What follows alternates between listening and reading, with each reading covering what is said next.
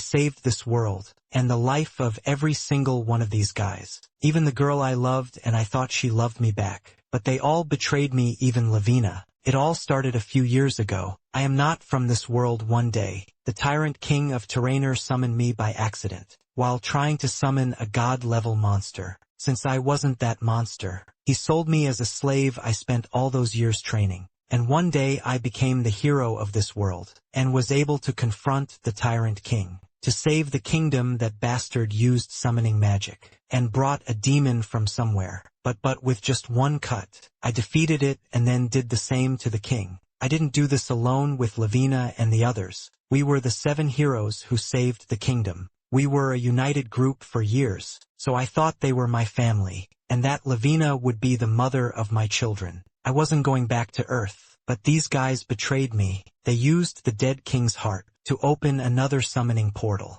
But this one wasn't to summon a monster. They said I became too famous and loved in the kingdom, and that the people would make me the new king of the continent. I looked at Lavina for support, but that girl said she thought the same thing. She didn't want to be the new king's wife. She wanted to be a queen who gives orders. He kicked me out of Terraner, back to the normal world. When the 6 heroes returned, they announced that the hero, Sungxian, completed his journey and went back to Earth on his own. All 6 heroes proclaimed themselves as the new kings of the continent. Terraner would now be divided into 6 kingdoms. 10 years later, at a house in the middle of the forest, this girl was working in the field when she noticed that a fish fell from the sky. That's strange, but something even stranger happened. A pig then fell from the sky too. Wondering what else could fall, she realized that a naked man was falling too. This was too absurd to believe, but the girl went to help the stranger. You guys must know who this guy is.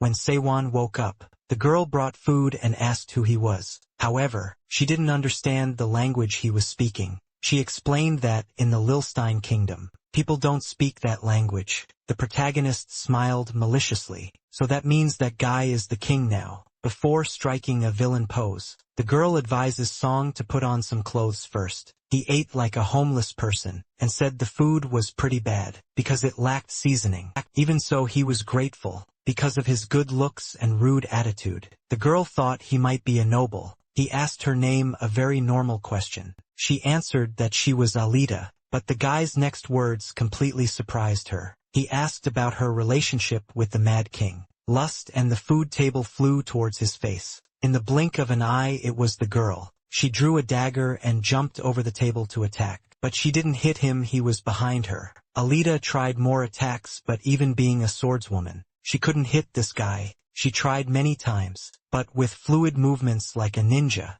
the guy dodged all the attacks. He blocked her last attack with a wooden spoon, and defeated her. Sung said, "I have this and I'm not afraid to use it." He explained that his name is Sung Sewon, and that he came from Earth. She was speechless. Could he be the hero who saved the world 10 years ago? The girl then revealed her full name. Alita is Bella Lustin Lustlin. She is the daughter of the old King Lustin. When he was defeated, the people hunted everyone with the king's blood, to prevent a new king from rising. Alita's mother asked a trusted knight to flee with her only daughter. If the queen died, no one would know she had a child. The knight raised her far from the kingdom, and taught her to fight, but years later, he was ambushed in a city while getting supplies. Since he never returned, Alita started living alone on this mountain. In the forest, the protagonist says that he was the one who killed her father. Does she consider him her enemy? Alita says she doesn't consider that man her father, and doesn't care about it.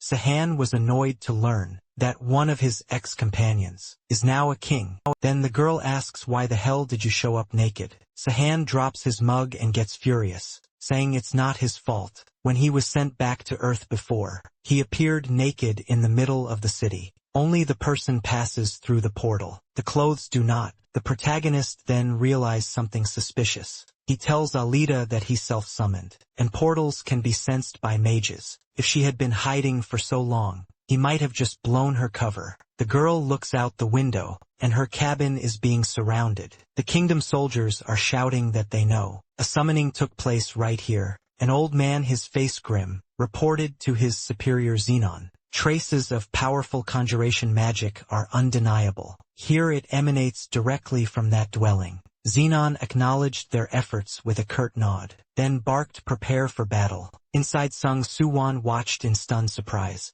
As Alateers donned her battle attire, she moved with an unearthly grace, beautiful and unsettlingly calm. He couldn't help but ask, "Have you always trained with moments like this in mind?" A wave of panic began to engulf him, a crushing guilt for the chaos he had inadvertently unleashed. Beneath her serene exterior, he imagined her seething with unspoken fury. "If you have anything to say, all the tears, don't hold back." He urged. His bluntness seemed to genuinely surprise her, causing her to pause. A faint smile touched her lips as she replied, "Thank you, Song Suwon, for the advance warning of their surprise attack." Her unexpected gratitude left the protagonist utterly flustered, a wave of awkward surprise washing over him. Outside, a guard's thunderous bellow shattered the tense silence. "Sinner, show yourself, or we'll blow this house to splinters." Xenon, a flicker of impatience in his eyes, gestured to the mage. "Begin with a minor assault." With a guttural chant, the mage's hands coalesced into searing crimson. He unleashed a gigantic spear of fire, that it streaked through the air, slamming into the house with concussive force. Xenon recoiled, startled by the sheer power. "Isn't that excessive?" he demanded, his voice laced with alarm. "Our orders are to capture her alive." The mage merely scoffed. "This explosion is merely superficial. It won't kill her though." He added, a cruel glint in his eye. "She might get singed if she's particularly clumsy." Before the flames could fully recede, the girl burst forth, a blur of motion, her blade flashing, as she carved through several approaching soldiers. Every guard surged forward, a wave of steel intent on her capture. But she moved with breathtaking speed. Her weapon, an extension of her, will side through their ranks, telling many with effortless grace. The sheer skill left the remaining guards stunned, a murmur rippling through them. "Is this farm woman a swordsman?" As she contemplated her escape, a formidable attack bore down upon her. The assailant, a towering figure, snarled, "How dare a wretch with the king's cursed blood strike a royal soldier?" He advanced, declaring from this moment forth, "Lilstein Knight Xanon will be your executioner." He instinctively sensed the raw, fighting energy radiating from his armored form. He was undeniably stronger. Xenon moved swiftly, aiming a powerful strike, but she evaded it. She dodged his follow-up, a flicker of hope in her eyes as she murmured, "There's a chance." Seizing an opening, she lunged, only to be repelled by an unseen magical barrier. Xenon chuckled, a dark, appreciative sound. "You are strong, but my defense is far more resilient. Such tricks won't work on me." The next instant, a brutal impact sent agony searing through her. He had delivered a devastating blow, and a spray of crimson misted his face. Xenon grimaced, wiping the warm wetness away with a look of revulsion. "If you are a true swordsman, you know you stand no chance. Lower your weapon." Her arm hung limp, undeniably broken. A profound, crushing realization settled within her. This was her fate. With a sigh of defeat, she surrendered to his overwhelming strength. Xenon's smile was triumphant indeed. He declared, "The only sensible decision." Before the words fully left his lips, a voice from directly behind him called out. Xenon spun, finding the protagonist standing there, his expression unreadable. "Were you not seething with rage moments ago?" the protagonist calmly inquired. "And now you're placid because you feel pity for her." Xenon, utterly bewildered, couldn't fathom who this man was, or how he had approached. No hint of his presence had registered. He had simply been there. "Who in the hell are you?" Xenon roared, finally finding his voice. Protagonist merely offered a placid apology. "I have nothing against your person, but I must take responsibility for this." Before Xenon could even process the words, a blur of motion, then a thunderous impact. He reeled, struck by a full, devastating punch from the protagonist. His mind still grappling with the situation, Xenon launched backward, crashing into the earth a good distance away. The sheer force of the fall, burying him partially in the ground. Panic erupted among the surrounding guards as they witnessed their commander's sudden, brutal defeat. The injured woman, still reeling from her own encounter, stared in disbelief. Why would he oppose the soldiers? He was the former hero. Why strike down his own allies? The wizened mage, eyes wide with fear and malice, shrieked, "He's a remnant of the evil army. Kill him immediately." as the frantic soldiers charged. The protagonist sighed. You truly won't retreat, even with your leader incapacitated? He asked, a weariness in his tone. It seems I have no choice. Then, with a resigned shrug, he began to move, fists blurred, sending guards flying, those he couldn't reach with a punch. He brought down with precise, bone-jarring stomps, systematically laying waste to the entire contingent, all while offering quiet, almost regretful apologies with each strike. Xenon, finally clawing his way out of the earthen crater, stared ahead in utter disbelief. His elite guards lay scattered unconscious, many half buried in the churned earth. He could not comprehend it. An unarmed man using only a single hand had utterly decimated his entire force. As he took in the scene, a horrifying clarity dawned. This was precisely what had happened to him moments ago.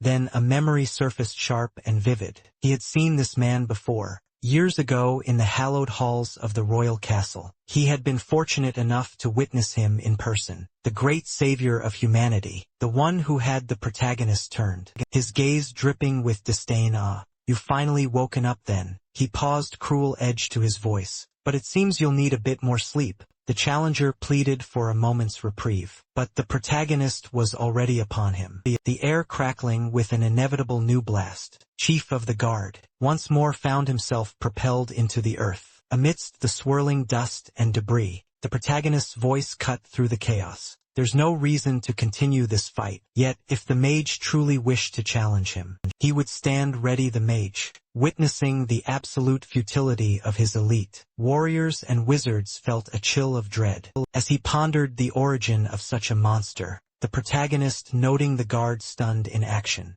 turned to the woman. What do you intend to do now? Not long after, as the protagonist and the woman began to depart, the mage, his face etched with bitter regret over his utter powerlessness, declared the mission a failure. He ordered his shaken forces to retrieve the fallen and return to report the calamitous events. One of the guards, stammering with incredulity to explain that, despite the intense combat, not a single person had perished, nor did any of the wounded bear a single broken bone. The mage stared, a wave of stark panic washing over him. How is this possible? What in the hell happened here today? As night descended, cloaking their escape, the protagonist remarked that the soldiers wouldn't be able to track them. In this terrain, he was grateful for that. Any pursuit would prove highly irritating, especially given the immense strain of his recent transfer back to this world. He was barely operating at 10% of his true power. It was then he noticed the woman wincing in pain. He turned to her, concerned, lacing his tone. How are you? I thought your right arm was broken.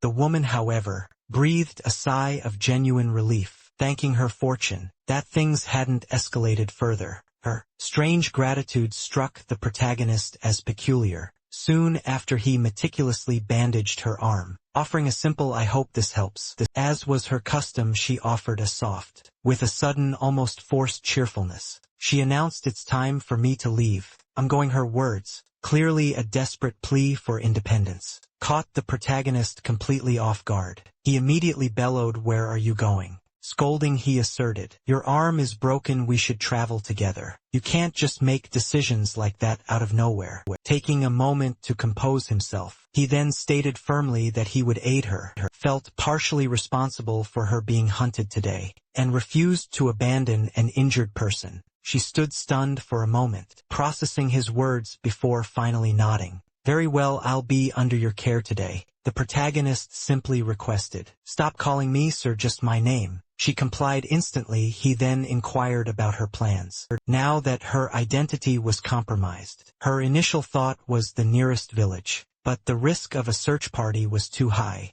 Instead, they agreed to traverse the mountains and head for the bustling, commercial city of Kagan. Meanwhile, within the grand halls of the Lilstein Kingdom's palace, a man sat absorbed in a book, surrounded by towering shelves. His quiet study was interrupted by a summons. Moments later, a subordinate appeared, bearing news from the search party, dispatched to Defilon Mountain. The man, now identified as King Lilstein, listened intently to the reports. Someone matching the description of the former hero had been sighted near traces of powerful conjuration magic. Behind one of the palace's many book-laden shelves, a hidden, shadowed door led to what could only be a terrifying, subterranean chamber. A figure descended a winding staircase, its steps echoing in the gloom, and began to perform a dark ritual. The figure was revealed to be King Lilstein, who then stepped through what appeared to be a shimmering portal or protective field. Emerging on the other side, a flicker of apprehension crossed his face as he entered a chilling room filled with arcane artifacts, yet another library and a rudimentary laboratory. From the shadows, a voice laden with raw hatred spat Lilstein,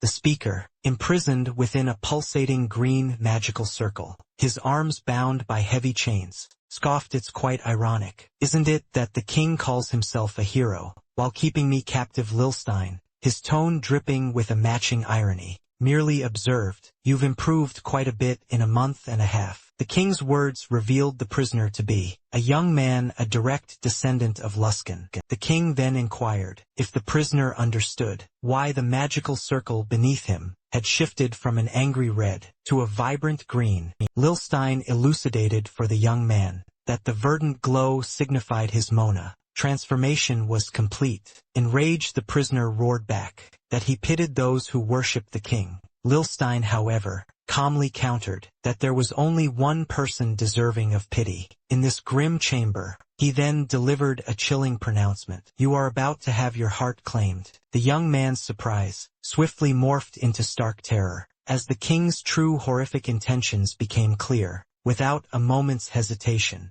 King Lilstein moved with chilling swiftness toward the prisoner and performed a devastating, arcane act. In an instant, Lilstein held aloft a pulsating, ethereal form, the very essence of the young man's life force. His eyes narrowed. It is not enough. After meticulously squeezing and condensing the mana from the extracted essence, the king determined it would still be insufficient to shatter the dimensional walls. Lilstein concluded with grim certainty that he required more pure Luskland blood. Just then, his expression shifted to one of profound astonishment as a bowing subordinate entered, bearing news. The young man reported that the research group, tasked with hunting another Luskan descendant, had failed their mission. The messenger went on, detailing how the group not only failed to apprehend the target, but couldn't even identify the Luskan descendant. Instead, they reported encountering an unknown individual, a dark-haired, dark-eyed figure, bearing a striking resemblance to the Galena race. Lilstein's mind raced, piecing together fragments of information. A flicker of recognition, a comparison made. Then a disquieting thought. Could this unknown person be significant? No, it was impossible. Even if, by some miracle, it were the same person who vanished years ago, how could they have crossed dimensions without his detection? The king's incredulity mounted, bored with a gnawing suspicion. Far from the royal chambers, Siren and Alida arrived in Kagan, the city's vibrant beauty drawing Siren's gaze. Kagan, once the main base of what was called the Southern Clan, Sahan explained to Alida. Her eyes widened, impressed by the ancient history of the bustling metropolis. It was easy to hide here, he added. So many races passed through. Perfect blur. Sahan's thoughts drifted to the Galena, a people much like the Northern Asians he remembered. Alida gasped, a sudden realization sparking in her eyes. Are these the people I heard rumors about? She pressed, intrigued. The ones connected to the Queen of Bandits. Thousand Faces energy. Alida then recalled the technique, a unique application of battle energy, manipulating the surrounding air to alter one's appearance. It was the signature fighting style of Lavina, the Queen of Bandits. Sahan confirmed her suspicions. Yes, he admitted, I developed it and taught it to her. He offered to teach Alida as well, but she shook her head. No need, he said, leaving Sihun momentarily bewildered. After the brief, awkward silence, Sihun suggested they find lodging, playfully, using a subtle hint of the Thousand Faces technique. He momentarily shifted his expression, making Alida see him with a baby's face. As they searched for a place to spend the night, Sihun wondered aloud if entry would be easy anywhere. Then he froze, his eyes fixed on a grand mansion, Noticing his sudden stillness, Alita asked if he recognized the inn. Her eyes widened in disbelief when Sihun revealed the sinister truth. That building had never been an inn. This was once the site of public executions, a place marked only by gallows in his memory. Sahan seemed almost exhilarated by how much the city, which he now confirmed as Terrainer, had transformed since we're here. Shall we go in, he asked, a mischievous glint in his eye, leaving Alita utterly perplexed. Any ghosts inside, he quipped sarcastically. I might just meet some spirits I miss inside. A man with a perpetually stern face directed new arrivals to collect their room keys. Seiwan, turning away from the desk, reeled in outrage as he overheard the receptionist grumble. Being a receptionist is so boring. Why was he so angry? Sahan asked Alita, who tried to explain. Sahan's incredulity was palpable. As the realization dawned on him, he had been speaking to everyone informally. Alita gently informed him that speaking so casually to strangers was, to say the least, peculiar. He quickly apologized. Seiwan then understood. He'd been rude to the receptionist. Alita, sensing his unease, reassured him. It's quite all right, she said, a soft smile. You can continue as you were. He offered another apology for the inconvenience. Alita then reminded him they were in Kagan. What's your next move, she asked. Sihun replied that he needed to adjust to the new environment and asked if he could stay with her. Her reaction was immediate and startling. Leave, she commanded, leaving him utterly stunned. His shock deepened when she explained, I'm not the only one living here. Being sought after will only bring you more trouble. Sihun felt a surge of indignation, but conceded her point. He quickly tried a more direct approach, realizing she hadn't understood the gravity of his situation. Without me you'd be captured in an instant, he stated, the bluntness of his words chilling Alita to the bone. He continued explaining that, since no summoning magic had been used to bring him here, his presence should be unknown. Yet he added, there was a catch. Every time they moved, a subtle dimensional vibration would ripple outward. Alita, the Luskan descendant, instantly grasped the terrifying implication. No matter how far they ran, they would always be tracked. Despair began to set in. Sihun quickly moved to calm her. I was unconscious yesterday, he explained, but now I'm blocking those vibrations with magic. He cautioned her, however, that the block wasn't permanent. It needed reactivation every 2 or 3 days. Alita understood she had to stay close to Sahan, but a new question gnawed at her. Why did Sahan need her? Wouldn't staying with her put him in even greater danger? Meanwhile, in the capital of the Kingdom of Lustenad, Delstre, within the palace office, Knight Zenon knelt mercy. He pleaded, his voice unwavering. Grant me a chance to redeem my honor by capturing the fugitives. His superior, seated behind a grand desk, eyed him with surprise. You will not be punished for this failure, the authority stated. Not even the king has taken such action against those who failed their mission. Still resolute, Zenon pressed his case. The responsibility is mine. He insisted I must resolve it alone. His superior regarded him, a flicker of admiration in his gaze, perplexed by such unwavering commitment to the kingdom. You are the true definition of a knight, he conceded, granting Zenon permission to restore his honor, his superior's words of trust still resonating. Zenon swiftly departed the chamber. Without a moment's delay, the young knight immersed himself in the study of the fugitives, meticulously analyzing potential hideouts and postulating their identities. As skilled mercenaries to capture Sahan and Alita, Zenon decided to begin his quest in the city of Kagan, the only known hub for mercenary job requests. Yet Zenon's true pursuit went beyond mere apprehension. He harbored a growing fascination with the young man, accompanying the Luskan descendant, an intense curiosity about Sahan's true identity.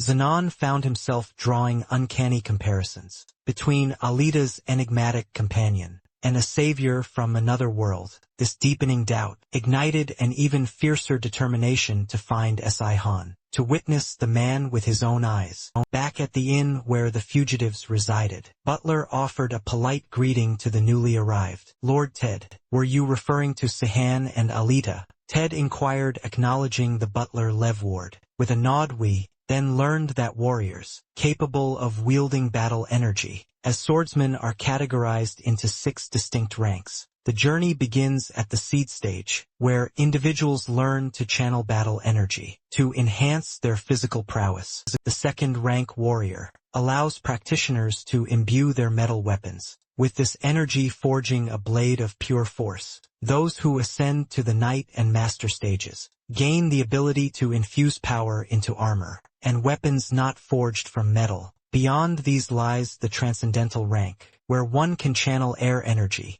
to materialize a formidable blade. Historically, only a select few across terrain have ever achieved all the battle energy stages, culminating in the fabled divinity rank. Sahan recalled achieving this pinnacle in his past, but a current lack of energy had regressed him to the fighter rank. Lord Ted, however, was visibly impressed to encounter someone so young, already at this elevated stage. It's truly great to have you both present, Lord declared. He then informed Sahan and Alita that the subjugation squad would depart at dawn, urging them to rest, apparently exhausted. Sahan sank onto a bed, lamenting the arduous struggle to earn travel money, and grumbling that it felt no different from mercenary work. He remembered a time when he would simply choose a random, noble house and abscond with its valuables for easy coin. So the legendary hero was actually a common thief. Alita remarked, her tone laced with sarcasm. The girl I was in love with was a thief too.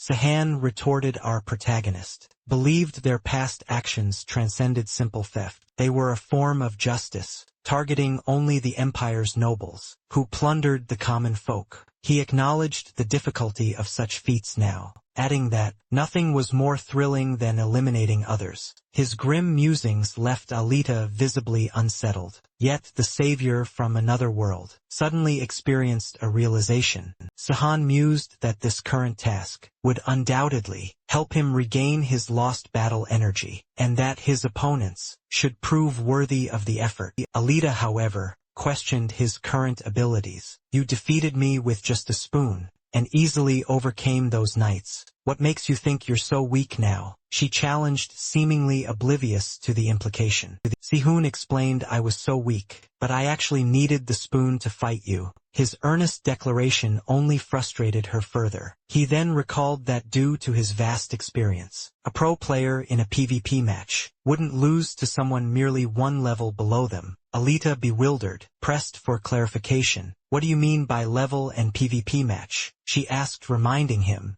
she knew nothing of these concepts from his world. The following day, Ted confidently declared that any monsters audacious enough to trespass into his territory would pay with their lives. Raising his sword high, the Lord proclaimed, I, personally knighted by King Jackson Guard, shall eliminate all these beasts. A short distance away, Sewon watched Ted's inspiring speech unfold. While impressed by the Lord's fervor, our protagonist inwardly noted the sword's immense weight would prove impractical in battle. Sewon found himself intrigued, realizing that despite the passage of many years, the knights in this region seemed to have stagnated, showing no signs of evolution. His thoughts then turned to Alita's injured arm. Are you feeling better? He asked. I am fine, she confirmed. Healed by your energy, then you should start preparing. Sihun instructed, leaving her uncertain of his meaning. We need to be alert, he informed her. I smell something strong, like burning. Moments later, a frightening creature lunged close to the group, startling them all. Everyone stop. Prepare to attack, Lord Ted bellowed. A fierce pack of fiery wolves emerged from the shadows, charging towards the group. Ted, ever confident, raised his sword. Let them attack me. Their flames wouldn't dare impede a knight's sword. He cried, but something unusual occurred. One of the wolves, breaking from the pack, attacked and gravely injured the brave lord. That's why you should have removed your armor, Sewon coolly observed, his comment piquing Ted's intrigue. The pack then fanned out, surrounding the group on all sides, effectively cornering them. Maintain formation, we can defeat them, one of the soldiers urged, his voice ringing with forced confidence. Their resolve shattered, however, when a truly terrifying sight approached them. The enormous fiery alpha wolf, the pack's leader, emerged from the melee. Our protagonist, far from frightened, seemed enthusiastic to witness the beast, preparing for something surprising. At that moment, the savior from another world stepped forward, ready to face the massive alpha and its menacing pack. as the others scattered in sheer terror. Sihun stood firm, an unyielding pillar of confidence. Against the colossal Alpha, Lord Ted meanwhile rallied his faltering soldiers. "Don't panic. This is our chance to eliminate the pack leader." His voice a desperate bellow. He declared his intent to protect the ranks, entrusting the Alpha to Sahan and Alita. "So we get all the dangerous work." Sahan drawled, a smirk playing on his lips. "Tough being a part-timer, Alita." The young swordswoman flinched. As Sahan laid out the plan, she would confront the Alpha, while he held the rest of the pack at bay. His gaze unwavering, he proclaimed his refusal to flee, his resolve burning bright, to face the challenge head-on. "Alita, now the Alpha." Sahan's shout cut through the din. With a brave leap, Alita launched herself, sword arcing towards the monstrous beast. But then an ominous shift. The fiery wolf Alpha opened its maw, not to bite, but to unleash a surge of crackling blue energy. A spell flame hurtling towards the swordswoman. Fearless Alita held her ground, executing their strategy with unwavering courage, her blade biting into the Alpha's hide. Yet, Alita's initial strike failed to wound the great wolf, merely igniting a deeper fury within it. Undeterred, young swordswoman pressed her assault, aiming a precise, powerful blow directly at the Alpha's head. Seiwan, observing, grinned, convinced of their impending victory. "He's incredible," he marveled, believing his intervention might not even be necessary. But the unexpected happened. Alita's attack had only further enraged the Alpha. Even with the sword now lodged in its forehead, the massive wolf surged with renewed, terrifying power. Despair washed over Alita. As she realized, her perfectly aimed strike had no effect. The Alpha retaliated, a torrent of intensified force slamming into her. Struck by a surge of the wolf's blue lightning, Alita crumpled, falling unconscious. The Alpha seized her, lifting her limp form in its jaws, a chilling prize claimed from the battle. Sahan's horror was absolute. Disbelief warred with the stark reality of his friend's defeat. An impending loss. "Alita," he cried, a guttural plea torn from his throat. In that heart-stopping moment, Sahan's mind raced back to a conversation at the inn. Confession made to Alita about his past in Terrainer. Before his prior disappearance, he had recounted the tale of his summoning by King Lucenad, a ritual fueled by the sacrificed hearts of royalty, which had tethered him to Terrainer, regardless of the Emperor's will. This time, however, his current method was closer to a true summoning ritual than a blood contract. His very existence in Terrainer, he now understood, was maintained through his bond with Alita, his summoner. If the Alpha took her, if she vanished, he would be forcibly ripped back to Earth. He saw the unconscious swordswoman, distant and vulnerable. A surge of desperation seized Sahan, but his body screamed in protest. Battle energy depleted, his vital thousand exchanges energy dangerously thin.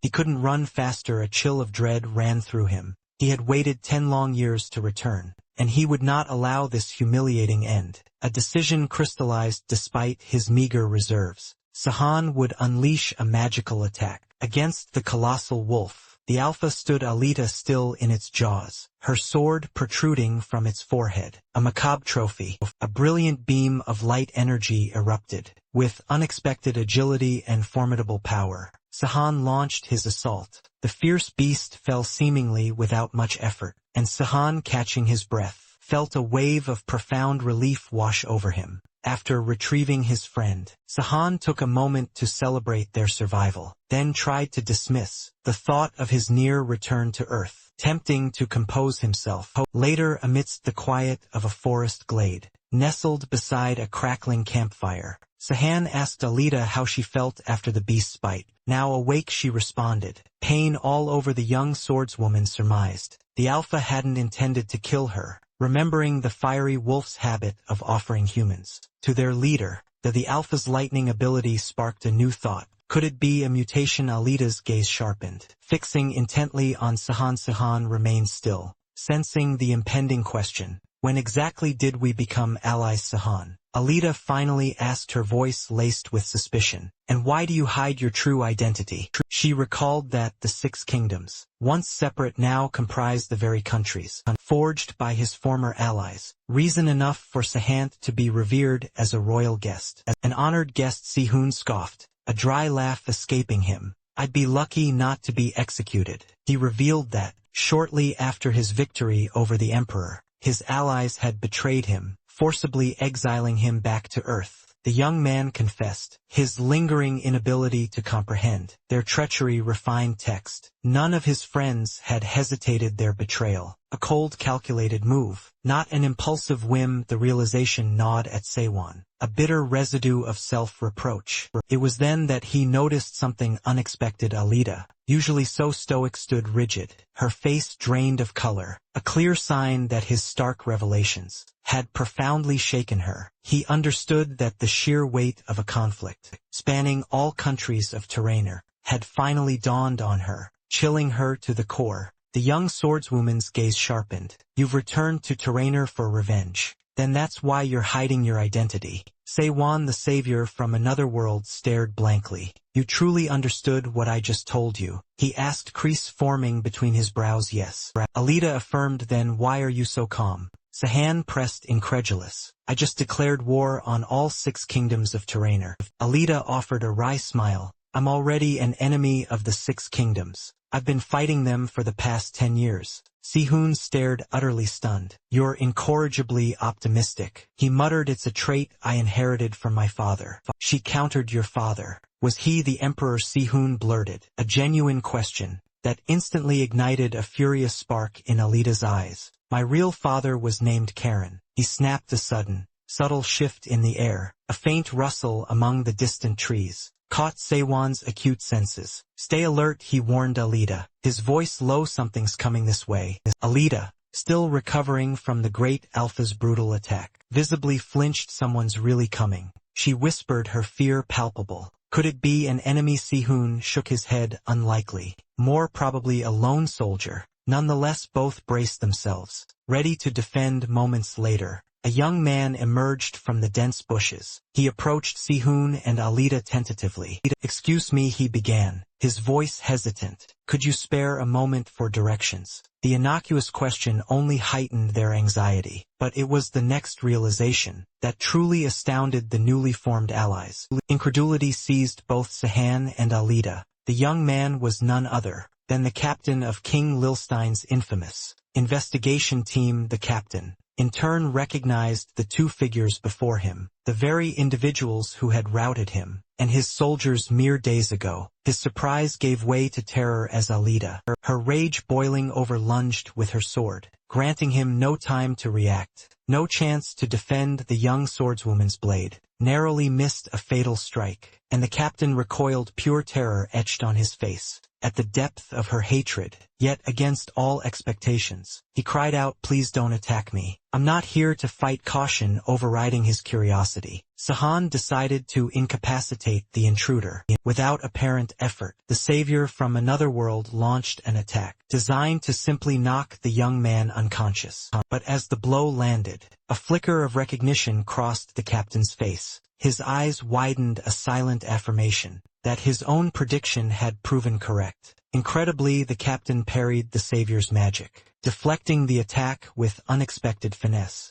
Saihan's astonishment was clear. The young man had not only evaded his skill, but had landed gracefully on his feet. Facing them both, Saihan was utterly baffled. How had this young man freed himself from a skill even his closest allies never understood? A new curiosity sparked within him. Who are you really? Sehun demanded. At that precise moment, the captain's expression shifted. Outrage replacing surprise. As he realized, he recognized the man who had just attacked him. Sehun watched, intrigued, as the young man reached for his backpack. What are you planning? Sehun asked, his voice edged with suspicion as the bag unzipped. What followed was so utterly unexpected, it left Sehun speechless for a moment. The captain's posture seemed menacing, as if he were about to draw a dangerous weapon. From his pack instead, he produced a pair of worn underwear. Tell me, is this intimate item truly yours? He asked Sehun, holding it aloft.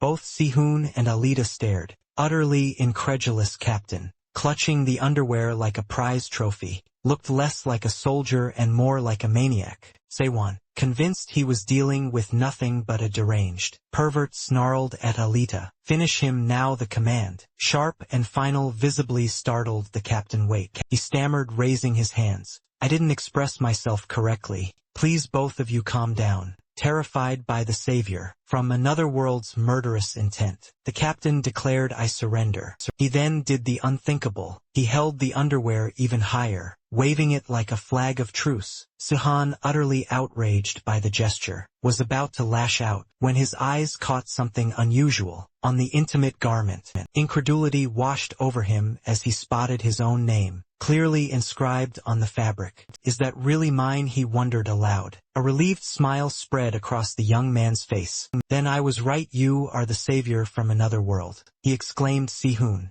noting his thousand faces aura, was inactive, narrowed his eyes. Do you remember my face? Then the young man, now visibly excited, burst out. My name is Zenon. You saved me in a village called Baron 12 years ago. Seiwan's blank stare confirmed Zenon's suspicion. Savior had no recollection of him. Undeterred, Zenon pressed on, attempting to jog Seiwan's memory. You defeated all those royal soldiers with the exact same skill you just used against me, he recounted, his voice filled with awe. Later I pieced it together. The hero who saved me was the famous savior from another world. Zenon continued his explanation, flowing freely.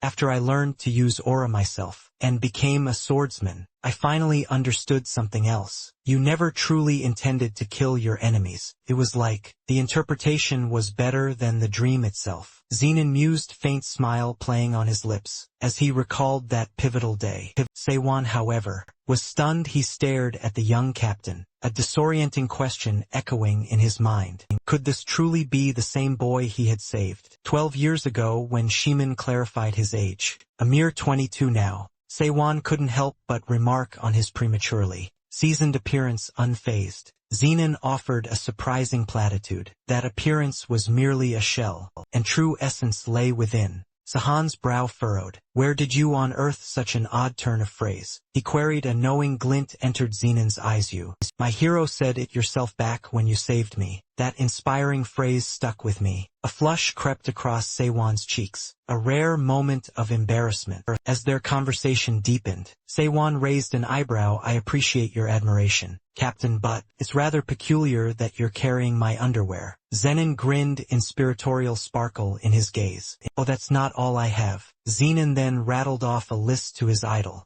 A miniature statue, books chronicling his legendary feats, and various other relics, painstakingly collected over the years. He even possessed important drawings, where Sahan was the undeniable protagonist. Zenon affirmed that, throughout the decade his hero had been missing, he had tirelessly amassed every single item connected to his savior. Sahan could only gape, utterly incredulous, at the proud display of his fans' eccentric trophies. Among these treasures, Zenon declared the underwear paramount. It was what you wore when you vanquished the mad tyrant. He explained, a reverence in his voice that transcended mere sentimentality, and it cost a fortune to acquire. Seiwan, mortified, nodded his understanding. All right, I get it now, please put the underwear away. The young captain then pledged his unwavering loyalty to King Lilstein, not out of political allegiance, but because the monarch had been a steadfast devotee of his savior. Allow me to be your blade, my hero, Sien offered, his voice ringing with conviction.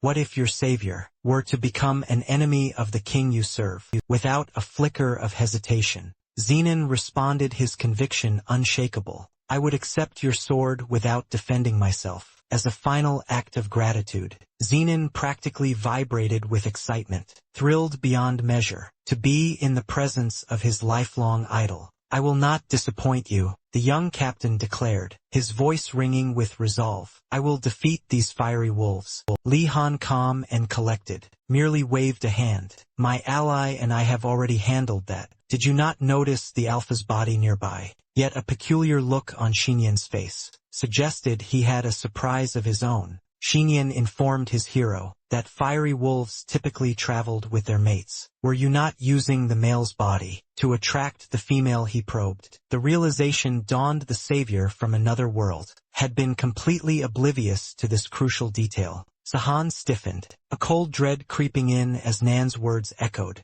They could be in grave danger. Moments later, a colossal wolf materialized near the fallen alpha, its gaze radiating a terrifying intensity. Before the forest intruders could even formulate a defense, the massive fierce female lunged, consumed by a primal urge for revenge. Seiwan's mind raced. How could he have overlooked the possibility of two leaders in the pack? He wondered, a rare flicker of self-reproach crossing his features. A veteran like you forgetting such basics. Alita quipped, her voice edged with a familiar teasing that invariably grated on Seiwan's nerves. He retorted with references to Earth, concepts entirely alien to her, leaving her utterly bewildered. Just then Shiman called out, his voice cutting through the tense air. Confident and eager, the captain pleaded with his idol. Allow me to finish this ferocious beast. Let me show you my skills. My hero 11 Han, placing an implicit trust in his ardent fan, nodded go ahead. He granted, faint smirk playing on his lips. Xena surged with exhilaration, finally standing before the man he had idolized, his entire life a chance to prove his worth. However, the fierce beast had no intention of making things easy. It was hell-bent on avenging its fallen mate without a moment's hesitation. Zenin unleashed a barrage of powerful attacks. Against the colossal wolf, he invoked his aura amplifying his strength, and moved with astonishing agility, raining blow after blow upon the furious creature. Alita watched genuinely, impressed by the raw power the young captain displayed. He certainly held back against me earlier. She mused. Sahan too Admire de Zenon effortless combat talent. After Sahan praised the captain's prowess, Alita queried, what exactly is a genius anyway? The young man shrugged. I've met many geniuses in my time. Sahan then clarified his own standing. I am no genius. I'm only special because I'm an earthling. The true genius was my beloved Lavina.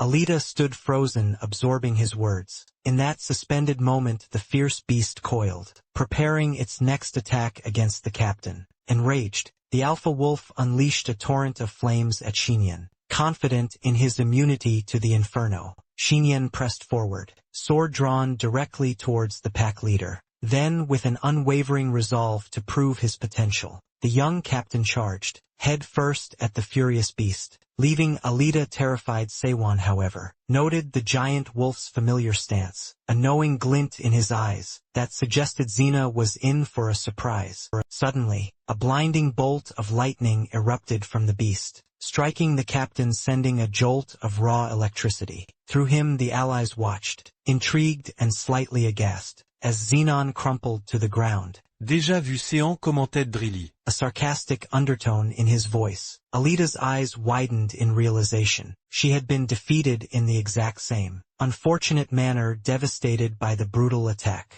Zenin felt a surge of outrage at witnessing a fiery wolf wield such potent lightning. But eager to demonstrate her own potential, Alita declared her intent to face the beast. Sahan, however, calmly intervened. I'll handle this myself. The wolf's magic won't affect me. At Sahan's declaration, Alita understood. Since her friend was also from another world, the Alpha's magic would be useless against him. This was the very reason the Mad Tyrant's monster army had become so formidable. Their otherworlder origins rendered them impervious to magic. No matter how powerful the mage, their spells were futile against these creatures. The same principle Seiwan knew applied to him. The Alpha Wolf, sensing the approaching young man, unleashed a torrent of flames. Seiwan advanced unperturbed, a smirk playing on his lips. Your magic is futile, he declared, his voice ringing with absolute certainty. I merely feigned evasion before, to maintain appearances in a crowd, but now, with only my companions to witness, I shall hold nothing back from this fierce beast. Suddenly, an arc of searing lightning erupted from the Alpha, slamming into Seiwan. The hero from another world convulsed, his body racked by the powerful jolt.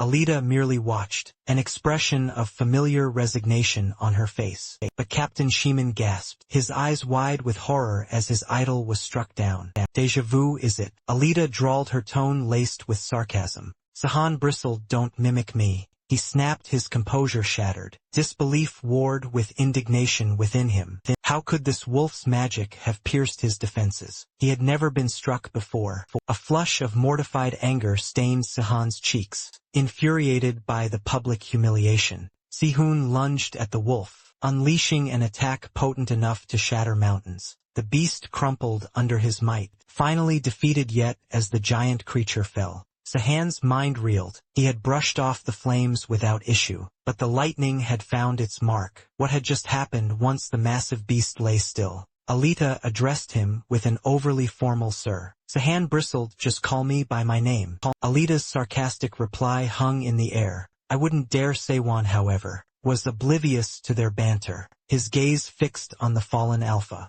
A deep incredulity etched on his face. He still couldn't fathom how he'd been struck. Even in defeat, a formidable aura of power still emanated from the fallen creature. Dahan, the savior from another world, was visibly perplexed. The fact that the lightning had managed to hit him utterly defied his understanding, leaving him steeped in a profound confusion. Back at the stronghold, Lord Tedsin greeted them with palpable relief. He expressed gratitude for their survival, and for repelling the entire wolf pack from his lands as agreed. Lord Ted presented Sahan and Alita with their payment, a pouch clinking with 600 silver coins. Sahan weighed the coins in his palm. It's hardly enough for our grand ambitions, he mused, but a fair sum for a single mission, I suppose. Zihan, brimming with enthusiasm, informed Alita of his plan. They would tackle 5 or 6 missions daily. Alita, however, countered dryly, there aren't that many jobs, and we were fortunate just to find this one.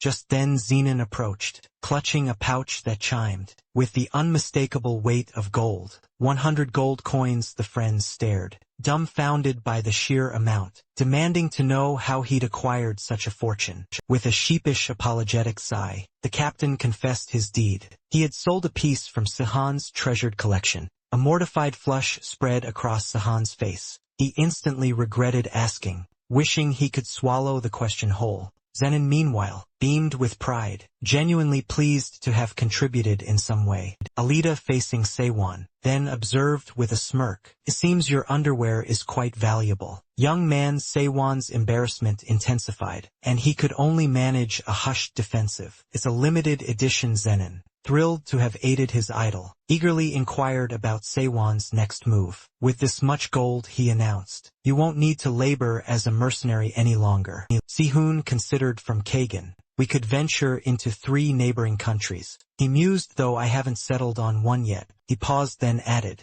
but the most probable destination is wherever the weakest adversary resides. A sudden memory flashed through Seiwan's mind. I never imagined I'd encounter the faces of old friends. Under such circumstances, he murmured to his companions. He gazed down at the gold coin in his palm, a flicker of certainty hardening his resolve. North, he declared, that's where we'll go first. Meanwhile, an unsettling scene unfolded. Within Lil Stein's laboratory, the murky surface of a water barrel shimmered, coalescing into the ghostly reflection of Mage Tran-Em. His voice, strained and urgent, echoed, Your Majesty, startled by the unexpected summons. Lil Stein demanded, why am I being contacted? I wasn't expecting a report today. Tran-Em relayed his news. We won't need to hire hunters. For subjects 11 and 12, it appears, the Barcelium Kingdom has already dealt with them. Lil Stein scoffed, that makes sense. They were merely weak subjects, but Tran-Em's spectral image flickered with further, more pressing news. Subject 1 has vanished. Tran-Em continued, his voice barely a whisper, stark alarm echoing in the virtual space. Lil Stein's composure shattered. A crimson fury suffused his face as he roared, Are you utterly mad, Tran-Em? How dare you call yourself the head of the Blue Ivory Tower with such staggering incompetence? The 4 magical towers have stood for millennia. Lil Stein snarled, his voice a venomous hiss. the red, white, blue and black ivory towers, the first king of Luskland, the most potent mage history has ever known, amassed all the magic and wisdom, scattered across Terrainer. He then meticulously organized this knowledge into disciplines, distributing it among these 4 bastions, so that practitioners could cultivate their skills, according to their specific aptitudes, and your floor in that tower directly reflects your skill. Little Stein seized the scene, cutting to the opulent, yet tense 9th floor of his own red ivory tower. His gaze, even through the reflection, was scorching. You only lead the blue tower, because your predecessors were executed. Tranem, he raged, and there are countless others just like you, languishing on the 8th floor, eager for your demise. Lil Stein's voice, now dangerously calm, delivered his final ultimatum. You have one last opportunity to eliminate Subject 1. Tranem's spectral image trembled, the implicit threat of failure, painting stark terror across his face. With a dismissive gesture from Lil Stein, the secret communication link severed. Back in his own lab, Tranem visibly sagged, a ragged sigh of relief escaping his lips. Tranem, the blue ivory tower's esteemed head, felt a surge of satisfaction. His position secured, his worth reaffirmed. With this renewed trust far from his machinations, the scene shifted to Redenzel, capital of the Ixngard kingdom, nestled amidst towering mountains and dense forests. Within its grand palace, a figure paced with palpable anxiety, nearing a specific chamber. The king's subordinate then entered, his voice echoing into the opulent space. Your Majesty. A wide smile stretched across King Rodenberg's face. Ah, my good magistrate, come in. What brings you to disturb my revelry? Join me for a toast, a moment of reprieve from our duties. The magistrate's gaze swept over the scene of lavish indulgence, wine flowing, women laughing. Another boisterous celebration, unfolding within the palace walls. A knot of frustration tightened in his gut. My king, he began, his voice strained with barely concealed outrage. The Exenguard's grin widened, impervious. And why not? The days of being hunted by the Empire are behind us. I have never known such joy. But your Majesty, the magistrate pressed, his concern palpable. These constant festivities distract from the kingdom's pressing political affairs. Yexengard waved a dismissive hand. Worry not, my dear servant. These expenses are from my coffers. The magistrate's jaw nearly dropped. Your coffers, your Majesty. This wealth, as you know, is drawn from the sweat and toil of our people. The previous monarch extracted 60%. Jacksengard countered, his tone unshaken. And you, your Majesty, demand 50, the magistrate retorted, his voice rising in outrage. A mere 10% difference is hardly a mercy. I have not razed hundreds of villages, nor have I enslaved tens of thousands. Rodenberg declared, his voice firm. But you have committed acts of similar brutality. The magistrate shot back, the memory of their recent past lingering heavily. A mocking laugh escaped Jacksengard's lips. All this splendor is merely the spoils of war, the reward for toppling. The tyrant who once held court here, a beggar, my friend, has no right to dictate terms. The magistrate, a storm of worry clouding his face, opened his mouth to appeal further, but the king's gaze sharpened, cutting him off his patience. Worn thin by the incessant demands of kingship, Jacksengard simply stated, it is time you took your leave. Stunned by the abrupt dismissal, the magistrate could only gape, a surge of fresh outrage igniting at Rodenberg's power. Drunk blindness, yet the king's will was absolute. With a defeated bow the servant departed, leaving the magistrate alone in his pensive reflection. How far his king had fallen from the path of duty. He remembered Yexengard as an indomitable force on the battlefield, a lion in wartime, but governance, that was a different beast entirely. Perhaps, the magistrate mused, if the right person could sway him, the king might yet reclaim his better self. Unbeknownst to the magistrate, Rodenberg himself was simultaneously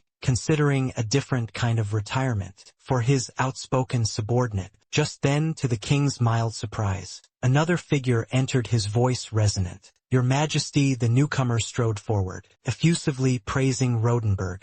A genuine, if rare, smile touched the king's lips as he recognized his old friend. Lord Kelteron, clearly on good terms with Ixngard, offered a quick apology for interrupting the king's leisure. Your Majesty, I bring matters of great import that demand your immediate attention. He extended a sheaf of documents towards Rodenberg. These fall under your direct purview, my king. Rodenberg accepted the papers with a visible scowl, his face a mask of indignation and patent disinterest, without even a glance at their contents. Yexingard scoffed. You handle them, Keltrin. He tossed the documents into the air, sending them scattering like confetti. A wide carefree smile graced his face as he added, my duty is to shield the defenseless. I have no time for such trivialities. The scene then shifted, revealing the western outskirts of Rodensol, the Yexingard kingdom's capital. Before an apparently ancient, dilapidated mansion, Alita stared, wide-eyed with surprise. This will be our base of operations, the young man announced.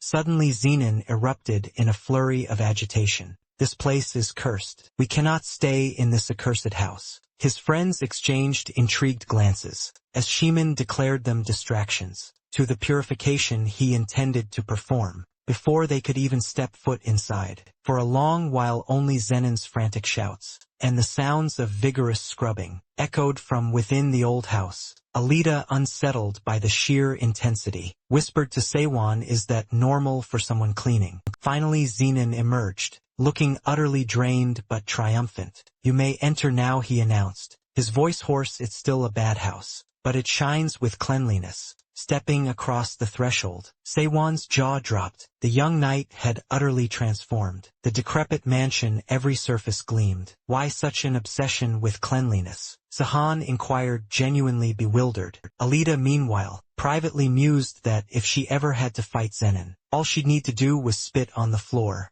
Zenon's hero then clapped him on the shoulder, a proud smile on his face. An excellent job, young knight. A truly great start. Sahan, brimming with enthusiasm, turned to his companions. Now that we have a base, we must ready ourselves to confront King Jacksengard. Zenon, already deep in thought, began outlining their strategy to his idol. The 6 kingdoms of Terrainer are categorized into 3 tiers, 2 strong, 2 average, and 2 weak. Lilstein and the Anatheus Empire stand as the strong. Saffron and Fios occupy the average tier. Jacksengard and the Kingdom of Anti, however, are considered weak, stagnating for the past decade with reasonable, but uninspired rule. This power imbalance, Zenon elaborated, had fueled numerous conflicts, the most significant being the recent Kargon War. Lilstein and the Anatheus Empire had clashed over the right to govern Kargon, prompting the other kingdoms to intervene with force to quell the escalating violence. Yexingard, for his part, had already aligned his forces with the side opposing those seeking control of the city. After Rodenberg's declarations, the conflict finally ceased, and the 2 kingdoms eventually reached a détente, dividing the right to govern Kargon. Sahan, learning of Lilstein and Anathea's mutual strife, recognized this as a strategic advantage. Leaving the house, our hero informed Zenon that such conflicts were inevitable, a natural consequence of kingdoms vying for greater power. Zenon, visibly distressed, blamed himself for pledging loyalty to villains, without understanding the full truth behind his hero's disappearance. It was then that Sihun encountered something unusual. He found Alita engaged in training, and inquired about her progress. The young swordswoman, however, seemed to bear ill tidings. As Alita attempted to replicate Sahan's technique, she shifted into a distorted figure, leaving the young man utterly incredulous. At the transformation, I can't maintain the technique, Alita confessed to her trainer. Seeing Seiwan chuckle, she pressed, why do you find this funny? Seiwan, endeavoring to impart his knowledge, advised her to remain calm and imagine an invisible hand caressing her face. Continuing the lesson, he instructed her to visualize capturing an aura and applying makeup still. The young swordswoman remained, puzzled by her inability to perform the 1,000 faces technique. I've tried 3 times with these same explanations, Alita told Seiwan, disheartened. Do you have another simpler way to explain it? Attempting to guide his friend, Sahan admitted that even he didn't fully grasp how he managed the technique, only that he'd learned it from Lavina. When Alita asked him to teach her, exactly as he'd learned, Sahan's reply was startling. It would be impossible, simply because he was from Earth. Sahan explained that, while people from Earth and Terrainer possessed similar physical properties. A critical difference lay in how their bodies processed magical and combat energy.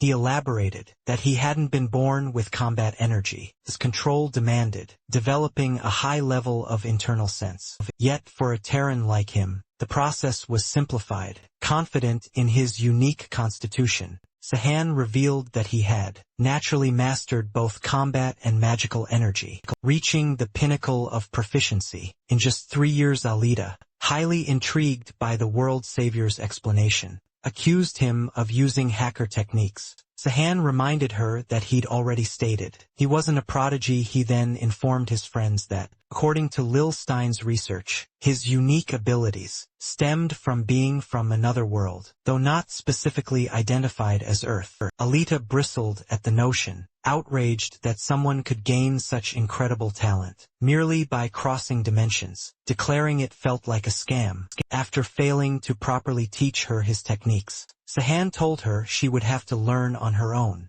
It was then that Alita posed a question that seized the world savior's full attention. If someone were sent outside Terraner, and then brought back, the young swordswoman asked Sahan, would that person gain the same abilities you have? Sahan found himself intensely intrigued by his ally's query. Pondering Alita's words, he conceded that it might indeed be possible. Then, the ground beneath the trio began to tremble violently, startling them as they tried to ascertain the cause. Everyone struggled to understand what was happening, with Xena wondering if it could be an earthquake. No sé, Juan replied, sensing the raw energy. I probably know what's causing this tremor. Suddenly the ground ripped open, forming craters, and everything around them began to collapse. Local residents emerged from the rubble, fallen and severely injured by the seismic shocks. Finally they saw the source. Ferocious monsters were attacking the city. Panic erupted and the populace fled in terror, crying out for help. Beasts with enormous, jagged teeth materialized, resembling giant lions, and laid siege to the capital of King Rotenberg's kingdom, Leosin.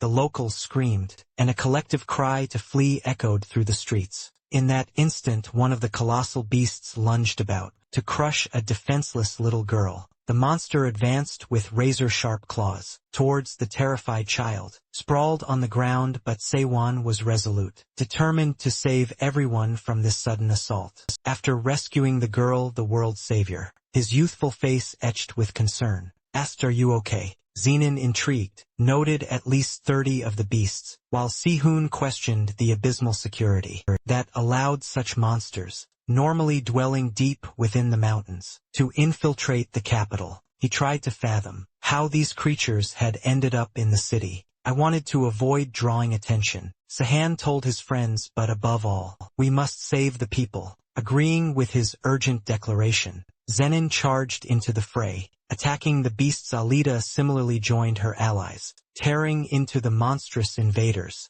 But then something unexpected occurred. The capital's army appeared, issuing a direct order: stop attacking the beasts. Alita recoiled, visibly startled by the command. They're Yexan Guard Knights, the young swordswoman stated, intrigued. Seiwan, believing they had finally arrived to protect the people, declared, they're here to prevent further damage. We can deal with the monsters now. However, something truly strange was about to unfold. Without warning, the soldiers who minutes ago had seemed allies abruptly encircled Sahan, their blades glinting menacingly at his throat. A soldier's voice cut through the tension. You must cease your attack. This territory falls under the jurisdiction of the Black Lion Knights. Leave at once. Alita bristled with fury. How can you prioritize expelling us when people are being savaged by beasts right before your eyes? Silence, girl. The knight barked, his voice sharp. Withdraw immediately. This is a royal decree. Do you dare defy the crown?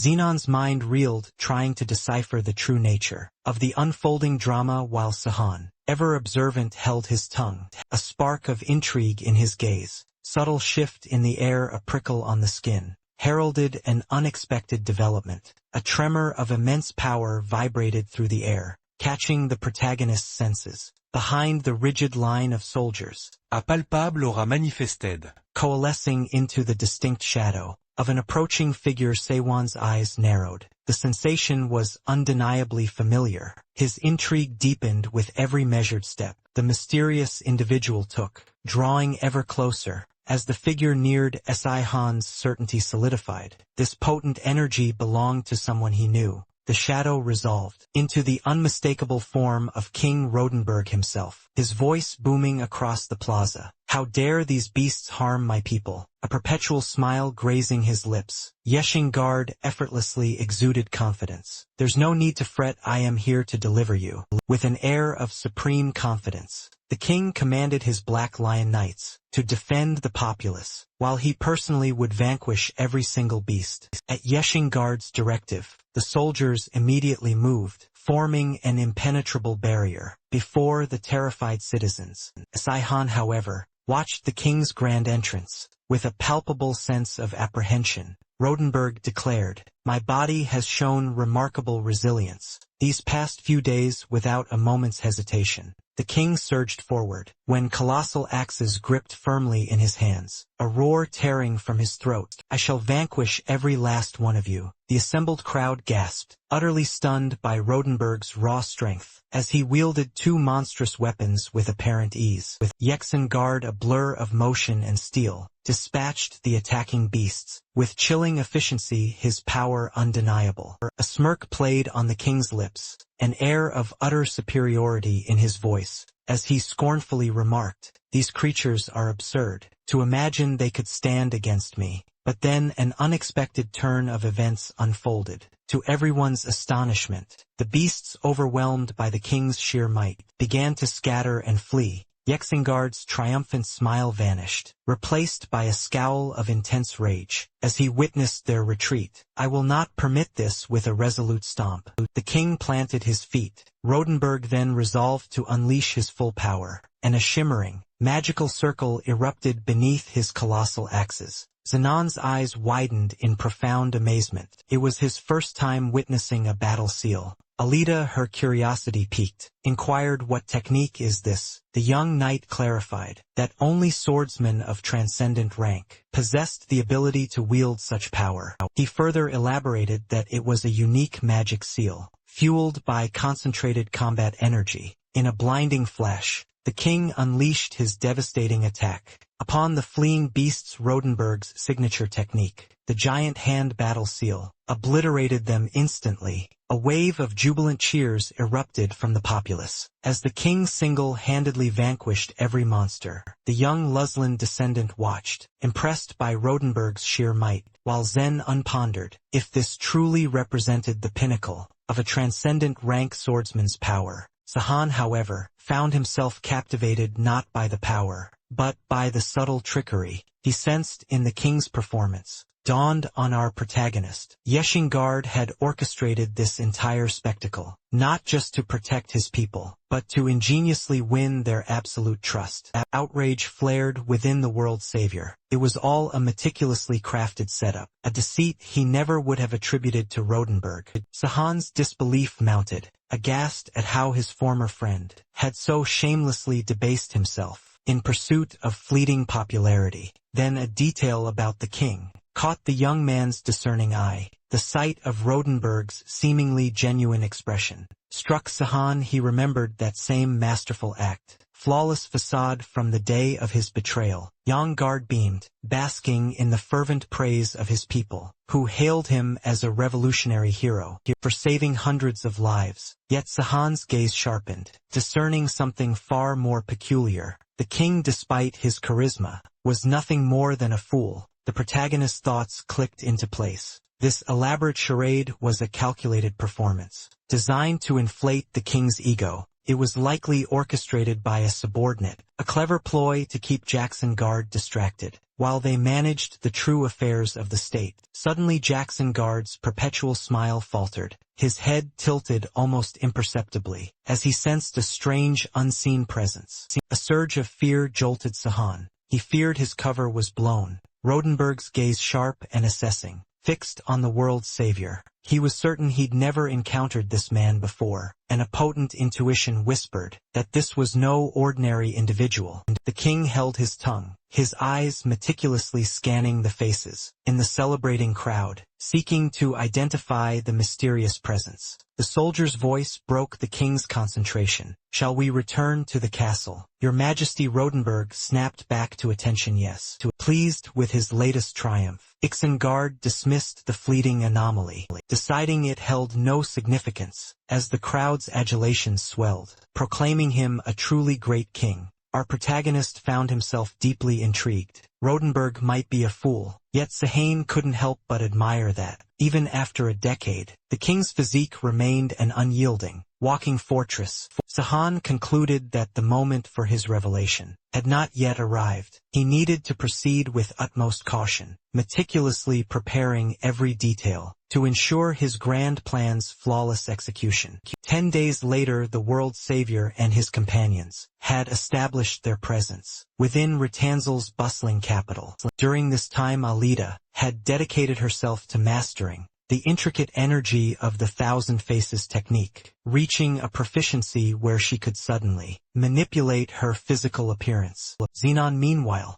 delved deeper into the Mountain Destroyer art, absorbing the wisdom of its legendary creator. In Sihan, he dedicated himself to honing his magical and combat energies, pushing his capacity to 3 times what it had been. Upon their return to Terrainer, individually they sharpened their edges, yet together the 3 allies waited patiently for the opportune moment. That moment seemed to arrive. From the Bursal region, reports streamed in of malevolent cultists, pagans, manipulating demons to unleash chaos across the world. In response, the wise king issued a stern decree. These disturbances would be met with swift punishment. The kingdom put out a call, inviting heroes both near and far to join an honorable expedition, promising renown to all who participated. From a distance, Seiwan squinted at the public poster. "Are these truly pagans?" he asked. Xenon closer confirmed. "It's the Dimension clan." The young knight frowned. A memory stirring, he recalled a prominent group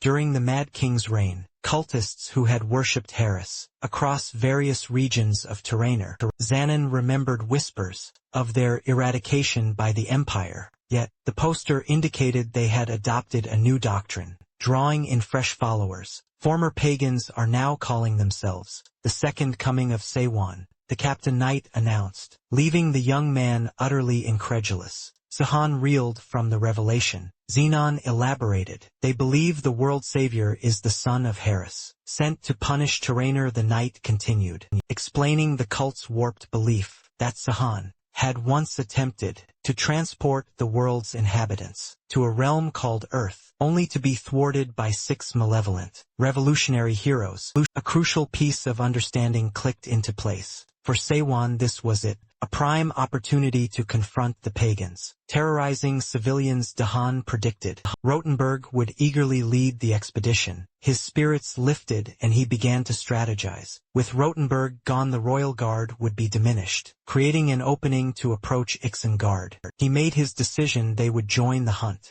Suddenly a voice boomed, ordering everyone present to form a line. Sahan's gaze snapped to the front. To his astonishment, Kelturan Terran stepped forward, announcing he would lead the expedition. On Yexengard's orders, rewards would be distributed according to achievement. From a slight distance, Alida called out, "Who will lead personally?" Seiwan's heart sank. As Keltran reiterated his position as expedition leader, the king would not be participating. Seiwan's mind raced. He had been certain Jacksengard would lead, making the task of subduing the pagans far more challenging without the king's presence. He wondered what could have kept the monarch from joining personally. Meanwhile, Keltran mused internally, recalling the immense effort it had taken to convince Yexengard to forego this hunt. He relished the chance to lead this time. The loyal servant found himself wondering how he had wound up in this mess. Keltran Terran's involvement in the hunt was no accident. He had been dispatched on a clandestine mission by Lil, Stein's servant, confident it would be an easy undertaking. Isengard's servant had readily accepted the mage's request, especially since it bore the weight of long-time sponsors, Tran and Azul to ensure success. The mage promised 10 6th-level mages, and 5 Black Lion Knights, but Keltrin, Terran, was also tasked with recruiting more competent troops. It will be a bit of work but necessary, Tran stated. If it clears my debt with the Blue Ivory Tower, it will be nothing, Keltrin countered, the Count's voice tinged with a flicker of ambition.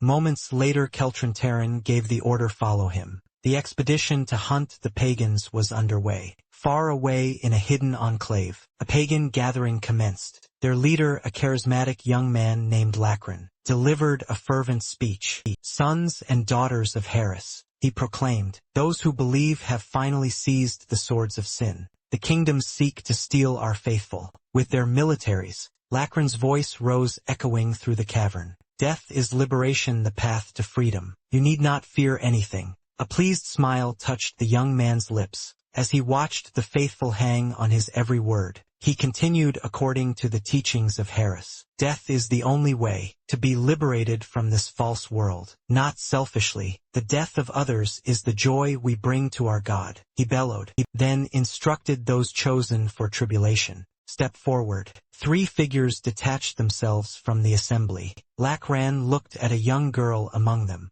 You need not fear, little one. You are blessed with Harris's love. I am not afraid, she affirmed, addressing him by name. Lachran. The pagan leader's smile widened, pleased by her unwavering courage. Then, with a dramatic gesture, Lachran summoned Harris's dragon to receive the devotion of the faithful. From the depths of the cave, a sinister aura began to pulse, growing stronger with each passing moment. Despite her earlier declaration, the young girl trembled, her eyes wide with terror at the sight. Emerging from the hole finally, an immense dark dragon heaved itself into view. Before the chosen offerings, its aura was terrifying, and a palpable hunger emanated from the monstrous beast. Awe-struck, everyone present gazed upon Harris's dragon. With a heartbreaking surge of excitement, the young girl cried out, monster, accept my devotion. A horrifying flash. The dragon moved with terrifying speed, its massive form enveloping the girl. The 2 remaining offerings recoiled,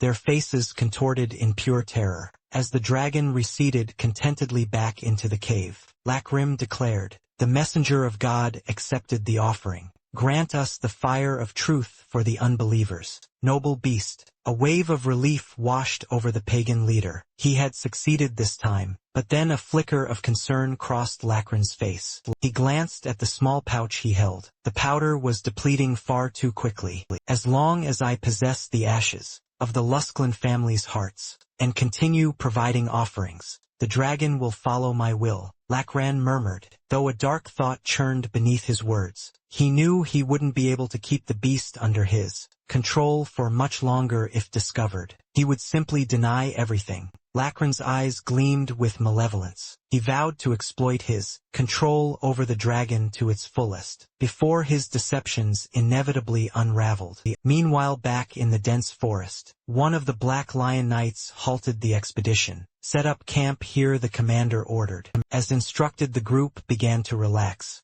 Though none showed concern over the encroaching night, Xenon seized, appalled by the group's disorganization. If we can't even manage our supplies properly, he snapped, how can we possibly fight as a unified force? Alita, ever composed, merely shrugged. Such chaos is typical for an expedition of mercenaries. But then, what would an all-powerful knight like yourself know of such matters? Her veiled sarcasm ignited a flicker of irritation in Xenon's eyes. Funny, coming from someone of noble blood to call me that, he retorted. Their angry gazes locked until Sahan, with a cutting remark, broke the tension. Careful with your words, Xenon, he drawled sarcastically. You'll be the one facing problems if word of this argument spreads. Younger man mumbled an apology. Seamlessly shifting gears, the otherworldly savior declared himself famished. Could someone prepare something to eat? He requested. Xenon's face lit up. Eager to please his idol,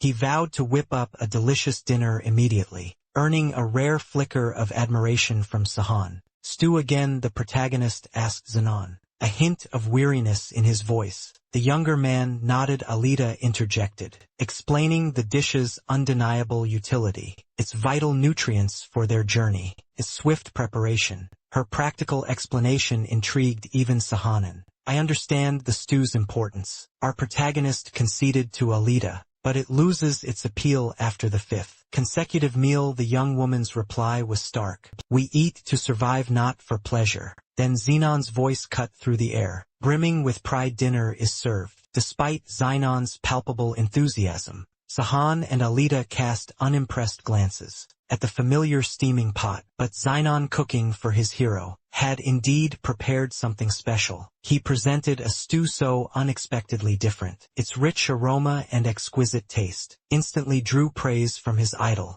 The young knight blushed. It's just a simple vegetable stew. He demurred. Cooking is merely a hobby of mine. Han started, utterly astounded by Xenon's hidden culinary prowess. I wouldn't be surprised if you claimed to be a palace cook. The protagonist mused, turning to Xeno. Are you by any chance a chef? Alita, having already devoured her first bowl, pushed it forward. More, please, she requested. Xenon beamed, urging her to eat her fill. Sahan, for his part, remained quietly observant, a new respect for his devoted fan skills blossoming within him. Then a single, cold droplet landed on the otherworldly savior's head. Soon a deluge began, rain sheeting down through the forest canopy. Not all tents had been fully erected. Count Caltran exploded in frustration. Unprotected, still unprotected, he bellowed, convinced their situation couldn't possibly worsen. As the rain intensified, Sahan murmured to Xenon, "It's hard to sense anything in this downpour." Denon agreed, the water chai makes distinguishing anything nearly impossible. Alita, however, recalled a crucial detail. The core power of the Saha cult's second coming stemmed from demons, so we needn't worry about an attack in this rain, she concluded. Xenon countered, his voice sharp with unease. Even if beasts shy from the rain, someone controls them. They could be forced to attack. Sahan, however, was resolute. That's impossible. Even the most powerful mind controller cannot entirely override a demon's primal instincts. He offered his friends a confident smile. I am certain of it. His ally visibly relaxed. Then a sudden, piercing shout ripped through the downpour. Enemies were under attack. A massive shadow materialized above the mercenaries, who scattered in panicked disarray. Contrary to Sahan's confident pronouncements, colossal demons, their forms grotesque against the stormy sky, descended upon the expedition camp, heedless of the torrential rain. Our protagonist, mortified, muttered, things have certainly changed in Piranha these last 10 years. Peering from the relative shelter of a tent, Alita watched in horror. Even through the storm, demons had appeared who could command such creatures. One of the leaders, his voice cutting through the din, barked orders. It doesn't matter who controls them. Form an attack formation, circle up, prepare for battle. One brave mercenary roared at a hulking demon. You're just an animal that learned how to fight. Young man with the eye patch resolved, hardening his features, plunged forward, his sword gleaming. We've been through hell. We know no fear, he declared, before bravely assailing the lizard-shaped demon. Alongside a companion, he grinned satisfied, convinced they had dispatched the with ease. But then an unsettling anomaly occurred. The defeated demon lashed out, delivering a brutal blow directly to the young man's face. A collective gasp of outrage rippled through the mercenaries. Despite the brutal damage inflicted, the beasts merely resisted, refusing to retreat. Sahan, his voice grim, cut through the shock. They are controlled, he announced. They will not cease until they are utterly defeated. Our protagonist quickly asserted a new strategy. Focus on them one by one, not all at once, he advised, heeding Sahan's implicit confirmation and his own tactical insight. The mercenaries renewed their assault. From a vantage point, the Black Lion Knights observed a flicker of admiration in their eyes for Sahan's command of the chaotic skirmish. He's quite useful for managing disorder, one noted. Joe Vran mused aloud. If Sahan commands such leadership, he could indeed serve us. Meanwhile, our young hero, brimming with confidence, unleashed his full power. Sahan, a beacon of courage and might, fought with stunning efficacy, swiftly vanquishing the monstrous beasts with effortless grace. As Sahan effortlessly felled the last of the creatures,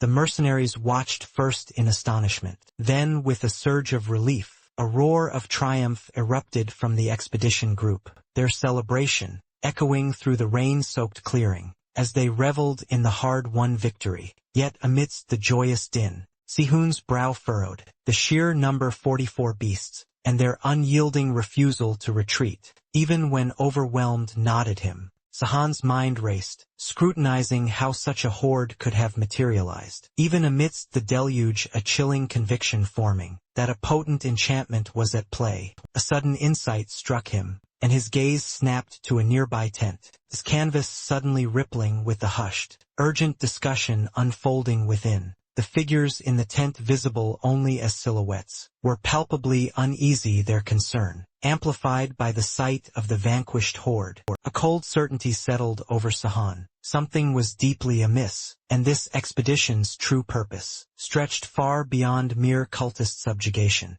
Then, unexpectedly, Count Kaltran Taran's voice cut through the air, barking orders for heightened vigilance, and a stern warning that any who lapsed in duty would face harsh retribution. The Count's imperious command sparked a ripple of indignation among the mercenaries, who grumbled indignantly that their leader had not only remained aloof, but had actively sought refuge during the savage battle. Zenon's frustration mirrored theirs, and Alida, his ally, openly condemned the Count as selfish. Sensing the escalating tension, Sahan intervened, urging his companions to temper their frustrations. "He's always been this way." Sahan offered a clear implication of a deeper, more intimate understanding. Curiosity piqued. Zenon pressed Sahan if he truly knew the Count. "Not personally," Sahan replied, "but tales of Kaltran Taran are widely whispered. He's renowned for a sage's physique, yet possessed the cunning and savagery of a beast's mind." A flicker of confusion crossed Zenon's face, swiftly replaced by a spark of admiration. "Perhaps he's not so useless after all," he mused, a hint of awe in his voice. A wry smile played on Sahan's lips. "You've misinterpreted me, friend." He clarified, his tone laced with sarcasm. "What I meant is that Kaltran Taran is utterly imbecilic." His voice still dripping with derision, Sahan continued, "He possesses no martial prowess. It uncannily manages to escape every perilous situation. A true survivor by sheer dumb luck." Alida's brow furrowed in thought, at Zeno's observation that the world was indeed an interesting place. The young swordswoman reasoned that perhaps Count Kaltran Taran could not be entirely incompetent, having against all odds clung to his title as Count of Zard. With the first skirmish concluded, the Count finally emerged to laud the weary mercenaries, and bade them seek rest, for the true hunt would commence with the dawn.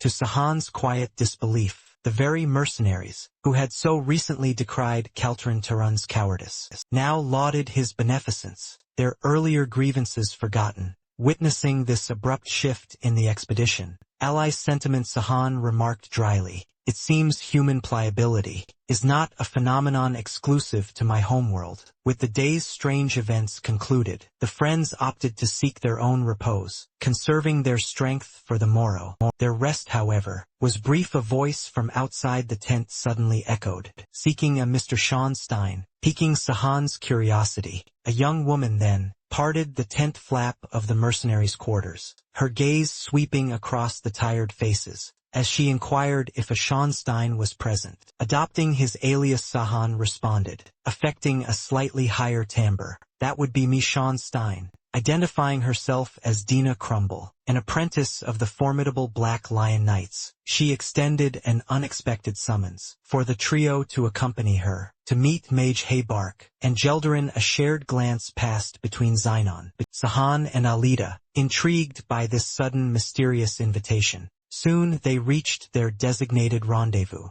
Explaining that the ensuing discussion was confidential, Dina offered a brief farewell, informing them that the Black Lion Knights and the mages were already gathered within. As she turned to leave, a flicker of surprise crossed Dina's features. As she sensed something unusual, her gaze sharpened, fixing intently on the young swordswoman. Astonishment widened Dina Crumble's eyes at the sight of such youth within the fighter ranks. A true prodigy, she mused, leaving Alida intrigued by her appraisal. Stepping into the chamber, Sahan, still employing his alias, offered a polite Schonstein, his true aura subtly masked by the energy of 1,000 changes. A deliberate effort to evade recognition within. Sahan found himself before a solemn gathering of knights and mages. Eldarin stepped forward to introduce himself to the young man, followed by Habark. Their host then gestured for the friends to examine a detailed map unfurled across the central table.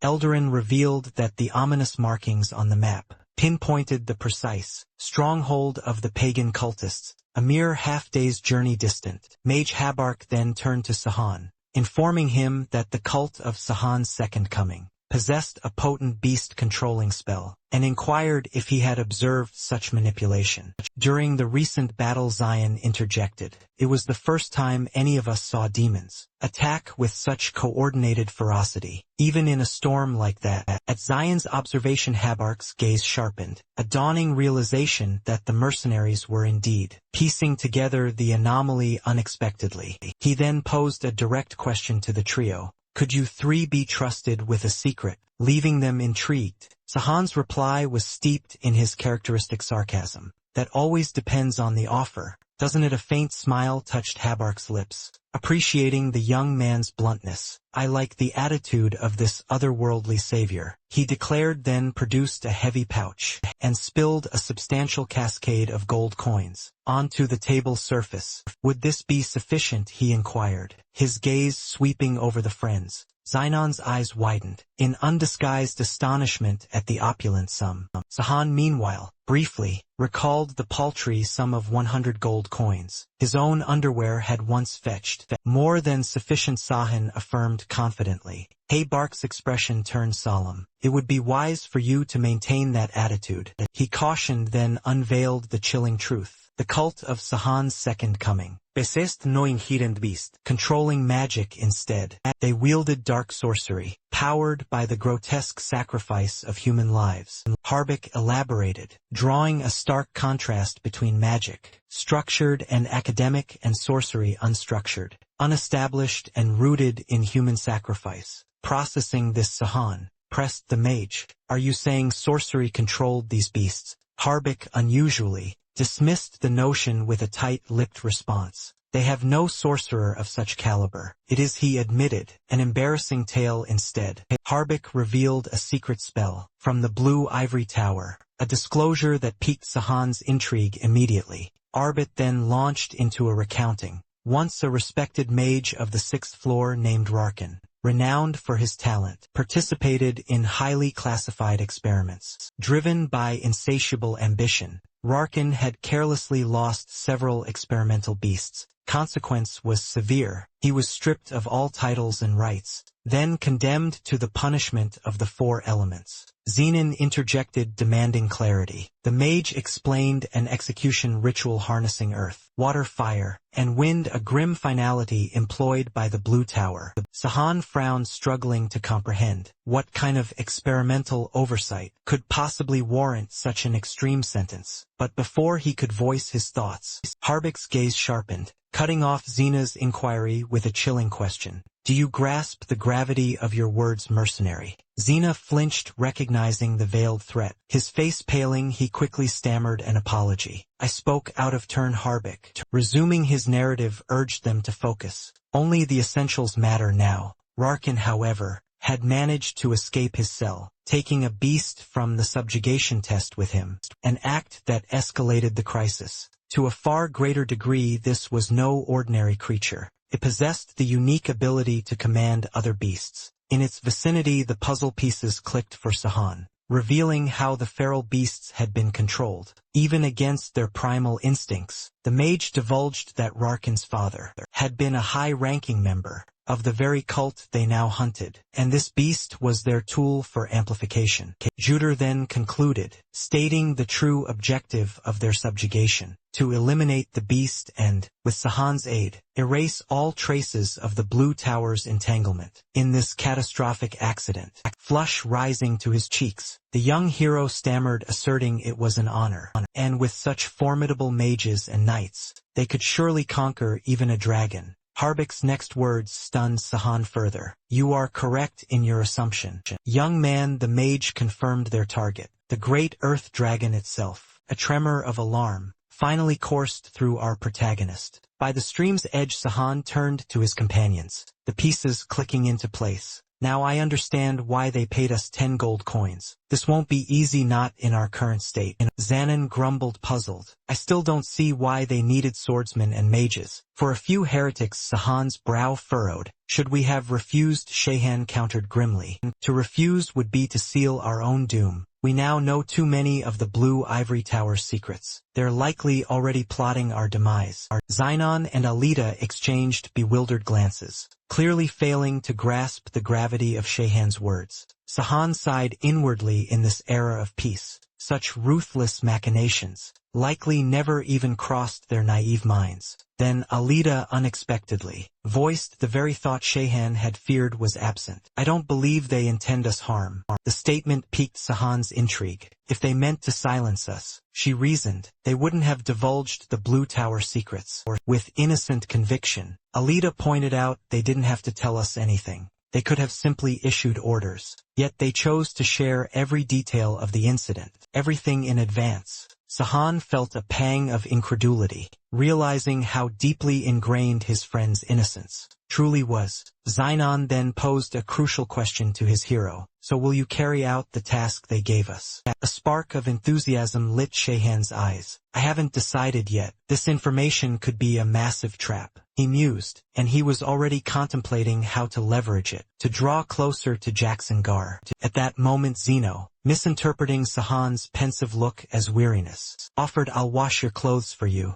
Unbeknownst to them, a lone figure watched from a concealed distance. Moments later something else caught Xenon's attention. A group of village women emerged, their smiles wide, their voices lilting. As they hailed the young men as handsome, they exuded an overly eager hospitality, beckoning the companions to rest, and pressing them with questions about their origins. Are you from the capital? Xenon flushed, visibly embarrassed by their close proximity. Sahan shifted, a flicker of unease crossing his face. Valerita's expression tightened with suspicion. Sahan murmured that the situation felt off, the villagers' intense energy unsettling him, while the young swordswoman remained acutely wary. Then, in a chilling instant, the veneer of friendliness shattered. The hospitable villagers' eyes glazed over, their features distorting with something unmistakably sinister. Possession swords scraped from hidden sheaths. The innocent, pleasant demeanor vanished, replaced by a feral menace. As they lunged at the unsuspecting visitors, Alita, her suspicions, already piqued by their false hospitality, reacted instantly to the surge of danger. With astounding speed, she effortlessly dispatched the first possessed woman, who attacked a blur of motion, before her friends had even fully registered the assault. Sahan and Xenon stared, momentarily paralyzed by shock. The remaining possessed women, their faces contorted with fury, roared in enraged frustration at their foiled ambush. Sahan, still grappling with Alita's uncanny foresight and swift defense, burned with outrage as he recognized their attackers as members of the Hiero's cult. He spun to Alita. How did you know they'd attack? Alita calmly replied, I didn't know. I'm simply cautious whenever anyone approaches. Zahan's mind raced, conjuring images of Alita's silent, calculating assessment as the seemingly friendly women had drawn near. You lead a truly exhausting life, our protagonist remarked to the girl. It's better to stay alert than to be cut down. Alita countered, her gaze sharp.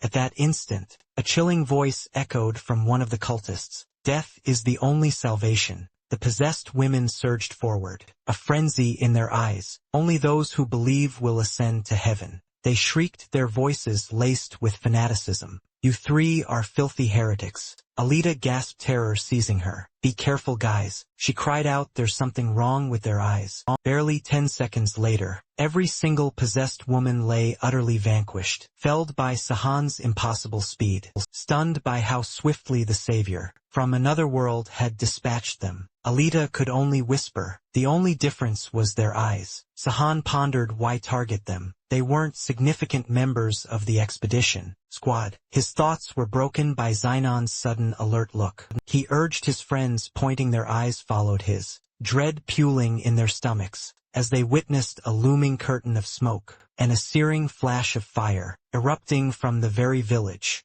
where the squad was stationed. A grim realization settled over Sahan. Those possessed women hadn't just been after them. They'd been after the entire expedition team. His irritation flared. It's time to clean up this mess. He declared, his voice tight. A quick survey confirmed. The savior from another world's dire conclusion. The entire village was a nest of heretics. Suddenly more villagers emerged, their faces alight with zealous fervor. Sahan's cult will go to heaven. They chanted non-believers to hell. Death is true salvation. Before they could act, Joldrin the Black Lion Knight burst onto the scene, his blade flashing as he cleaved through the heretics. One of the cultists struck down, gasped his last breath finally. I joined God Harris. Joldrin reeled, confusion etched on his face. The man must be insane, he muttered, disoriented by the fanatical scene. But then an unexpected tremor shook the ground. Joldrin found himself staring down a colossal beast, its monstrous form thundering straight toward him.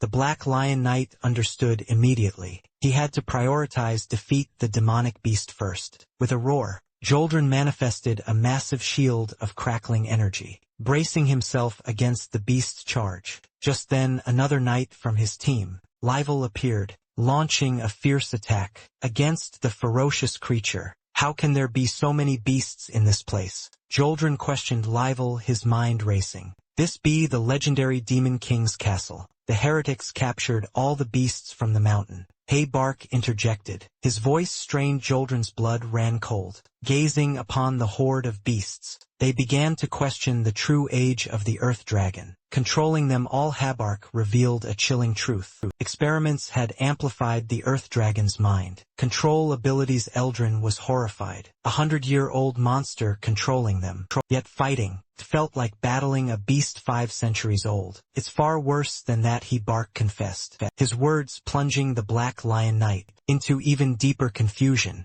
as he grasped the dragon's true, terrifying madness. And then, another shockwave. Bark and the two Black Lion Knights froze, a shared terror gripping them, as they realized the demonic beasts were stampeding directly toward the tavern. With effortless might, a terrifying beast tore through the tavern wall. The team's gravest fear was realized, that the beasts had targeted the tavern, because Kelteron was hidden within. Face to face with the gargantuan creature, the Count shrieked for help. They told me this place was safe. Kelteron wailed, desperation clouding his features. This is why I said, the escorts should have stayed with me. He pleaded, begging for salvation. Nearby, Dina, a young trainee, found herself in dire peril, forced to confront a ferocious beast alone. However, before the beast's attack could connect, an unexpected figure materialized. Zihan appeared in a flash, intercepting the beast's strike, saving Dina from certain harm. The girl sagged with relief, profoundly grateful. Alita and Zeno then arrived,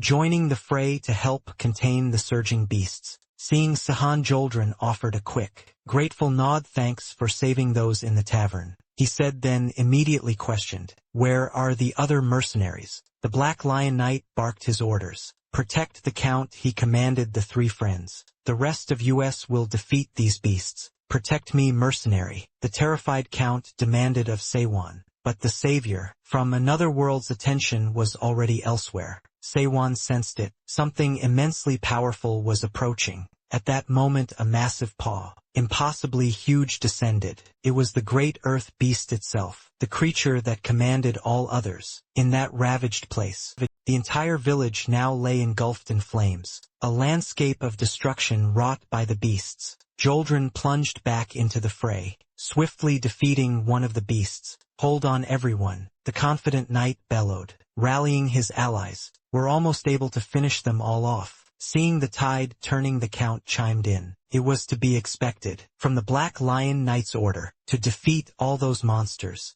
Sahan, a knot of confusion tightening in his gut, scanned the battlefield. Despite the numerous beasts vanquished, an unnerving scarcity of bodies betrayed the truth. They were fleeing. A collective gasp rippled through the ranks, as a new terror blotted out the sky. A dragon, even Levo visibly flinched his composure. Shattering a dragon now, the Black Lion Knight barked. His voice strained. This is hardly the ideal moment. Indeed, the colossal beast presented a threat far graver than any demonic horde. With a guttural roar the dragon began to coil, its intent to strike unmistakable. "Hold your ground, do not panic." Gilbering roared, his gaze sweeping over his soldiers. Mage's defensive spell now. Even as the dragon unleashed its initial assault, a shimmering water barrier erupted into being, precisely intercepting the brunt of the attack, and shielding the team. A flicker of hope ignited among them. The barrier held, one of the Black Lion Knights declared. Emboldened, the subjugation squad can finish it. But the declaration hung heavy, countered by the bone. Deep weariness etched on every face, from the relentless battle against the demonic horde. Joel Barron's jaw tightened, his irritation palpable. And what of the beasts still under the dragon's thrall? He snapped, his gaze sharp,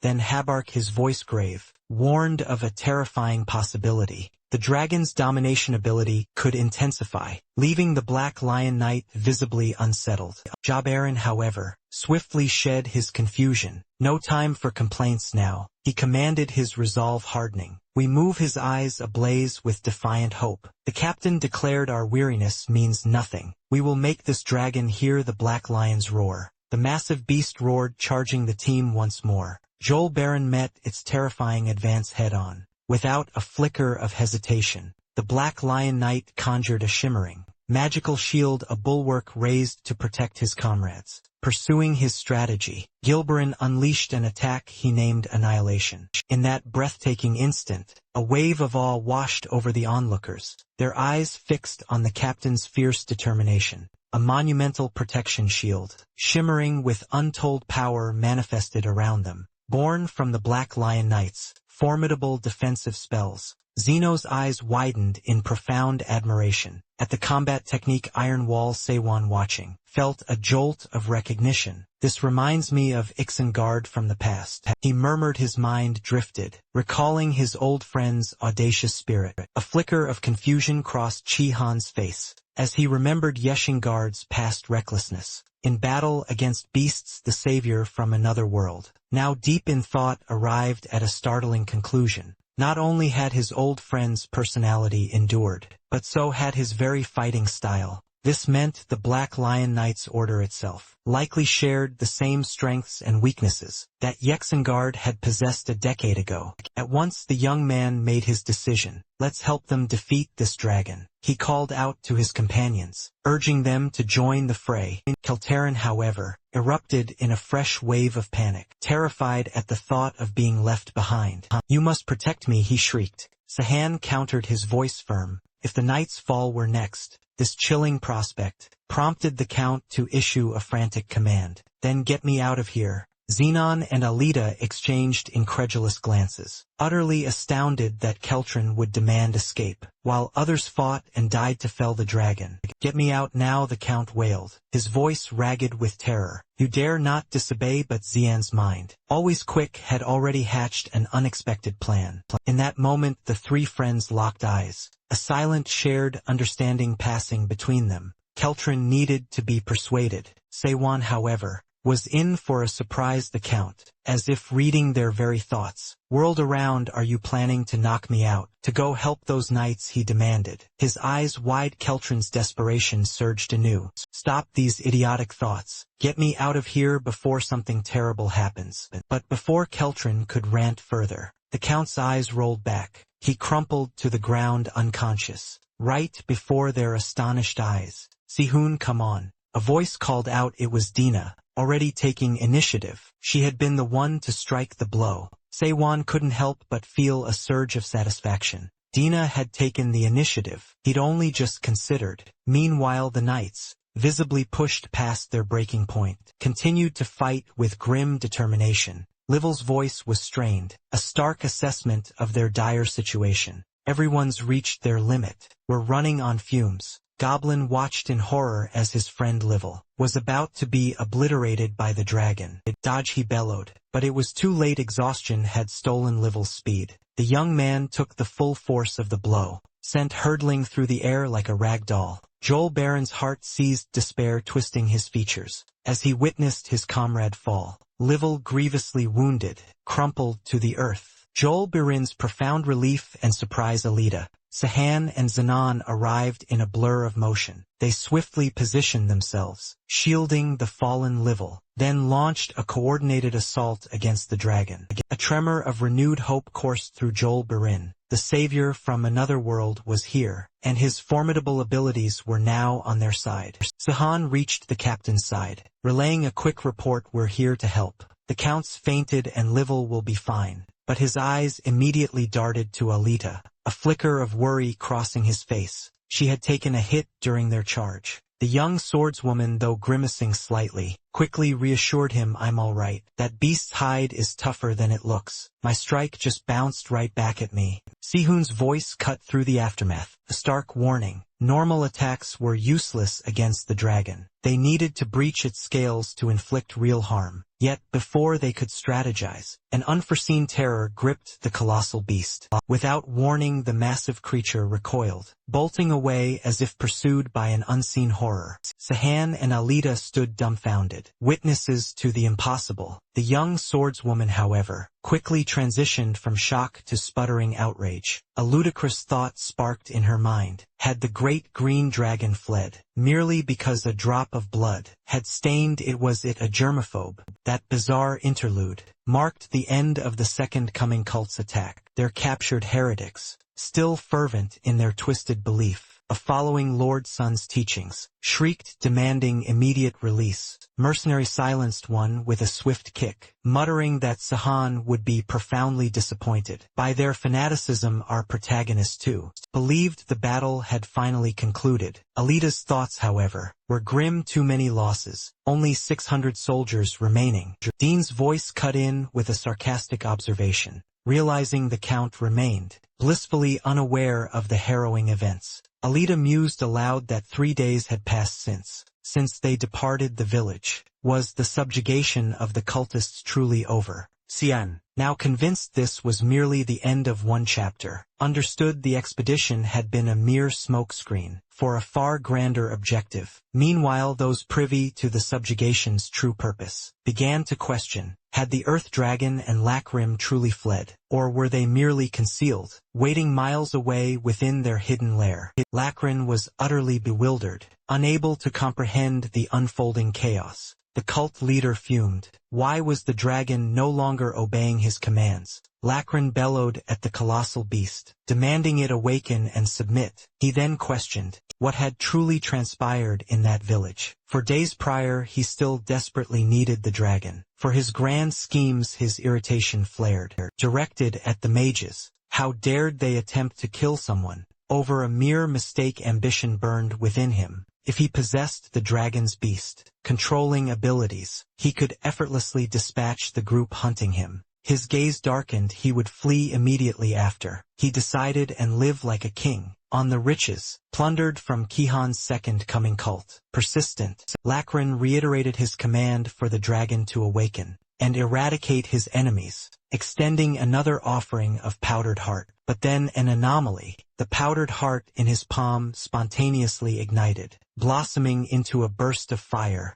Terror seized Lakrin. What are you doing? He stammered, his voice quivering. What happened next intensified his dread immeasurably. In that terrifying moment, the dragon, a leviathan of scales and muscle, began to slowly, inexorably rise before him. The cult leader's mind reeled, utterly failing to grasp the situation. How dare you threaten me? Lakrin shrieked. Sheer panic in his tone. The truth dawned. Alita's blood, which had touched the dragon, was the catalyst for this astonishing event. Mind control spellbinding. The beast had finally shattered. Realizing his mental grasp on the dragon was irrevocably broken, Lakrin plunged into desperation, pleading for the beast to calm down. Listen. But time had run out. Horrified, the man watched as the dragon, with a single unhesitating strike, ended his life. The colossal creature, no longer shackled by enchantment, finally broke free. It lumbered out of the dark cave, stepping into the world as a liberated force. At that very moment, the leaders of the subjugation expedition finally located Lakran's hidden lair. They anticipated a horde of beasts within, but Gelderin, ever pragmatic, swayed Habark's immediate concern. There are likely no more beasts here, he stated calmly. We've already dispatched over 100.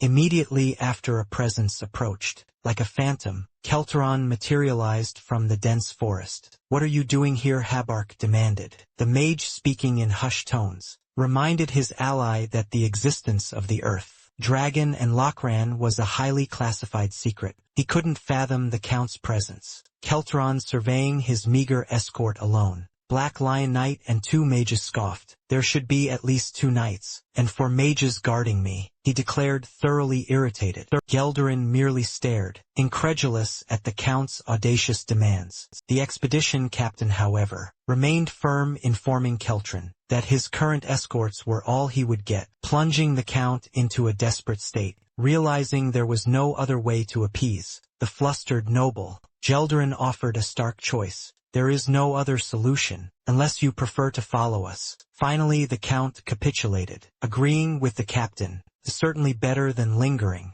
among these common soldiers and pagans, he grumbled. Gelderin was perplexed by Kelter's sudden change of heart. The Count, however, had rapidly calculated his options. Even heading towards the dragon, his safety was more assured with the Black Lion Order and the mages than among the general troops. A thin smile touched the old man's lips. Since Gelderin asked so politely, he drawled an undertone of condescension, making the captain distinctly uncomfortable. I suppose I shall risk following you. Kelteron then turned to Habark. Are you certain the dragon and Lakran are in that cave? He pressed yes. The mage affirmed. I used confession magic on the pagans. Sihun grew thoughtful at this revelation. The method used to pinpoint the location was, to say the least, questionable. His mind replayed the chilling memory of the interrogation. Sihun remembered the mysterious black powder employed during the interrogation, his mind racing to comprehend the substance that had so easily compelled their confessions. Just then Alida materialized beside him, her gaze fixed on the cave's maw, her expression etched with palpable dread. From the cavern's depths, a pair of incandescent eyes flared, gleaming with predatory intent. Instantly the Black Lion Knight, Captain Geldurian, bellowed a command for battle preparations, his voice ringing with the grim confirmation. The Earth Dragon was here. A bizarre realization struck Geldurin. He recognized the creature. It was the same Earth Dragon that had ravaged their village before. Now, however, the colossal beast loomed even larger, radiating an unsettling surge of power. Despite this, Geldurin, confident in his own might, merely scoffed. He had no explanation for the change, but he was certain it would pose no significant threat. Without a moment's hesitation, Geldurin spearheaded the assault, hurtling towards the dragon with a roar. I'll show you the true power of a Black Lion Knight. Confident in his rejuvenated combat energy and magical reserves, Abark joined the fray, vowing this massive beast will learn its lesson. The mages, seizing their cue, unleashed a barrage of elemental magic, weaving ice and earth spells into a formidable, magical vortex. The tempest of power hurtled toward the dragon. Yet the creature remained utterly unperturbed. Xenon calmly observed their strategy, knights defending, mages attacking, and Sahan mused that he likely wouldn't even need to intervene. But then something entirely unexpected occurred. The powerful magical whirlwind, crafted with such immense effort by the mages, vanished without a trace. A wave of disbelief washed over everyone. A collective gasp escaped their lips as they struggled to process what had just happened. Those nearest the dragon were struck with profound terror, unable to comprehend how the beast had so effortlessly neutralized their most potent assault. A chilling realization dawned. This monster wasn't merely powerful. It was akin to a creature from another world. Before the stunned soldiers could even prepare a defense, the great dragon launched its counterattack. A cataclysmic burst of dragon fire erupted. The dragon's attack was so immense, so utterly destructive, that the inferno crackled with arcs of raw lightning. Several soldiers were caught in the blast. Instantly devastated amidst the blazing inferno, Gelderin emerged a figure of sheer desperation, bellowing out Name's companions. As the captain grappled with the overwhelming force, threatening to consume them, a bewildered whisper rippled through their ranks. How had this dragon become so impossibly powerful in such a short span? Meanwhile, Sewon found himself in an increasingly untenable position, grappling with the despairing count's frantic pleas. The scorching heat washed over Sewon, a grim realization striking him. This dragon was immune to his anomalous magic, much like the Blazefur wolves they'd encountered earlier. He knew he had to act decisively. Rapidly, he assessed the dire situation. 2 knights and 4 mages had fallen, confirming that conventional magic was utterly ineffective against the beast. Only 3 Black Lion Knights remained, barely holding their ground, aware that at this rate they would soon be annihilated. With all other options exhausted, Sewon decided on a radical course of action. He would unleash his true power. The immediate priority, he affirmed to himself, was saving those still alive, before the situation could worsen further. Xian unleashed a shocking combat technique. Alita was dumbfounded, her voice a disbelieving gasp. How is that possible? Young Zenon, however, recognized it instantly. This energy, Zenon declared, was the very essence of the Terrainer legend, the signature art of the world savior. Without hesitation, Sahan launched his initial strike against the dragon. The colossal beast, for the first time, sensed a potent, unprecedented power, barreling towards it with breathtaking agility. Sahan landed a direct, devastating blow on the dragon. Gildarin and Level were stunned by the young man's power, while Alita stood transfixed, captivated by Sewon in combat. Zenon, having foreseen this, merely stated that he already knew of this sky-breaking art, the very technique once employed to vanquish the Emperor's monstrous creations. Denon confidently affirmed that Sewon's power rivaled any known combat technique. Yet, as Sewon himself had already suspected, his combat energy was still insufficient. He was unable to unleash its full potential. A swift assessment led him to a grim conclusion. This was his only means of penetrating the dragon's impervious scales. Level, utterly bewildered, watched Sewon single-handedly confronting the colossal beast. He demanded of Gildarin, "Who is that powerful young man?" Gildarin replied that he knew nothing of Sahan's identity, but he was certain of one truth. He firmly asserted that Sahan far surpassed even the knights in strength. His words, a desperate attempt to rally his stunned comrade. Bolstered by Sahan's display, Zenon and Alita rushed towards the dragon. Nearby, the observant Count Keltron's eyes narrowed, a flicker of recognition in their depths. He believed he recognized that combat technique, and a profound suspicion blossomed in his mind regarding the true identity of this formidable young man. Yet, the Earth Dragon proved far more formidable than its appearance suggested. As Sahan's friends charged closer, the colossal beast whipped its tail, a blur of scaled destruction that swept through their ranks. Against such a relentless assault, Zenon and Alita found themselves unable to breach the defense and reach their struggling comrade. Even as he continued his relentless barrage, Sahan muttered, "This monster is truly resilient." The dragon, observing the young man's focused advance, roared, then unleashed its full, unrestrained power. A colossal, searing flame erupted, hurtling directly towards Sewon. "Be careful!" Gildarian's voice boomed, laced with raw concern.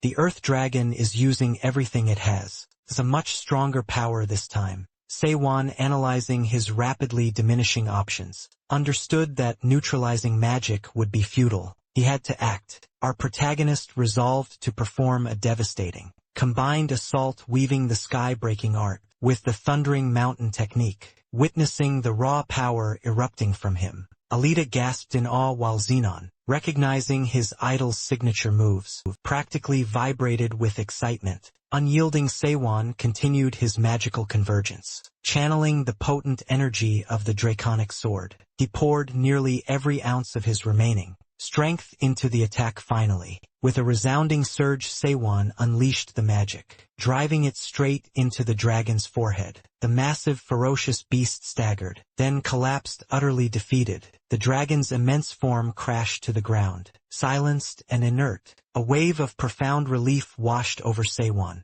A quiet satisfaction for a hard-won victory, yet the entire expedition force stood rooted in place, incredulous at the spectacle they had just witnessed. Even the seasoned mages among them were visibly stunned by the young man's immense power. A prickle of apprehension traced Seiwon's spine as he considered the aftermath. Such powerful attacks undoubtedly revealed too much. He feared his true identity was now irrevocably exposed. But it seemed the ordeal wasn't entirely over. Suddenly the expedition leaders burst into cheers, lavishing praise on Sahan for single-handedly subjugating the Earth Dragon. In that moment a flicker of hope ignited within him. Perhaps not everything was lost. Joldarin and his friend Livell stared, utterly baffled that such a potent individual was merely a volunteer on a hunting expedition. Sahan then understood the extent of their perception. They weren't connecting his feats to ancient legends or prophesied saviors, they merely regarded him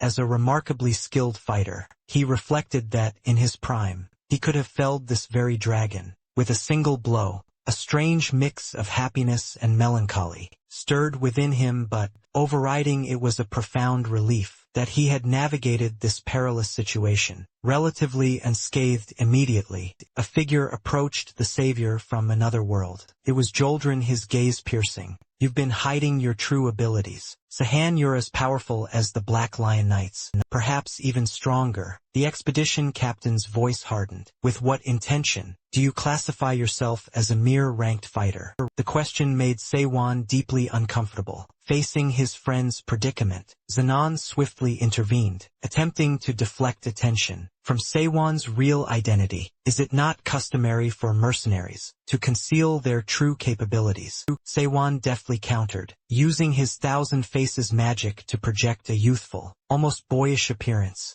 This only deepened Joldarin's confusion. The captain eventually nodded, conceding, "I understand why you show such respect to your friend, even if he is a knight." Exiting the awkward exchange, Zenon chimed in. 11 Han merely got lucky. For that reason I hope you'll grant him a bonus." The captain, no longer suspecting the young man's true identity, visibly relaxed after the knight's smooth save. Joldarin then announced that, upon their return to the capital, he would personally ensure all three friends were rewarded handsomely. Seiwon, impressed by Zenon's knack for navigating embarrassing situations, offered a heartfelt thanks. "I'm only alive because of you." Happy to accompany his idol, Zenon beamed. "It was the least I could do." He then admired Sahan for precisely controlling his strength, just enough to defeat the dragon. Alita, however, suddenly stiffened with a dawning realization. "Why didn't you tell Zenon you lost your strength?" Our young swordswoman pressed. Sahan met her gaze. "I still don't completely trust him." He inwardly lamented that, even after unleashing his sky-breaking magic, before so many, he hadn't been fully discovered yet. Alita offered a chilling thought. "I believe one person did notice. Someone who knows a great deal about the legends of the Savior from another world and is very observant." She stated, her voice hushed. Indeed, Count Kelteron's gaze lingered with profound suspicion on Seiwon. A fresh wave of worry washed over our protagonist, knowing the Count's scrutiny was now fixed upon him. With the dragon's defeat, the subjugation of Sahan's second coming cult was finally complete. Dina rushed forward, her voice a desperate cry. "Master, wake up!" The cost of this victory was steep, for high-ranking mages had perished during the Earth Dragon's subjugation, and 2 Black Lion Order Knights lay in critical condition. The cave yielded Lachran's charred remains, with decisive if grim resolve. The mages incinerated both the dragon's colossal form and the boy's corpse with torrents of fire magic, obliterating all trace of their existence. Witnessing this, Sahan began to grasp the mystery of the vanished flame wolf bodies. Just like the monsters from the other world, they had dissolved under arcane energies. He connected the unsettling pattern of the beasts that had assailed him. Yet one detail nagged at him. Why had the male flame wolf's body remained? With the crisis abated, Gildren's contingent regrouped with the main force. In Zard village they rested for a night, before their journey back to the kingdom. But that very evening a grave discussion loomed. Seiwan sought out the count, carrying a revelation so profound. It promised to leave the nobleman utterly shaken. Sihan entered, addressing Keltron directly. There's something we need to discuss, Count. And it must be now. Keltron, clearly attempting to deflect, suggested they focus on rest, before their imminent departure. His dismissive demeanor bewildered Sihan. Pushing past the evasion, Sihan's patience snapped. He roared at Keltron, accusing him of silence, of avoidance. The Count flinched, then finally yielded, his voice barely a whisper. You, the savior of the other world. Panic seized the old man as he realized his slip. Sihan, however, merely nodded. I knew that would happen, he stated, his voice calm after the outburst. Still reeling, Keltron's eyes searched Sihan's face. Are you truly Sung Sihan, the one who vanished a decade ago? Indeed, Sihan affirmed, now speaking with quiet composure. But how did you deduce my identity? Count, you're no swordsman. Keltaran offered a hesitant explanation. He believed the young man wouldn't recall, but they had crossed paths a handful of times. During the revolution, he admitted. A stark observation. Sihan's power felt significantly diminished. Still perplexed by the hero's current state, the Count confessed. He hadn't a clue why the savior of the other world had reappeared in Terrainer. Kelter began to dissect the possibilities behind Sihan's concealed return. Perhaps it was to evade public scrutiny, but even then, the Count sensed a profound anxiety in Sihan about maintaining his secrecy. If that were the case, Keltron pressed. Did Sihan still harbor enemies in Terrainer? What makes you assume that? Count Sihan challenged, his gaze sharp. Keltron recounted that after Sihan's abrupt, unexplained departure to Earth, whispers had begun to circulate, rumors that the other revolutionary heroes harbored deep envy of his unparalleled powers.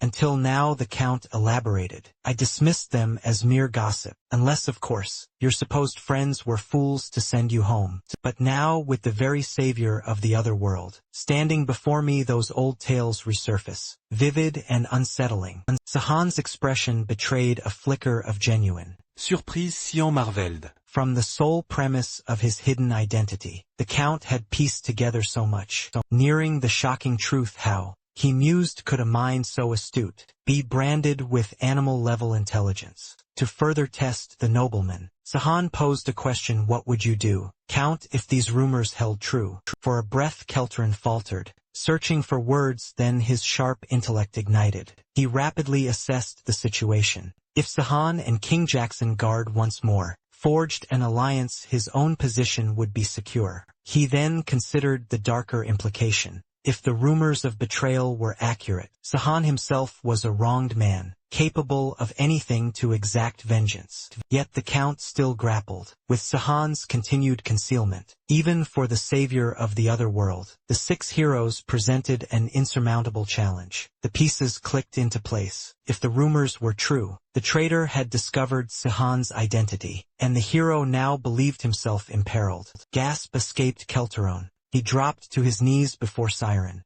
clutching at his robes, his voice a desperate plea. Save me! Siren stared down, utterly bewildered by the sudden panicked submission. Mercy! Kelteron wailed, grasping Siren's legs. I have an elderly mother, a 3-year-old child. They depend on me. If I vanish, my son will be cast into an orphanage. In that moment, Seiwan finally grasped the meaning behind the cruel jibe of Keltron's animal-level intelligence. Under duress, the Count's brilliant mind simply ceased to function. It was a stark contrast to his strategic prowess, when safe, explaining his bewildering inaction. During their prior battles against the Empire, Sihan gently calmed the panicked Count. Stand Keltaron. He urged, his voice soft. I have no intention of harming you. Relief washed over the nobleman. Overwhelmed with gratitude, Kelteron swore if Sihan permitted it, he would dedicate his life to his service, a loyalty King Jackson Guard could never even imagine. Seiwan, however, already had a different plan unfolding in his mind. A swirl of arcane energy coalesced in Seiwan's palm. a sight that instantly struck terror into Keltron's heart before the Count could react. Sahan lunged, delivering a swift, precise blow to his chest. Keltron recoiled, convinced he'd suffered a fatal wound, only to realize with a jolt of confusion that there was no pain. "What did you do?" He gasped, his terror quickly giving way to bewilderment. A trump card, Sahan stated, revealing the sinister edge of his plan. "Have you ever heard of my unique technique? Count the explosive aura." Keltron's eyes widened, a fresh wave of desperation seizing him. As he grappled with the implications, Seiwan elucidated the horrifying reality. The explosive aura allowed its user to implant concentrated combat energy within a victim's body, capable of detonating it at will. "This technique has limitations." Seiwan continued, his voice chillingly calm. "Can only be active on 3 individuals simultaneously, and it's ineffective against swordsmen or mages." He fixed Keltarin with an unwavering gaze. "Your life, old man, is now entirely in my hands. Once I can truly trust you, the aura will be withdrawn." As understanding dawned, Keltarin relaxed slightly, a hand instinctively going to his chest. "I'm happy to be alive," Keltarin declared, a strange, almost manic relief flooding his features. Seiwan stared, incredulous. After such a terrifying revelation, the Count seemed genuinely delighted. "Do you understand everything I've just said?" Count Seiwan pressed, a hint of suspicion in his tone. "Every word," Keltron affirmed. A triumphant grin stretched across Keltron's face. "This means you won't harm me as long as I serve you, and I assure you, Lord Sahan, I would never betray you." He practically beamed with renewed zeal. "I will do whatever Sahan commands. Consider me at your service from this moment forward, even if it means betraying your king." Sahan inquired, his gaze piercing. "Even with your life on the line?" Worry, Keltron scoffed, a confident gleam in his eyes. "If faced with a choice between a savior from another world and a destroyer of lands, his allegiance would never waver. Who in their right mind would ever choose a destroyer over a savior?" he challenged, his conviction echoing through the chamber. Leaving the Count's chambers, Sahan found Alida waiting. That conversation must have been quite thorough, judging by the time it took. Alida remarked, her gaze assessing. Sahan offered a grateful nod to the young woman for her steadfast vigil. Concern then etched lines into Alida's face. "Do you truly intend to use the explosive aura ability, even in your weakened state?" She pressed. The young man met her gaze, deciding to unveil the truth. To Alida's utter astonishment, the protagonist revealed the ability was a complete fabrication. "Whether I can use it or not is irrelevant," he calmly stated, "because that ability doesn't even exist." And Sahan clarified that no combat energy could explode at will, deeming it an impractical concept he had invented solely for psychological warfare. Our young swordswoman countered, recalling descriptions of such an ability in her books. Sahan merely confirmed he had deliberately spread that very story, ensuring as many people as possible would fall for the deception. Alida stood frozen, a palpable sense of betrayal radiating from her. "In any case," Seiwan declared, his tone, "even volunteering for the expedition served its purpose, providing me with a crucial trump card." His thoughts then drifted back to the dragon. What truly was that beast, so eerily identical to the fiery wolves? Sahan mused that both the fiery wolves and the earth dragon were likely connected to the mysterious experiments of the Blue Ivory Tower, or experiments he had heard whispers of. Alida, still troubled, added, "Something else has been gnawing at me." She referred to the sinister, black powder Habak had used, forcing the heretics to divulge the dragon's hideout. Seiwan confessed his own unease with the substance, remarking on its potent ability to bypass any mental defenses. "No, that's not what I meant," Alida quickly interjected. She described a chilling sensation. It had washed over her when she witnessed the powder in use, a visceral feeling, as if dozens of insects crawled in her mouth. That horrifying and menacing moment had dredged up a terrible memory, struggling to articulate the unsettling feeling. Alida confessed she had encountered that powder before. A wave of profound sadness had threatened to overwhelm her, then memories resurfacing with agonizing clarity. She recalled Lilstein wielding that very same powder against the descendants of Luskan. The king had deployed the insidious material to compel individuals to commit unspeakable acts, to take their own lives and the lives of others. In this horrific manner Lil Stein had orchestrated her father's murder of her mother, then tried to force him to turn the blade on himself. But something unforeseen transpired. The man had somehow broken free from the hypnotic thrall. He then discovered his wife's lifeless form, collapsing into a despair so profound it threatened to shatter him. The realization of his actions was a torment beyond words.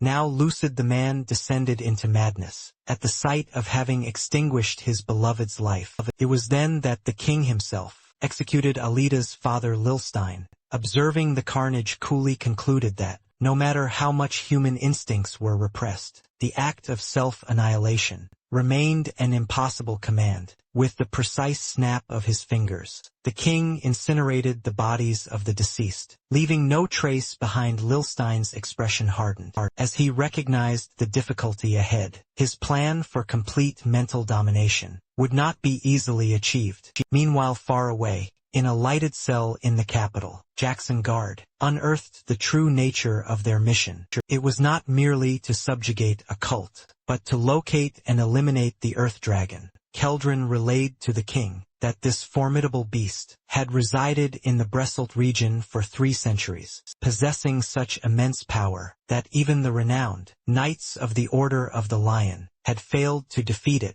Thus the count withheld the truth from Trainin, claiming it was merely cultists spreading unsubstantiated rumors about a so-called Earth Dragon. At this, Yexengard's irritation flared. "I should never have heeded your counsel," he seethed. "Had I known it was such a powerful beast, I would have gone myself." The count offered a swift apology to the king, who waved it off with a reassuring gesture. "Forget it," Yexengard commanded. "There was no way you could have known. It was a real dragon." Intrigued by the hushed comments, Captain Berkeley interjected, "I heard whispers that some individuals aided in the success of this subjugation." Keldarin affirmed the rumors, adding that these individuals were so remarkably strong, he had intended to recruit them for the Order of the Black Lion, yet somehow, they had already pledged themselves as knights under Count Keldrin. "I was quite eager to welcome new talents into the Order of the Black Lion," clearly drawled, his tone dripping with sarcasm.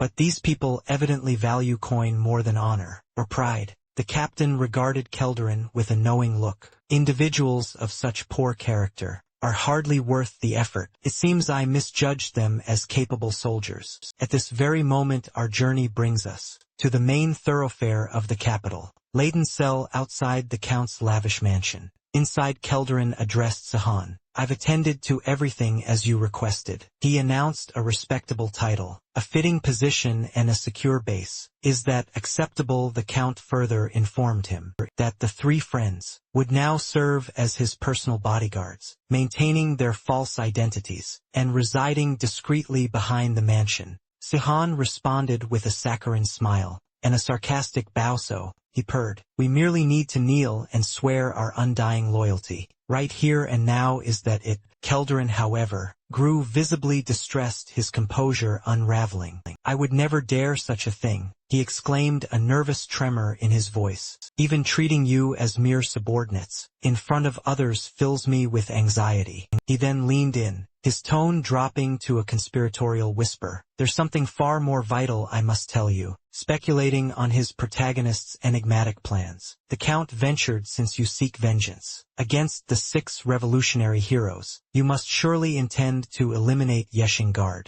But to the old man's utter surprise, Xian simply tilted his head. "And what makes you believe that?" he inquired a moment later. A booming laugh erupted from Xian, echoing through the room, mocking the count's assumptions about his intentions. "I have no reason to take Jackson Guard's life," Seiwan declared, his laughter subsiding into a cold amusement. "All he did was betray me, discarding our friendship, our trust, and every memory we ever built together." "Even so," Seiwan asserted, "Jackson Guard remained a friend, one who had in the end been sent home alive." With unwavering conviction, Sahan declared he would not take Jackson Guard's life. He was certain of it. This revelation offered a glimpse into the past, into the true events that led the revolutionary heroes to betray the savior from another world, victorious soldiers of the Great Revolution. against the tyrannical king, erupted in celebration yet amidst their revelry. One revolutionary hero remained apart, lost in thought beside a crackling campfire. It was Saffron. His name was called. Yaxingard, who would one day be king, approached him questioning why Saffron sat alone, when he should be drinking and celebrating their triumph. Saffron, lost in thought, mused that their victory didn't feel entirely their own. He asked who had governed the recently conquered territory. Yaxingard enthusiastically declared it was Gruz, Emperor Berserk's half-brother, who had fought fiercely for his life. Saffron hypothesized that Gruz must have felt utterly deceived, betrayed by someone he trusted. A chilling realization dawned on him. It was easier to view the entire conflict as Emperor Berserk manipulating the revolution's might to eliminate a political rival. Isengard, however, seemed to care only for the taste of victory, indifferent to who truly benefited. Saffron lamented the loss of his friend's innocence. Isengard, ever sarcastic, advised Saffron to lighten up, lest his handsome face develop wrinkles. Saffron remained, baffled by his friend's apparent irresponsibility. Saffron turned to Isengard, asking if such thoughts had never crossed his mind, but was cut off before he could finish. Saffron pointed out that he hadn't finished his sentence. Isengard, with a dismissive smile, claimed there was no need to dwell on such trivialities. He then mocked Saffron, declaring him an overthinker, just a guy who swings his sword and fights equipped. Saffron found his friend's carefree approach to life oddly amusing, pondering the uncertain future. Saffron asked Isengard what would become of the world if Emperor Berserk were defeated and the empire crumbled. He speculated that if the empire collapsed, someone would surely rise to become the new king of Terraner. He wondered who that person might be. Isengard, seemingly oblivious to the implications, suggested Sahan would likely take the throne, praising his extraordinary nature. He added that Seiwan reportedly had no intention of returning to Earth once their mission was complete. Unknowingly, Isengard had stumbled upon the very topic that tormented Saffron. The young revolutionary hero wondered if Seiwan became king, would their friendship endure? Suddenly Isengard's expression shifted. He finally grasped the depth of his friend's distress. Saffron, reflecting on history's cruel ironies, reminded him that even the formidable Duke Grus, who trusted his own family, had been betrayed by his brother, and ultimately beheaded. He wondered if their own fate would be any different should Seihan claim the crown of Terraner. The scene abruptly shifted. We now saw King Isengard, seemingly prone on the ground. It was then revealed that these vivid moments were merely fragments of a dream, playing out in Isengard's mind. As he had dozed off during training, he recalled that a decade had passed since those fateful events, since he made the decision that would undoubtedly shape his future. Suddenly, two of Isengard's servants appeared, intercepting an approaching figure, with hushed warnings not to disturb the king's training. Highly irritated, the king's son burst in, his voice echoing through the chambers. Everyone has lost their way. He flung open the doors to his father's training room, fury etched on his face, intent on questioning him about a matter of grave importance. Isengard, indifferent, simply remarked on the long interval since their last meeting, then coolly asked his son what he wanted. Heinz declared he'd heard rumors of new construction adjacent to the Palace of Southern Flowers, demanding to know the reason for such unnecessary expenses. Isengard's reply dripped with sarcasm. The heating in the Palace of Southern Flowers was inadequate, he claimed, and his kittens deserved the finest warmth through winter mines. Utterly incensed, retorted that it was preposterous to force commoners to build during such a harsh period. What difference is there between you and Emperor Berserk, he challenged. Beneath his defiant questions, a flicker of worry crossed Einstein's face. Isengard's face contorted in fury. Einstein had crossed the line with his insolent words. The king declared he would forgive him just this once. He reminded his son that despite their familiar bond, some transgressions were unforgivable. Then, testing Einstein's courage, his father challenged him to repeat his accusations about being akin to Emperor Berserk. Minds visibly trembled, on the verge of cracking under the immense pressure. Yet he gathered his resolve, asserting that the absurd work schedule was hindering labor, causing widespread suffering among the people. He reaffirmed his allegations, demanding again how this differed from Emperor Berserk's tyrannical rule. King Ixingard's irritation intensified into raw fury. "Silence!" Ixingard roared, using his ancestral name Rodenberg. "It is audacious to question the difference between my reign and the Emperor's." The sheer force of his father's terrifying aura sent Einz reeling backward, collapsing to the ground. Outraged by his son's persistent accusations, Ixingard dismissed him curtly. "I have no time for such nonsense. Get out of my sight even from the ground." Einz defied him. He had said what needed to be said. He declared and would leave now. Ixingard's fury blazed. The king then mocked the young man for acting so defiantly after a few mere lectures, branding him a weakling for Rodenberg, whose own parents and siblings had been hanged. After being denounced as traitors, Ainz remained, the only blood relative he had ever found. But no swordsman's talent graced his son. Jackson Guard sneered. "Ainz is sensitive, his body quite slender at his age. I was already an expert. This boy is vastly different from me." The king mused, if he had perhaps indulged his son too much before, turning his steps back towards Kel Turner's mansion. Meanwhile, the three friends had been accommodated in an ordinary, aging building tucked behind the grand mansion. Saran, stepping inside, gasped at the incredible beauty of its interior, stark contrast to its unassuming exterior. The protagonist noted the secret entrance was perfect for discreet comings and goings. He remarked on how swiftly they had secured the rooms, only days after his initial request. Keltrin, however, then divulged the true reason for the swift acquisition. "I am still unmarried," the count explained, "and I built this house to prepare a lady who can fulfill my fantasies." My incredulous Sahan retorted. "Kidnapping is a crime," the old man nervously demurred. "It's not quite like that," the count then elaborated. "If I had a family, they would be exposed to danger. As I am considered a disloyal subject, I built this house as a precaution." Relieved they no longer needed their old dwelling, Xenon cheerfully announced he had put it up for sale, noting it was now worth more than its purchase price. Sahan beamed, realizing they wouldn't have to worry about money anytime soon. The count, in turn, reminded the young man that his service extended to financial matters.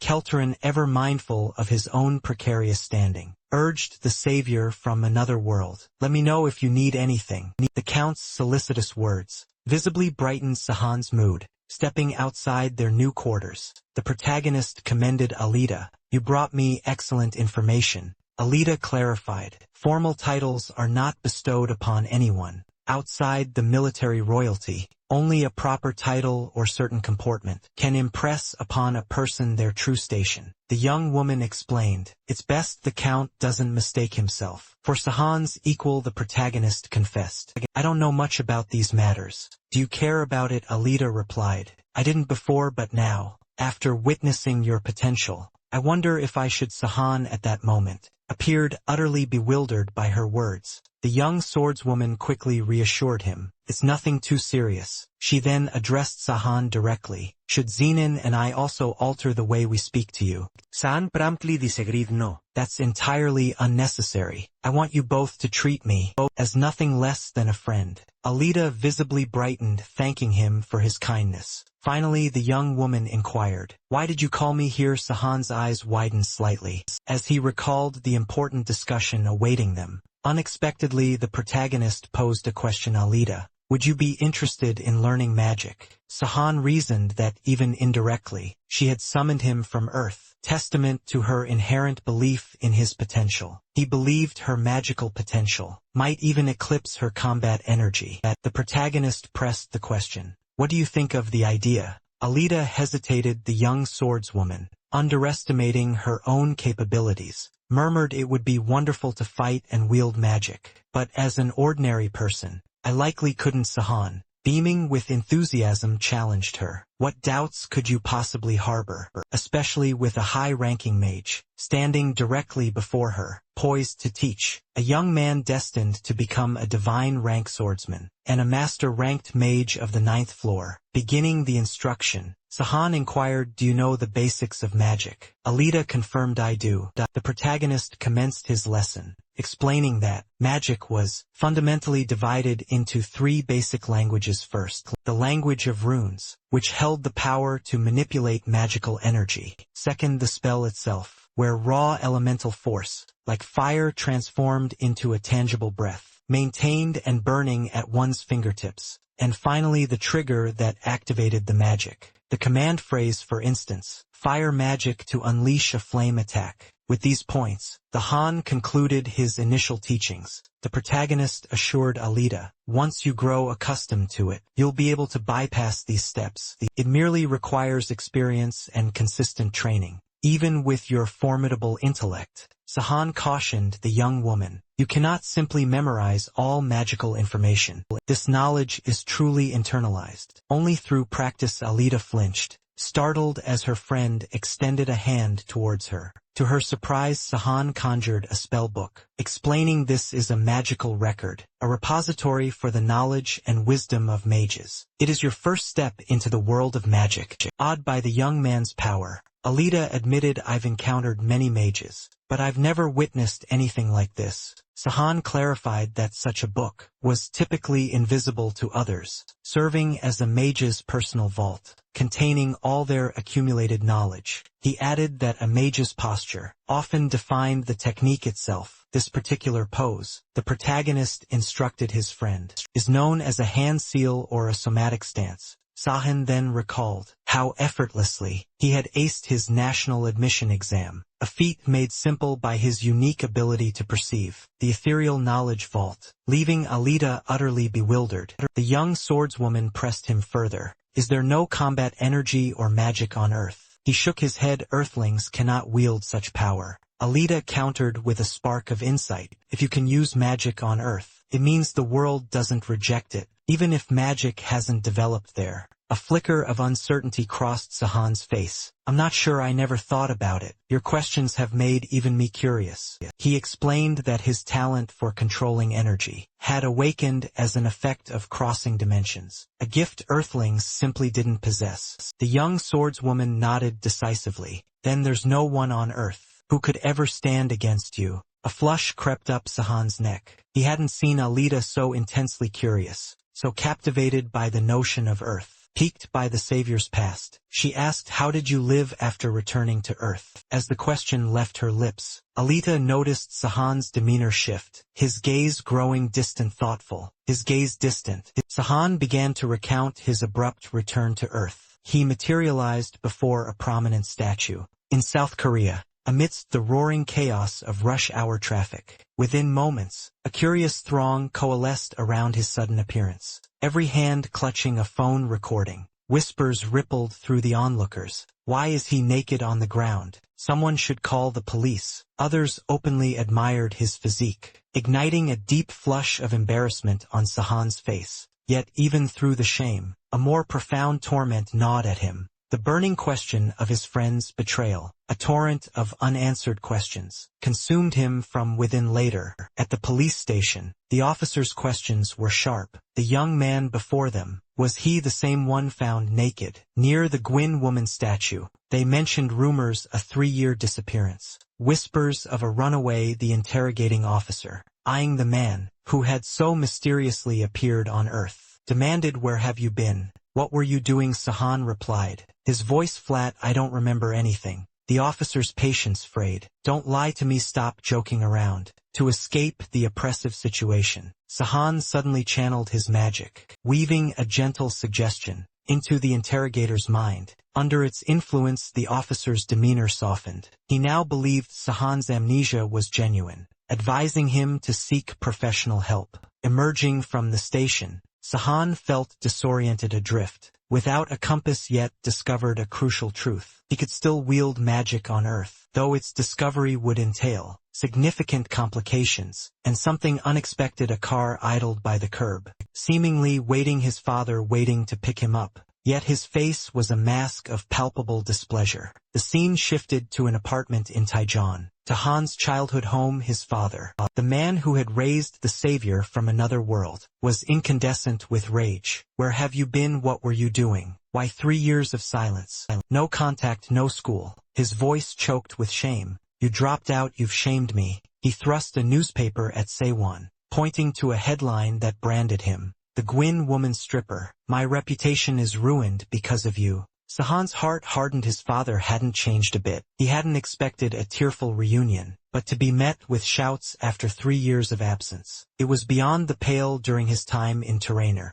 Sahan began, his voice flat. "I truly missed Earth. I thought about returning. But what he missed was the internet, the television, his computer, the hum of the air conditioner's heater. Not his family, not his home." In that moment, Sahan knew with a certainty that chilled him, that his father cared only for himself. Seething, his father barked orders. "Get your diploma, your graduation certificate, and go study in Seoul. Stop ruining my reputation." To silence the relentless tirade, Sahan merely nodded. "I'll do as you say." But the older man raged on, spewing venom. "You'll only become a decent human being if you excel in your studies. If you can't even manage that, you might as well disappear again." Sahan simply tuned him out, dismissing the old man's words as irrelevant noise. His mind drifted back to Terrainer. He had fought with every fiber of his being, risked his life for a future shared with others, only to be betrayed. All that remained was an insatiable desire to return to that world,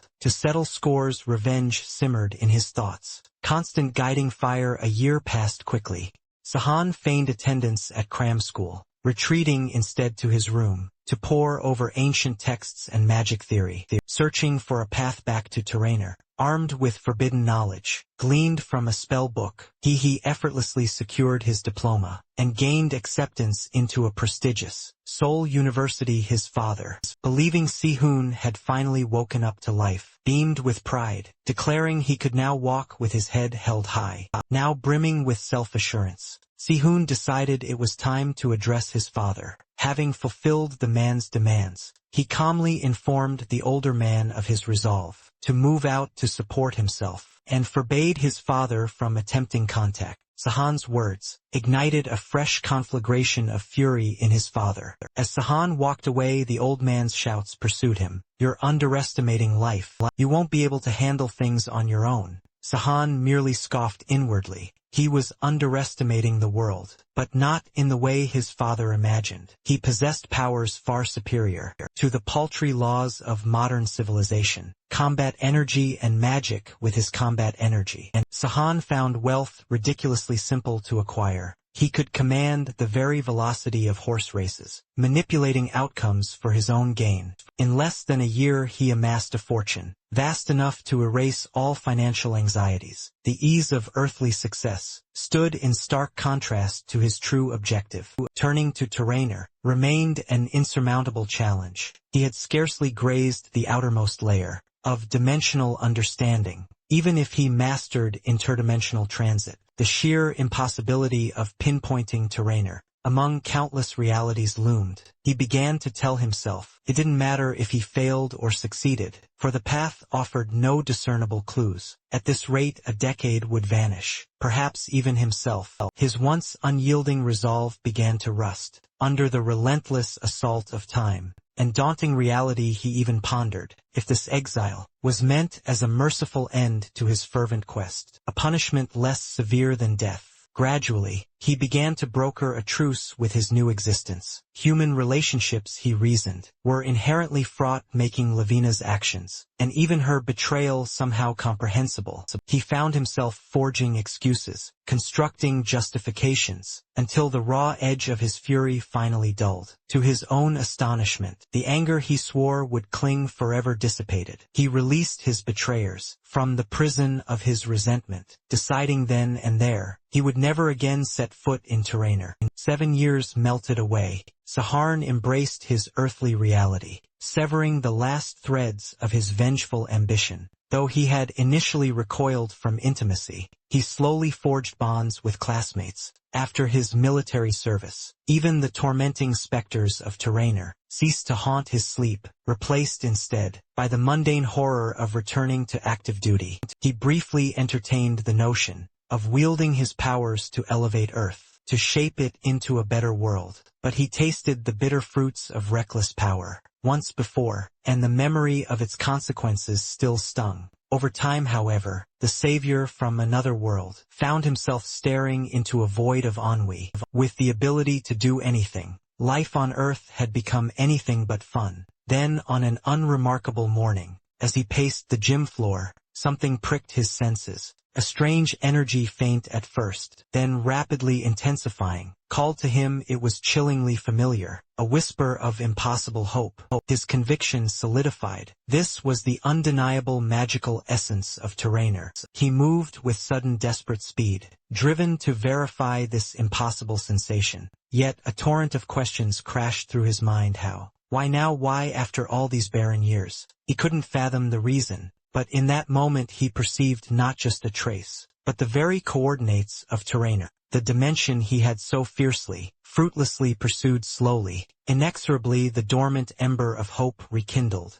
Sahan felt an unshakable certainty. This time everything would be different. He would finally breach the barrier and reclaim his home. Past failures, where the lack of precise location had rendered every attempt futile, now seemed irrelevant. This time, fate itself decreed a different outcome. A blinding incandescent light blossomed before him, igniting his expectations to an feverish pitch. Doubt vanished, replaced by an absolute conviction. Tyrannor's magic was piercing the dimensional veil, manifesting on Earth. Yet a nagging question arose. Did it even matter? He had forsaken Tyrannor, abandoned the very idea of return. He had proclaimed forgiveness, sworn he'd forgotten them all, but an ache lingered, a hollow space within his chest. The gnawing emptiness confirmed it. He hadn't truly forgiven them. He had simply capitulated to despair, resigning himself to an inescapable fate, mistakenly equating surrender with absolution. No, this time he wouldn't yield. Sahan's conviction hardened to steel. He would return, he would not give up. From that day forward, school became an afterthought. He immersed himself in the rigorous practice of combat energy and magic, channeling every waking moment into research on interdimensional travel. The resurgence of that familiar energy ignited his heart, stirring the hope he'd suppressed for so long. 10 years after his exile, a miracle unfolded. Tyrannor and Earth forged a direct connection. Having successfully bridged the impossible chasm, Sahan stood transfixed, his mind a sudden blank. But the stupor quickly shattered, replaced by a surge of renewed purpose. A thrill coursed through him. He had done it. He had opened the gateway to Tyrannor, and with it, dormant embers of revenge flared into an inferno. Forgiveness that will only come after I reclaim everything stolen from me. Later, relating his tale to Alita, the Han casually mentioned how well he'd managed, since being shunted back to Earth. With combat energy and magic at my command, everything became simpler. He downplayed the struggles, glossing over the darker aspects of a decade in exile. As he recounted his 10 years on Earth, his friends' faces glowed with relief. A light-hearted mood shattered without warning. On a bright sunny day, Alita suddenly dropped to her knees, her eyes fluttering shut, as if overwhelmed by an internal tremor. "Are you all right?" Sahan asked, concern etching his features. "I felt something strange," she replied, her voice a bewildered whisper. Sahan confirmed her suspicions. What she felt was magic. He explained that learning the basics was crucial, but understanding how to wield it mattered most. Confidently, he urged her to push her limits. He then revealed that, while she focused on reaching the 3rd floor, he had meticulously hidden the summoning spells. From the other world, Alita's eyes widened in surprise. "Don't you recall using a flicker of magic yourself, shortly after you arrived?" He prompted. "You weren't eradicating it, just concealing it. It shouldn't be too challenging." He explained. Smile touched his lips as he added, "Once you begin erasing your own magical traces, I'll have no reason to pursue you further." The statement sparked a ripple of anxiety in Alita. "If I erase my traces from the summoning spell, will I truly be free to travel alone?" She asked. "Yes." He affirmed. "I will never restrict your freedom. Saharn countered, emphasizing her need for a peaceful life, free from others' troubles. But Alida harbored different intentions. The young swordswoman declared, "If I remain by your side, I can help you." Sahan conceded, "You are the only person I can truly trust in Terrainer. Your assistance would be invaluable." Alida's curiosity was piqued. "What do you plan to do after you achieve your revenge?" She pressed a hint of worry in her voice. "Do you still intend to remain in Terrainer, just as you planned 10 years ago?" "Things are different now," Sahan replied. "This world no longer holds any preciousness for me." He explained his return was for unfinished business. He could only move forward once. All the loose ends of his past were meticulously tied. Then Alida received a startling revelation. After securing his revenge, he intended to return to Earth, specifically to South Korea. A shadow of worry crossed Alida's face. "Will you have to burn someone's heart to return to South Korea?" she asked. Her voice hushed. Sahan's brow furrowed, irritated by her morbid insinuation. "Traveling from Earth to Terrainer is akin to a miracle," stated his tone sharp, "but the journey back is considerably simpler." To quell her fears and prove no sacrifice was needed, Sahan conjured a shimmering portal, an ethereal gateway back to South Korea. He reassured Alida, explaining, "The only complication is that you wouldn't know where you'd emerge. But as I am from Earth, I don't need to designate a specific landing point. I'll simply return home." A flicker of embarrassment crossed his face. "My sole concern is the exact landing spot," he muttered, remembering his initial, rather exposed return. "However, I've already pre-prepared a magic circle for my departure," he clarified, a wry grin twisting his lips. "I'd rather not repeat my unplanned stripper show debut in Guanghua Men." Noticing the lingering trauma behind his jest, Alida felt a surge of resolve. The young descendant of the Luz clan vowed, "I will not leave your side. I am the cursed daughter of Emperor Berserk." Lida stated, her gaze distant. "Even if I remain in Terrainer, I foresee little light in my future." Clearly she harbored no desire to stay. The young swordswoman made her proposition. "I will aid you in your revenge," she promised, but in exchange for something. "Once it's all concluded." Then her request came bold and sudden. "Take me with you to Earth." Meanwhile, in a contrasting scene, the opulent gardens of King Jackson Guard's palace unfolded there. A beautiful young woman stood alone, lost in admiration of the vibrant flora. Her solitude was soon broken by a voice. "Why does such a lovely lady walk unattended?" In the afternoon, Prince Ainz, King Jackson Guard's son, emerged. The beautiful woman, Queen Layla, visibly brightened at his sight. "The sky is breathtaking," she replied, her gaze still upward, enraptured by her beauty. Ainz cautioned, "It is unsafe for you to be here alone." "I am well," Layla insisted, a faint bitterness coloring her tone. "Even as queen, I am merely a decorative piece, devoid of power or influence. For that I have no worries." Her unhappiness was palpable as she mused. "It would be different if the king truly loved me. Instead he spends his days with his concubines." Ainz, with unsettling honesty, confessed, "To be frank, the fact that my father has no interest in you makes me happy." He embraced the queen, reiterating his twisted delight that his father harbored no affection for her, yet keenly aware of the perilous implications. Layla pleaded, "Ainz, don't hold me, someone might see." Deeply enamored, the prince dismissed her fear. "There's no one around," he whispered, his face drawing impossibly close to hers. Uncaring of the consequences, Ainz tightened his grip on Layla, then kissed her passionately, amidst the vibrant beauty of the garden. As the prince continued his stroll through the mansion's grounds, a prickle of unease snaked through him. He sensed an unseen presence. "Stop hiding, show yourself," Ainz commanded, his voice cutting through the garden's serenity. From behind a grand pillar, Keltron materialized. "Why were you looking for me?" Ainz inquired. The count wasted no time. "I have urgent information to relay elsewhere." Zihan emerged, cautiously sampling something.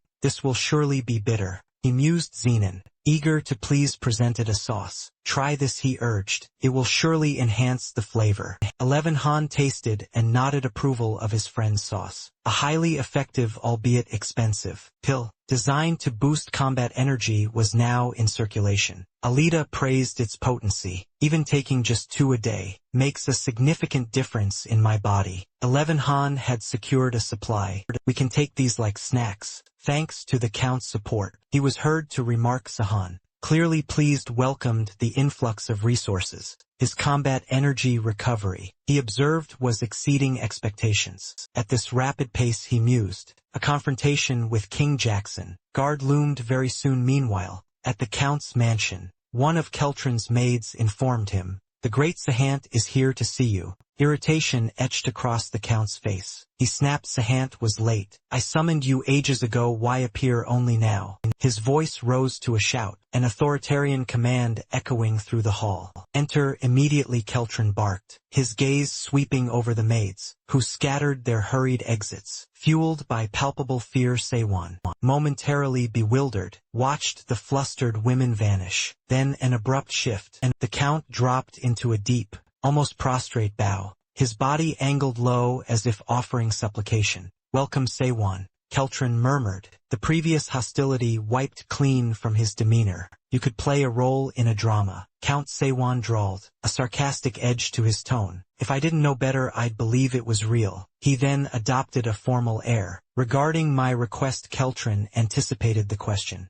"The list you asked for is prepared." The Count revealed its contents, a meticulous compilation of individuals possessing sufficient power and moral conviction to challenge Yexingard. "I'm certain they would all side with you against the king," Keltron asserted, his strategic mind at work. "But that would only buy other monarchs time to prepare their defenses against retaliation." He leaned in. "The true path is to orchestrate a situation where we can topple the tyrannical Yezengard with the unified will of the citizenry. A brilliant notion, wouldn't you agree?" Siahan, however, remained skeptical. The reaction wouldn't be as impressive, considering Rotenberg's governance. He mused, he still fancies himself a revolutionary hero. After all, a strategy began to coalesce in Siahan's mind. The Xian Guard's iron grip on the military, the unwavering loyalty of the Black Lion Knights. These were formidable obstacles, yet a vulnerability flickered into view.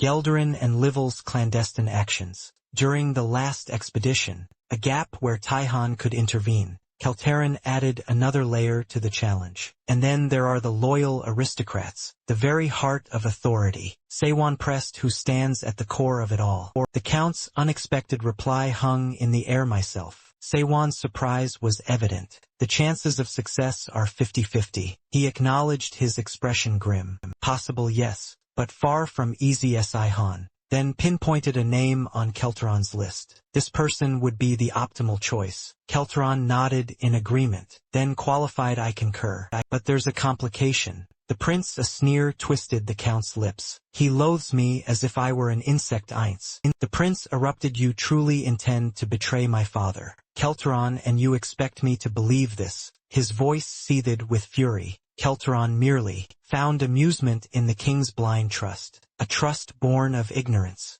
The Count internally rationalized his actions, framing them as a necessary sacrifice for Kaihan's cause, yet he dared not divulge the true depth of his plan. To the Prince, Ains, visibly annoyed, bristled. "How dare you speak of patriotism, as if you weren't merely a parasite of the lion? Get to the point." Keltron instantly registered the prince's impatience for directness. With a shrewd glint in his eye, Keltron pivoted, "You are correct, Your Highness, I am a parasite." His voice dropped, confidential. "But a good parasite knows how to choose a good host, and the king is a host nearing his end." Ain's expression hardened, clearly unpleased by Keltron's brazen pronouncements. "That is not something one says even in jest." The prince retorted, his tone icy. "I am well aware of the consequences." Keltron countered calmly, "To be frank, useless patriotism and suffering citizens are not what truly concern me. Yet, I am certain this path will alleviate their suffering." He fixed Ain's with a confident stare.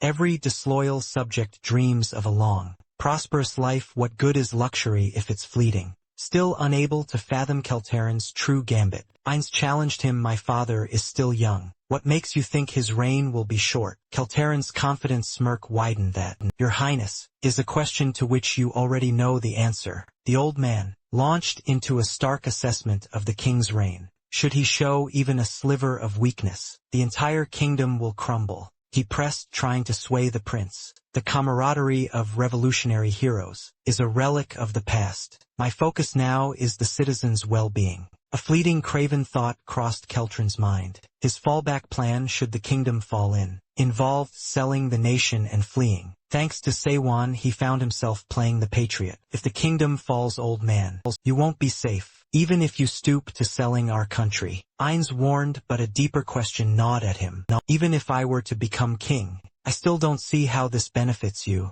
You'd only retain your luxurious life if you remained in your current position. Direct and sharp, Ain's gaze pierced Keltaron. You know exactly what I think of you. What makes you believe I would ever favor you? Keltaron, desperate to seal the deal, offered a potent pledge. If you rule for the citizens' sake, I shall follow your commands. If you seek luxury and pleasure, I shall follow your commands. Just the same, he laid out the contrast starkly. Yexengard demanded greed and tyranny from me. What would you demand were you king? But the prince, after Keltaron's words, remained visibly unconvinced. I have said what I needed to say. Keltron concluded, his voice final. The decision now rests with you, young man. With that, the count exited, leaving Ainz alone, the air thick with the prince's barely contained fury. On the verge of an explosive outburst, Ainz remained motionless, lost in silent, simmering thought. Even as Keltron exited, he delivered his final gambit, informing the young man that the woman was indeed the queen. The implication that she was the king's wife was clear.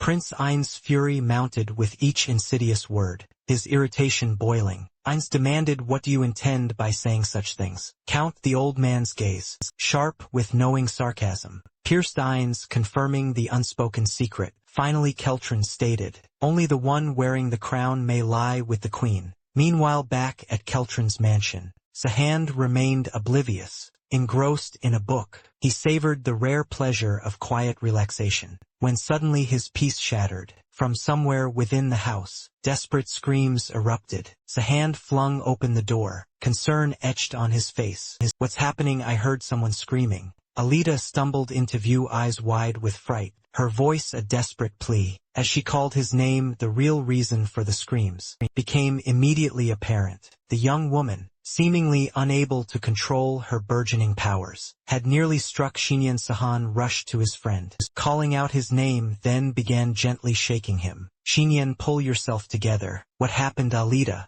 knowing the terrifying truth, was determined to explain everything to Sahan. She began to recount how she had been training near a garden Xinyan had planted. The young swordswoman's mind vividly recalled Xena, observing the plants, remarking that they were thriving and would soon be ready for harvest. At that moment, after a month of rigorous training, Alita felt a surge of confidence. Today was the day for her first true spell. Summoning her spell book, she resolved to conjure her first magic. Following Sahan's prior demonstration, she chose the simplest first-floor enchantment, fire magic. But the moment she began chanting, commanding flames to coalesce around her fingers, something far beyond her expectations occurred. Alita, far more powerful than she realized, instantly lost control. Terror clawed at her as the raw vastness of her magic overwhelmed her, spiraling rapidly out of control. Xena, still admiring his plants nearby, turned at the sudden surge of energy. Are you okay? But it was already too late. A massive fireball hurtled towards him. Xena, bewildered and paralyzed, stood frozen, unable to react or defend himself. The colossal fireball exploded mere feet away, sending him flying through the air. That's what happened, Alita finished, her voice tinged with regret. I was so worried about hitting Xenon. I redirected it towards the plants instead. Xenon, however, seemed to wish her spell had hit him, rather than his beautiful garden, his daughters as he affectionately called them. In her earnest innocence, Alita apologized, vowing to aim at him next time. This only exacerbated Xenon's irritation. No aim for the sky, you dolt. Sahan, now taking in the scorched earth and splintered foliage, declared, this is strange. The magic Alita conjured, it wasn't a first-floor spell. Not with this kind of damage. To confirm his suspicions, He asked her to repeat the incantation. As Alita began the chant again, Shehan, the savior from another world, watched, utterly astonished by the raw power his friend now wielded. Before she could inadvertently cause another catastrophe, he quickly intervened. Stop, Alita. He pondered how such immense magical aptitude could manifest in someone with virtually no formal training. The magic I'm sensing, Alita, he explained, his voice serious, is comparable to fifth-floor spells, possibly even seventh-floor. Zenin, stunned, stammered, are your calculations wrong? Idol Sahan shook his head. It defies all sense, yet raw magical talent often does. Bewildered by the sheer scope of her own power, Alita pleaded, someone please explain what's happening. Sahan, now addressing Alita, began to elucidate. Normally, mages absorb 10 units of ambient magic from nature and convert it into 1 or 2 units of usable energy. But with you, Alita, while you absorb 10 units like anyone else, your magic doesn't diminish during transformation. Instead, it amplifies. It's as if Saharn mused aloud. You're drawing power from some unknown external source. He pondered if Sagran or Lilstein held any answers, while Alita troubled, worried. Her extraordinary talent would only hinder her learning, since you can't control it. He cautioned, his gaze serious. It's far too risky, you must cease practicing for now. Still grappling with the implications, Alita clarified, so is my power truly that potent right now? Her resolve hardening, Alita declared, I can't help you with your revenge in my current state. Sahan, I will master this power. Sahan watched her flicker of surprise, and perhaps a touch of awe, in his eyes at her unwavering determination, a thought sparking in his mind. Sahan then confided in Alita truthfully, there's a way to help you harness that power. He recalled facing the same struggle himself as a human. His own rate of magic absorption far outstripped that of Terranorians, rendering his powers almost uncontrollable. A surge of hope transformed Alita's expression. To learn that her volatile new abilities might be tamed brought a visible wave of relief. Sahan offered his assistance, yet cautioned her, I might be able to help you, but the risks are unknown. Are you comfortable with that? Alita's enthusiastic yes was her only reply. Back in the opulent chambers of Keltaran Mansion, Sahan sought out the Count. Keltaran greeted the boy's return with a pleased smile. Sahan immediately pressed for updates on their efforts to sway the prince. The Count confirmed that Prince Ainz had indeed shown a flicker of interest since their last private meetings. Keltaran told Sahan, however, that for the king's son to fully commit, Ainz demanded tangible proof of the Count's capability to execute the plan. A surge of excitement coursed through Seiwan. I anticipated the prince would demand something of the sort. What precisely does he seek? Keltaran leaned closer. Ainz has requested the elimination of one of the king's 3 loyal dogs. Sahan's brow furrowed. Who are these individuals? The Count explained that the prince spoke of powerful subordinates, those who deftly manipulated the government from behind velvet curtains. In the military sector, that would be the formidable Great Berkeley, leader of the Order of the Black Lion Knights. Economically, there is Duke Chromatic, the kingdom's wealthiest man, and father-in-law to King Jackson Guard himself. Sahan's voice dripped with sarcasm. And the last of the king's loyal dogs, I presume with a knowing, almost déjà vu-like smile, Keltaran declared that would be me. Count then revealed Prince Ainz's specific target, Berkeley. The name alone sent a ripple of concern through Seiwan. Berkeley was a master-ranked swordsman, a formidable opponent. Keltaran, radiating confidence, dismissed Seiwan's worry. For someone as powerful as the savior from another world, I'm certain it will be a mere trifle. Sihun conceded the point, but a new challenge loomed. I'll have to conceal my identity, which means forsaking my unique fighting techniques. That will be far from easy. Keltaran then inquired if Sahan had ever encountered the great Berkeley. Sahan shook his head, drawing a blank. The Count revealed that Berkeley, upon achieving nobility, had shed his former identity and name. He was once known as Darth Wald. Meanwhile, in a stark shift of scene, the colossal new castle of King Jackson Guard rose from the earth amidst the ceaseless clamor. A knight from the Order of the Black Lions hectored exhausted slaves, driving them to hasten the construction of the new Rothenburg Empire the Knight, bristling with cruel authority, bellowed, "Must I dispatch another worker, to impress upon you the urgency?" Before his words could fully echo, the very knight who had just menaced the slaves, suddenly crumpled, struck down. From the bewildered crowd, a worker's voice rang out, raw with outrage, "We will no longer endure these cruel circumstances." Living for Yexengard's twisted amusement, with newfound resolve he declared, "We will break free from this bondage." The Black Lion Knights recoiled surprised, a chilling question forming in their minds. Was this a revolution? A moment later, the construction site erupted into a bloody melee, soldiers clashing with the awakened workers. A Black Lion Knight sprinted to his leader, breathlessly, reporting that the laborers in the working area had ignited a full-scale rebellion. Berkeley, however, merely waved a dismissive hand, unconcerned. "Even if true, they are merely workers. Handle this insignificant uprising." The knight pressed on, revealing a crucial detail. Some of these rebellious slaves were once part of Jacksonguard's former Revolutionary Army. Berkeley's dismissive demeanor faltered. He knew the tenacity of those individuals. They never truly lost their pride. His indifference shattered. The leader of the Black Lion Knights resolved to personally crush the uprising. But as he approached, a shocking sight awaited the soldiers. The knights froze, stunned by the identity of the figure leading the rebellion. The leader of the revolution, his voice resonant with authority, commanded the soldiers to retreat. "I have no intention of harming my allies." Terror seized the knights as the revolutionary leader introduced himself. "I am Captain Dillarth, a master-ranked swordsman."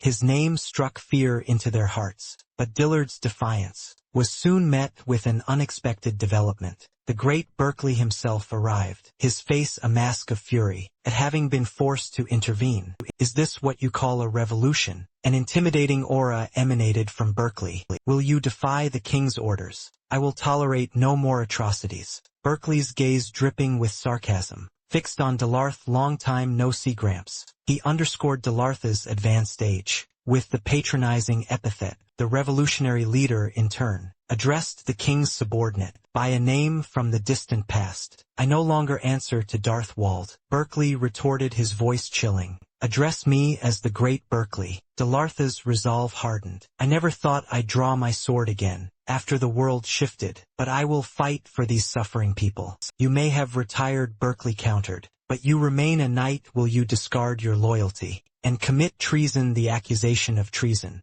ignited a fierce rage in Dillarth, his old friend's words stinging. "Look with your own eyes." Dillarth seethed, gesturing to the miserable workers. "These poor souls suffer because of your greed. Where is the honor? Where is the pride in that?" Berkeley's eyes remained cold, impassive to the plight of the slaves. "What truly matters," the leader of the Black Lion Knights declared, "is unwavering loyalty to one's lord." Incensed by Berkeley's cold disregard, Dillard pushed further. "Is this the world you truly desired, Darthwald?" The Black Lion Knight's leader bristled, his voice a low growl. "Do not dare utter that name again." Old friend stance shifting, poised for battle. Darthwald, or rather Berkeley von Rakist, as he now declared a name of honor bestowed by the king, stood ready. The words were barely out before Berkeley lunged. Dillarth barely had time to react, as the former allies clashed. Igniting a brutal duel, the tide swiftly turned. Berkeley's power surged, each strike driving Dillarth back, a grim worry etching itself onto the revolutionary's face. From the sidelines, Sahan grimly assessed. "He's far stronger than he used to be." Despite their equal rank, a formidable opponent. True to the observation,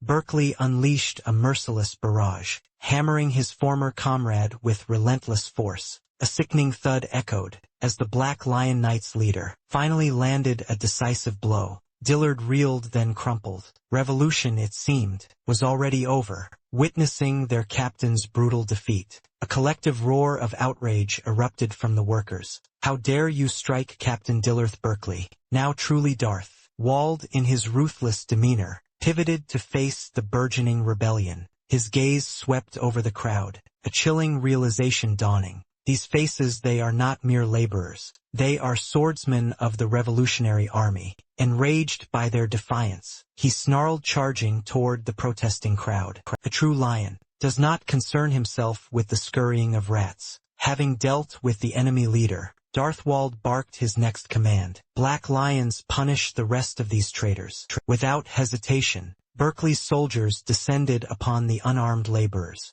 Blades flashing, cries of despair filling the air. Moved Darthwald, watched his old friend lie, broken on the bloodied ground. Berkeley approached the fallen Delarth, his voice dripping with contempt. "You are nothing but a useless old man. You could have fled, old friend, if you hadn't shackled yourself to these peasants. Why throw away your loyalty, your life for them?" Delarth, gasping for breath, offered a blood-flecked sardonic grin. In response, a ragged laugh bubbled from Dillard's throat. "You speak of knightly honor and pride, Berkeley, yet you forget the very reason I ignited this revolution. I know you, Darthwald. You are no knight, you are merely an assassin. Just as you always were." Berkeley's expression remained utterly devoid of remorse, Dillard's accusations washing over him like idle wind. With a final swift stroke, Darthwald ended Dillard's life. He sheathed his blood-slicked blade, a cold declaration falling from his lips. "I told you not to call me that name. I abandoned it long ago." Just then a soldier rushed up, saluting briskly. "Captain, the revolution is crushed. All armed rebels are defeated, and the unarmed have been secured as hostages." Berkeley's eyes, however, burned with a colder intent. "Hostages." He snarled the word a sneer. The young soldier flinched, quickly apologizing. The Black Lion captain's gaze, brimming with pure hatred, swept over the remaining captives. "They are all traitors. Their punishment is death. Why have you not finished them yet?" Before another order could be given, a commanding voice cut through the chaos. "Royal guards, cease your actions immediately." It was Prince Ainz, flanked by Sahan, who strode onto the scene, his voice ringing with authority. "I will permit no further deaths." Berkeley's face contorted in a mask of outrage, as Ainz brazenly countermanded his command. The prince fixed the captain with a steely glare. "I will not tolerate you harming these workers further. Remember, captain, I am the sole heir to the throne." Berkeley sneered, a defiant challenge in his tone. "The right to command is mine." Prince Ainz, unperturbed, countered with chilling practicality. "If you slaughter all these laborers, Captain Hu, we will build my father's royal palace. We should wait until it is finished. Shouldn't we?" Berkeley's anger flared, realizing Ainz intended to simply send the traitors back to construction unpunished. Seeing no immediate way to defy the crown prince, Berkeley begrudgingly conceded. "Since the young master commands it, I will indeed send them back to the palace construction." Ainz, clearly dissatisfied, held Berkeley's gaze with an intense, unwavering stare. With the curt nod, the prince departed, his presence no longer needed. "Insolent brat," Berkeley muttered. His fury simmering, he watched Ainz and Sahan disappear, musing aloud. "Order demands firmness. How could a tiger like the king sire such a kitten?" Meanwhile, having distanced themselves, Ainz turned to Sewan. "What do you make of Berkeley? I can't fathom how a hero of the Revolutionary Army fell so far." Sewan, already too familiar with the captain's nature, replied. "He hasn't changed. He simply removes anyone who impedes his path, precisely as Jackson Guard desires." Our protagonist added, "This is the only justice Berkeley understands." Einstein's eyebrows rose. "You speak as if you knew the former captain." "Darthwald yourself." Sahan, caught off guard, flushed with embarrassment. Quickly recovering, Sahan stammered, "It's merely what I overheard from the count." Ainz mused, a touch of surprise in his voice. "Keltherin. How curious that he would speak so openly." Then, his gaze turning serious, Ainz asked, "Tell me, Sahan, how did you find yourself entangled in all of this?" Protagonist met the prince's eyes. "I simply believe I am better suited for the throne than anyone else, so I offered my aid." Ainz studied Sewan, weighing his words. "I've never heard such a declaration," he admitted, a hint of bitterness in his tone. "Only ever gossip, comparing my father to a tiger and me to his dog." Seizing the opportunity to earn Ain's trust, Sewan offered a confident smile. "The dog prince is humanity's most loyal companion,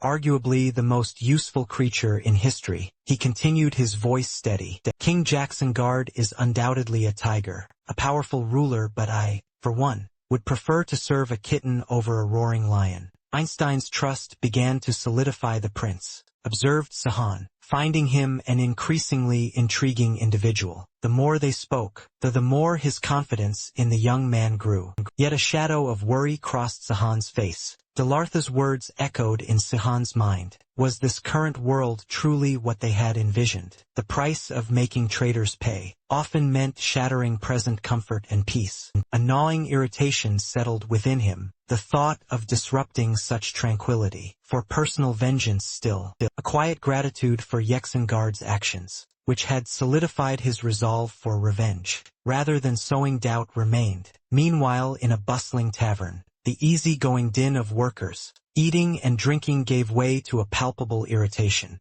Their resentment stemmed from the sight of Captain Berkeley and his Black Lion Knights, reveling loudly at a nearby table. The captain, their boisterous leader, then turned to his subordinates. "Have any of you heard about the rabble from the construction camp?" One general, bewildered, asked what happened. "Captain, I've heard nothing of it," Berkeley scoffed, addressing the younger man. "The prince has requested a new residential building and extra supplies for those workers. Do you think I permitted such a thing?" His tone dripped with sarcasm. "I was vehemently against it, rewarding them for their transgressions. It makes no sense. Anyone would see that as an invitation to revolution." Generals nodded in agreement, reinforcing their captain's stance. "That's precisely why you should rule with an iron fist. Captain, those peasants are nothing but poor, defenseless fools." Just then an unexpected threat materialized. A dark projectile streaked through the tavern's doors, flying with lethal precision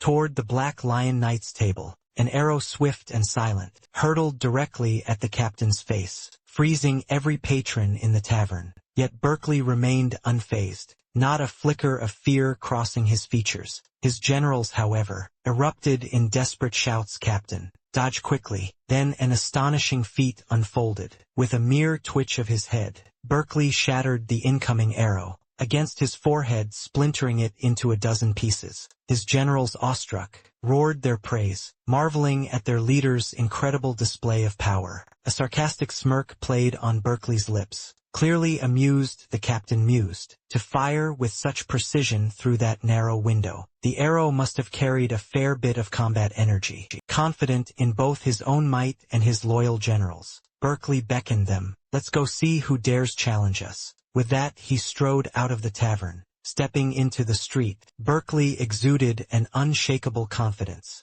Entirely unafraid, he paused, a flicker of surprise in his eyes as he noted a detail. A poorly executed trick. No one would miss a body in these conditions, but his surprise deepened to shock as his gaze landed on his actual attackers. It was Seiwan, or Schonstein, as he was now known, accompanied by his friend Shiman. The captain's brow furrowed. "Who sent you to finish me off? The prince or that coward Keltaran Sahan?" Radiating grim confidence, retorted, "Think what you wish. Berkeley, you won't leave this place alive." With a resolute will to earn Prince Antiz's trust, the young man summoned the power into his swords, declaring his intent to eliminate the captain. Berkeley, utterly fearless, chuckled, "For a kid, you're quite determined. A pity you're also stupid." Trusting implicitly in his subordinate's potential, the captain challenged the young man. "Do you truly believe two of you are enough to face my Black Lion generals?" Just then, one of Berkeley's subordinates lunged at Zenin, who, expecting an easy target, was momentarily caught off guard.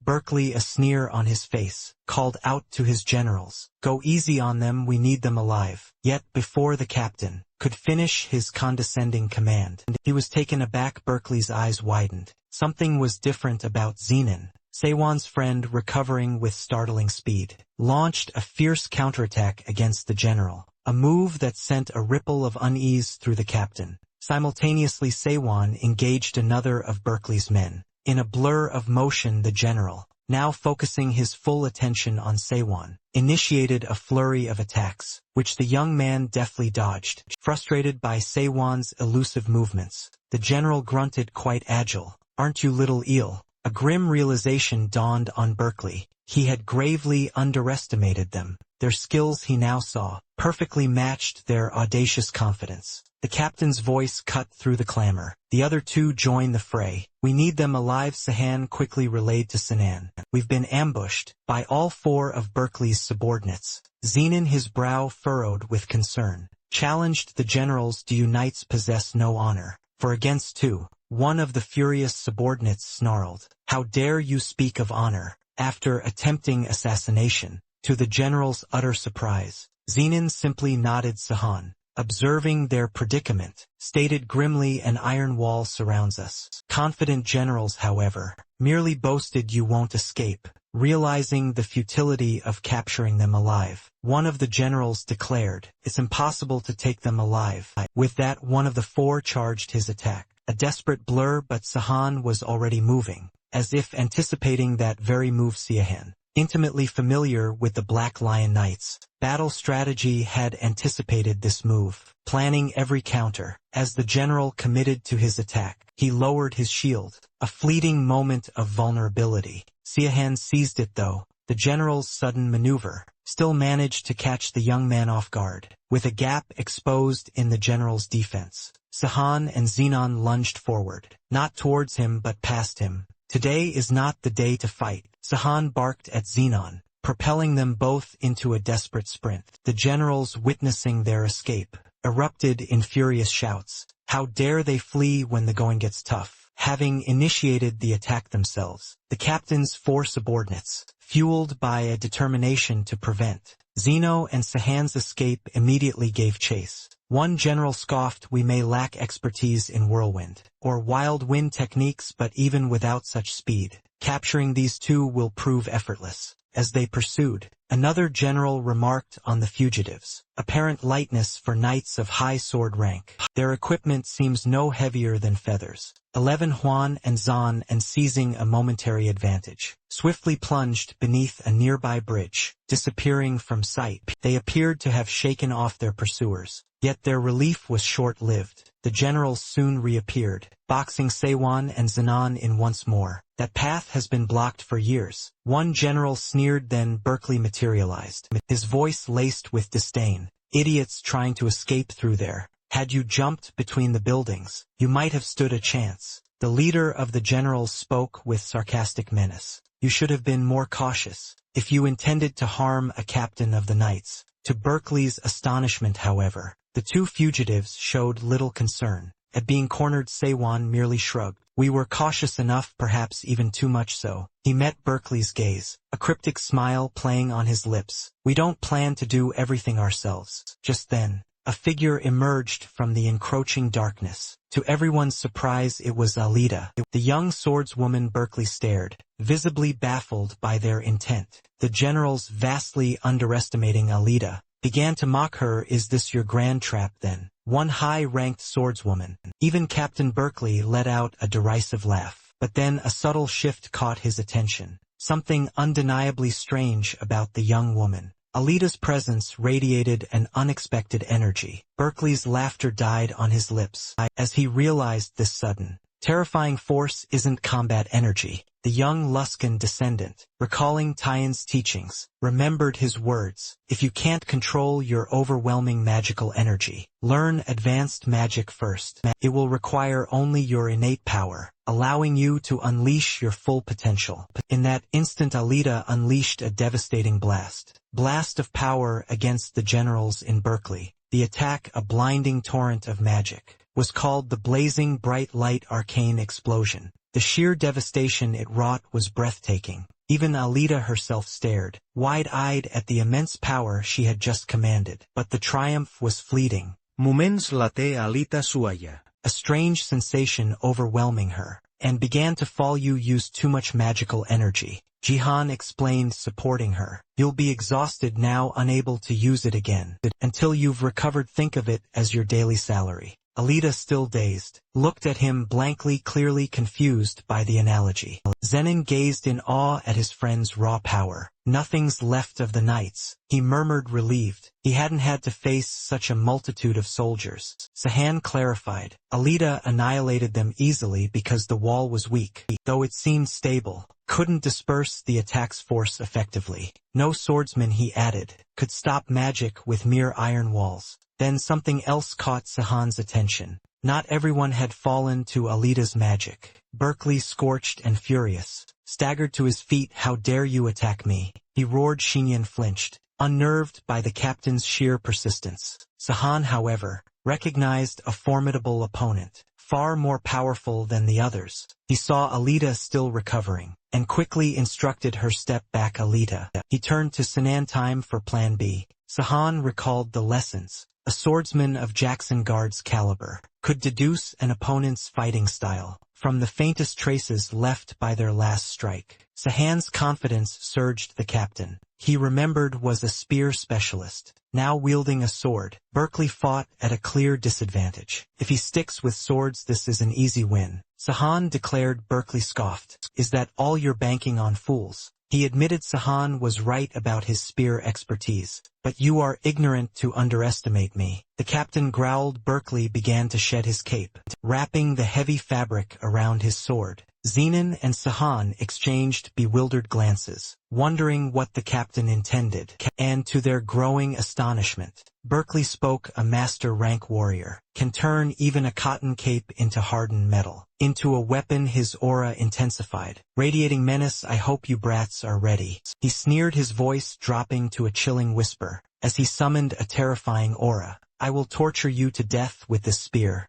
Seiwan's surprise finally broke through. A sharp realization that Berkeley's trick was, in fact, the mastery of Jackson Guard's explosive art skill. A wave of self-reproach washed over Seiwan for failing to anticipate Berkeley's use of a spear, combined with the king's formidable magic. His mind snapped into focus, a crucial decision solidifying. Sung addressed Zenon, his voice firm. I'll have to sit this one out. The captain's power is too overwhelming. I'd only be a burden. 11 Han countered, his gaze intense. This isn't a situation for conversion techniques. From this moment on, I'm fighting seriously. Before Seiwan could elaborate, the captain lunged, a blur of deadly intent. Berkeley unleashed a devastating blow, yet Seiwan deftly sidestepped it. Talented indeed, the captain sneered, his barrage of attacks unrelenting. But skill means nothing for a coward. You still won't win. Seiwan braced, absorbing the relentless fury of the Black Lion's captain. His mind raced, devising a counter-strategy. He knew the mountain-breaking art was ill-suited here, against such overwhelming power, and with certain techniques now unavailable. Caution was paramount. Seizing an opening, Sihun created crucial distance from Berkeley's relentless assault. His earlier analysis crystallized into a decisive plan. With newfound confidence, he prepared to launch his counterattack. I'll meet you face to face, Sihun declared, a statement that caught Berkeley off guard. Strange aura began to emanate from the young man, growing in intensity, as Seiwan unleashed his combat energy at full strength. A chilling terror gripped Berkeley. I couldn't comprehend what was unfolding. Berkeley's arrogant grin faltered. He had underestimated this opponent. This young man was his equal. A flicker of caution replaced his bravado. I meant to play a little longer, he growled, arrogance still laced in his voice. But I've changed my mind. I'll finish this now. Convinced of an easy victory, despite his newfound weariness, the captain unleashed his explosive destruction art, a torrent of power aimed at Seiwan, who stood utterly unmoving. Yet Seiwan showed no trace of fear. In a blur, he launched a swift counterattack, unleashing the Tyrant King's flood. Art Berkeley's mind reeled. How could this young man possess such power? Berkeley couldn't process it. His full-strength attack had been nullified, with terrifying ease before he could recover. 11 Han lunged a second counter-blow. Too swift to evade, the result was horrifyingly instant. Berkeley stumbled back, despair blossoming as he stared at the gruesome, instant amputation he had suffered. The once great captain of the Order of the Black Lion Knights, he shrieked a primal cowardly sound, clutching the mangled stump where his arm had been. Amidst his agony, a chilling realization pierced through the haze of pain. This power, this devastating art, could only belong to the Tyrant King. It makes sense, he gasped, the pieces clicking into place. So young yet so powerful. Why didn't I see it sooner? Then his voice raspy. Berkeley made a shocking declaration, one that stunned everyone present. You're the successor to the mercenary King Barak. Seiwan inwardly corrected him, though Berkeley's assumption was understandable. The art had truly been crafted not by Barak himself, but by his grandfather. It would be convenient to let you believe that. Sahan responded, his voice even. But it wouldn't be fair. We were once comrades. Berkeley, I'll grant you the dignity of knowing whose hand truly ends you. The words delivered by the savior from another world struck Berkeley with profound terror. His life flashed before his eyes. The famed captain of the Black Lions finally grasped the true identity of the powerful young man standing before him. Berkeley crumpled to his knees, utterly broken before his future executioner. A name barely a whisper escaped his lips. Song recognition dawned sharper. More terrifying, he looked up, eyes wide with dawning horror. Are you captain of the storm troop? Sung Segwan Berkeley. Now sprawled on the ground, clamped a hand over his gushing shoulder wound, and repeated the question, desperation raw in his voice. Sahan paused, a distant memory stirring. It had been a lifetime since he'd been addressed as captain of the storm troop. He met Berkeley's gaze, his voice cold and unwavering. I've witnessed your atrocities. This wasn't the world we fought to create together. Suddenly formal, now that Sahan's true identity was revealed, Berkeley stammered, Sir, I was only following Yaksangard's orders. I knew nothing. You did as you pleased. Sung retorted, sarcasm dripping from every word. And now you'd shame the king. This is hardly the conduct of a knight, desperate, clinging to a sliver of hope. Berkeley gravelled, I'm unworthy. I'll abandon the name Great Berkeley at once. Just spare me. Despite the man's groveling admission of his own depravity, Sewan attacked our protagonist, moved to decisively end Berkeley's cruelties, his purpose clear beside him. Zenon and Alita watched, their gaze devoid of judgment. I am here for personal revenge. I am not in a position to discuss the greater cause. At this moment Sewan's voice was firm. He knew the atrocities Berkeley had committed. In the king's name declared, it would be better for everyone if the man simply ceased to exist. Just as his words faded, the first of the king's soldiers burst onto the scene, a battleground that would inevitably alter the fate of the Yeching kingdom. Panic seized Leighton Cell's capital. News spread like wildfire. Captain Buckley and 4 of the 6 Black Lions generals had been found dead at the location. Even King Yexengard was stunned by the reports. In a furious roar, Rothenburg ordered his soldiers to hunt down the assassins, with all possible speed, vowing to personally kill them. Meanwhile, Count Kelteron faced Prince Einz. Are you satisfied with the proof you requested regarding Berkeley's elimination? A pleased smile spread across Einz's face. The situation is favorable, Kelteron. With things progressing this way, many will support us in the coup. The Count leaned closer. When you take leadership, creating a plan will be far simpler. You have a talent for delivering on all your promises. Old man, the young prince responded, a glint in his eye. A knock at the door signaled a maid's arrival. Lord Kelteron, your guests have arrived. Einz turned to the Count. Are these the people you spoke of? They are. These guests are precisely the ones whose names graced our queues list, Kelter confirmed. The 2 invited guests appeared apprehensive and curious, finding the Count's summons unsettling. They were, in fact, the last remaining generals of the Black Lion Order. Geldorn voiced his thoughts aloud. The Count's invitation must be to keep us close, now that we're captains. But he is an important figure in the kingdom, so we accepted. Still, I didn't expect our acquaintance from the pagan campaign to be so unchanged, Laval murmured to his friend. Once inside the Count's chambers, Geldorn flinched, startled by something. Intrigued, the newly appointed captain asked Kelteron directly, is what you're saying serious, old man? The Count's affirmative response was unequivocal. I sincerely hope both of you will join me in this coup. Yexengard no longer holds the right to be king. Is it not honorable for a knight to serve a new, more fitting sovereign? Lul's face contorted with fury. How can you be so disloyal? You have every right to report everything to Rothenburg. The Count calmly replied, then played his trump card. However, the king would never believe you. Not after you received 300 gold coins as a bribe from the tower. Outraged by the blatant threat, Livel drew his sword, its blade glinting ominously. I will kill you. But before Livel could act, an unexpected beam of energy materialized. The surprise attack struck the arm Livel had used to draw his sword. The newly promoted captain stumbled back, terrified, his mind reeling. Who would dare injure him? Then a shadow detached itself from behind the captains. Lengthening into Sahan, the young man stepped forward, a mocking smile on his face. The ivory tower is stingy, giving you 200-300 coins, but only 10 to me. Livell and Yeldern gasps, utterly shocked to see who it was, wielding the power of the 1,000 changes. Art Sewon approached, his smile unwavering, confident he would sway the new captains to their side. How dare a mere knight of the guard raise his sword against a captain of the Black Lion Order? Livell's seethed eyes blazing. Sewon's sarcastic reply was swift. You really need to relax. I don't understand why royalty always falls back on the same tired phrases. Then the youth from another world decided to demonstrate precisely why they should remain calm. Sahan summoned his formidable combat energy, bathing the room in an ethereal glow that left both captains astonished. An utterly terrified Livell gasped, a guttural sound escaping him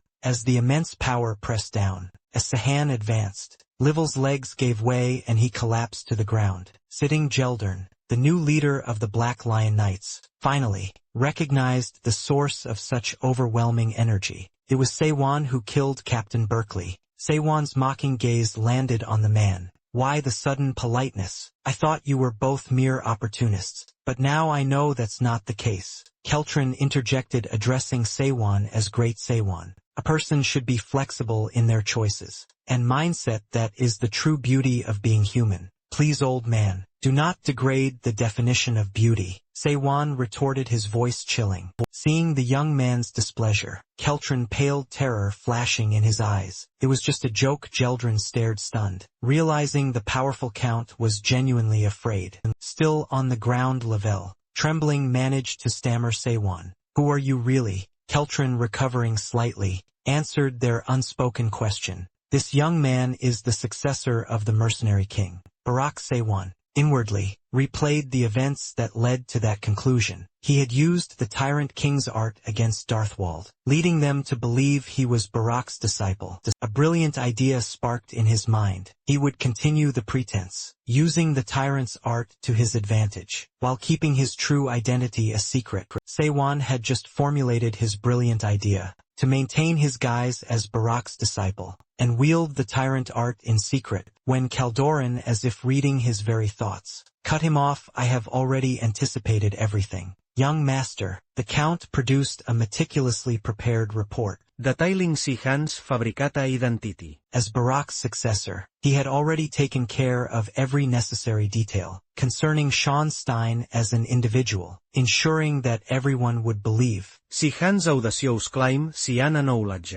A glint of understanding in his eyes. Now I truly comprehend why the king held you in such high regard. Count Keldoran merely offered a wry smile. I am exceptionally useful, young master, an unparalleled expert in deception and the subtle art of fraud. Armed with Keldoran's meticulously crafted narrative, they presented their case to Captain Yeldern. The knight finally conceded, acknowledging the raw power that had baffled him, and accepting Sahan as the mercenary king's successor. Yeldern, newly elevated to captain, stood firm, his knightly honor unyielding. He refused to be disloyal. I am no trash to betray my honor and loyalty. I cannot abandon my duties as a subordinate of the king. Keldorn, however, smoothly countered, at no point have I asked you to be disloyal to the kingdom. I am merely asking for a different kind of loyalty to serve the right king. Geldern's surprise morphed into a sharp query. To whom are you referring? Old man, before Calderon could elaborate, a new figure stepped into the chambers, one whose presence alone promised to sway the most stubborn hearts. I need both of your help to save the future of this nation. Geldern and Livell froze, their eyes widening in stunned recognition. Immediately they dropped to one knee, bowing low before His Majesty. The future successor of King Jackson, Guard Prince Ainz, had arrived. The key piece meant to complete this meeting and solidify their coup. He declared their cause righteous, for the ultimate good of the nation's people. Addressing them as the Black Lions, Prince Ainz sought their pledge. Will you help me, captains? Having secured their allegiance, Captains Geldren and Livell departed from Count Keldoran's opulent mansion. Sahan, reviewing the meeting, murmured his satisfaction. He swayed them, through a delicate balance of exploiting weaknesses, subtle blackmail, and a shrewd appeal to their sense of justice and morality. Suddenly, Xinan's voice cut through his thoughts, calling him to dinner. Alita chimed in, urging him to eat, now that he'd achieved his immediate goal. Seiwan, startled, hadn't realized his friends were present. A blush crept up Seiwan's neck. Caught mid-soliloquy, Alita, ever practical, wagged a finger at Sung. We couldn't leave without eating. Wasting food is a sin, you know. Xinan, meanwhile, praised Calderon. Count, your chef is excellent. Calderon offered a slight nod. I am quite particular about my sustenance. One tends to become so, after enduring the culinary horrors of the revolutionary era. As Sihan's mind drifted back to his strategies for revenge, he considered Geldern and Livel's promotions. A new thought surfaced: who filled the commander's role. Calderon, sensing his inquiry,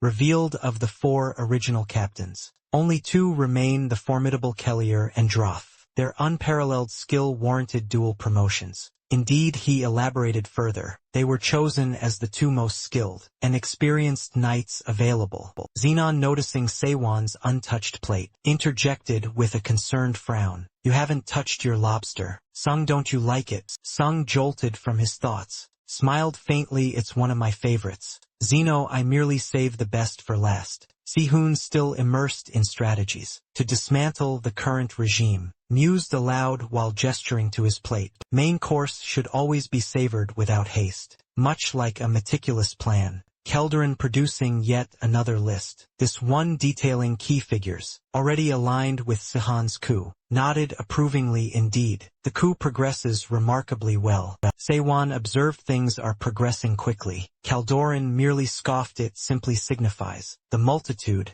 who suffer under the king's tyrannical rule. But for our coup to truly succeed, young master, we absolutely require Viscount Crumble's involvement. Sihan's brow furrowed. Are you referring to the one known as the very symbol of the kingdom? Calderon confirmed. The Viscount is as wealthy as he appears. Yes, but more cruelly, his business connections weave throughout the entire nation. Sihun, expecting a formidable hurdle, stated convincing him won't be easy. Then Calderon, however, offered a surprising twist. Oh, but the Viscount is already involved. He imposed a single difficult condition which, frankly, is more of a personal favor. Sung's curiosity piqued. What is it? Calderon revealed. Viscount Crumble desires Alita to mentor his youngest daughter. The revelation nearly sent Kian into a coughing fit. Choking on his drink, Chihan gasped. Can Alita actually do that, given her skill level? The Count merely raised an eyebrow. To be a high-rank fighter at her age is impressive. Indeed, Calderon continued.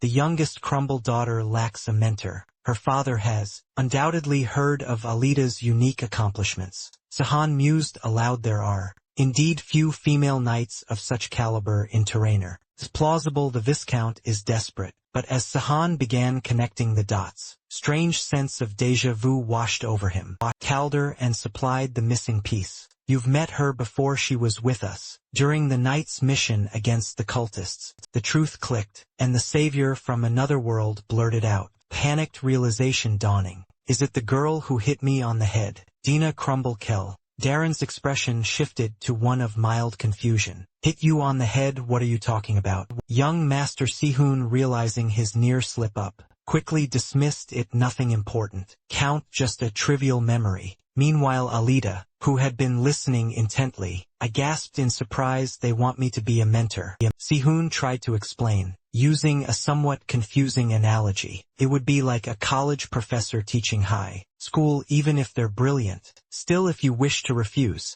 there's no problem. The Viscount has already pledged his support to the coup. Alita, ever logical, questioned. If he's already joined, is Crumble's specific condition still valuable to us? Seiwan clarified, not just Crumble himself. Dina's mother hails from a powerful family, one whose influence extends far beyond the Viscount's own. he explained further. Count Sallet, her maternal grandfather, is part of the royal family of the Lilstein kingdom. Unlike the Viscount, their network of businesses spans across all of Terranora, making them indispensable. And building on the discussion of Count Sallet's vast holdings, Sahan revealed that with Dina's influence, their travel and lodging would be far more convenient, no matter where they went. Alita's eyes widened, impressed by the depth of Sahan's research into the Crumble family. Sahan clarified that the information had come from Count Kelderin. The Luskan descendant then pressed Sahan, asking about the risks involved if she were to accept mentoring and training Dina. Frankly, Sahan admitted to Alita that their true identities could be jeopardized, his as the savior from another world, and hers due to her Luskan Empire lineage. A shadow of apprehension crossed Alita's face as she absorbed the possible consequences. Sahan reiterated that the danger would be significantly greater for her exposing her as a direct descendant of the formidable Luskan Empire. Alita grew thoughtful, her gaze distant as she weighed the decision. To Sahan's surprise, she finally declared, "If that's the reason, then I accept." The young swordswoman recalled her father, Karen, always cautioning her to be wary and questioning of anyone who became involved in their lives. Doubt is the most effective way to truly understand another person, Alita explained. Blind trust is no different than no trust at all. She insisted to Sewon that, even after someone became an ally, one should never cease trying to learn about them, and for that reason she desired to meet Dina.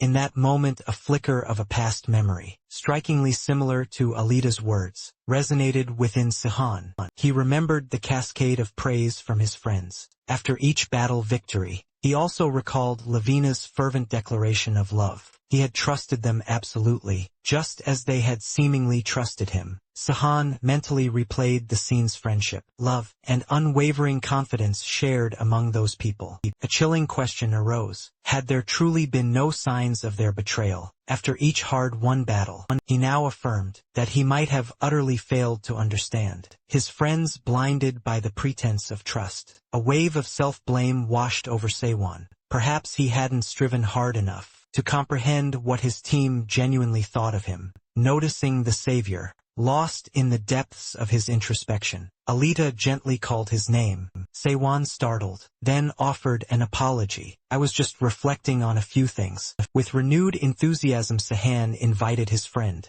"Let's go meet Dina and discover if she is truly trustworthy, or if we will face betrayal, should she uncover who we truly are." He then pressed Alita, "Do you truly not trust people, even after your father's teachings?" Alita simply replied, "We don't always obey." As they departed the quarters, Sahan's voice held a steel edge. "Even now I have no intention of abandoning my revenge, no matter what comes." Already in the courtyard of Count Kelturin's mansion, Dina waited with palpable eagerness. She pledged to her future master, "I will do my best to follow your teachings." Alita, still a touch shy, offered a soft greeting to the young girl. "It's a pleasure to meet you." Sahan nudged Zenon, commenting, "She seems very excited for someone who chose Alita, simply because she had no other options." Xena chuckled. "They look like sisters." Anxious to begin, Alita, now a master, informed her student, "We will start training immediately." Dina's mind flashed back to her father's initial hesitation regarding Alita. The Vicomte had dismissed Alita as merely a fighter, rank swordswoman, expressing doubts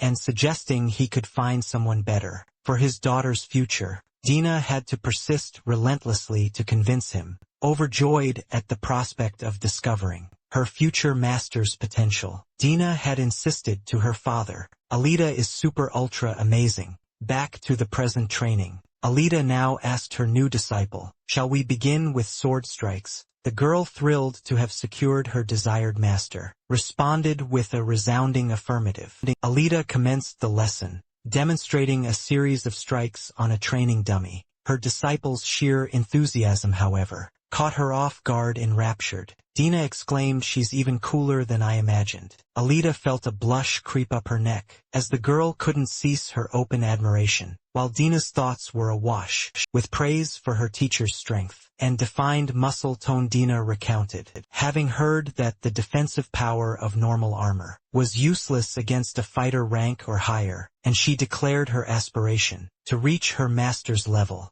Alita shifted, growing uneasy under the weight of such intense enthusiasm. Dina pressed on, "If I reach knight rank, I'll be able to reinforce metals using combat energy, just like Zenin." Zenin too felt a flicker of discomfort at the girl's fervent ambition for power. Driven by her goals, Dina continued, "A master-ranked swordsman can reinforce any material. I want to reach that level like the great Sahan." At that moment, Alita and Zenin exchanged a weary glance. Exhausted by their young disciple's boundless enthusiasm, Seiwan, for his part, wondered where the girl drew such immense willpower to become so powerful. After having sought information from his wife, presumably about the various ranks, Alita's curiosity was piqued, and she asked Seiwan, "Wouldn't it be even better for someone of transcendent rank?" Seiwan inquired, "Why are you suddenly asking that?" Alita explained, "It's just curiosity. I heard that for a master, it doesn't matter if armor is metal or fabric." But the 7 heroes were all transcendent, and used different types. Seiwan then clarified, "It depends on the situation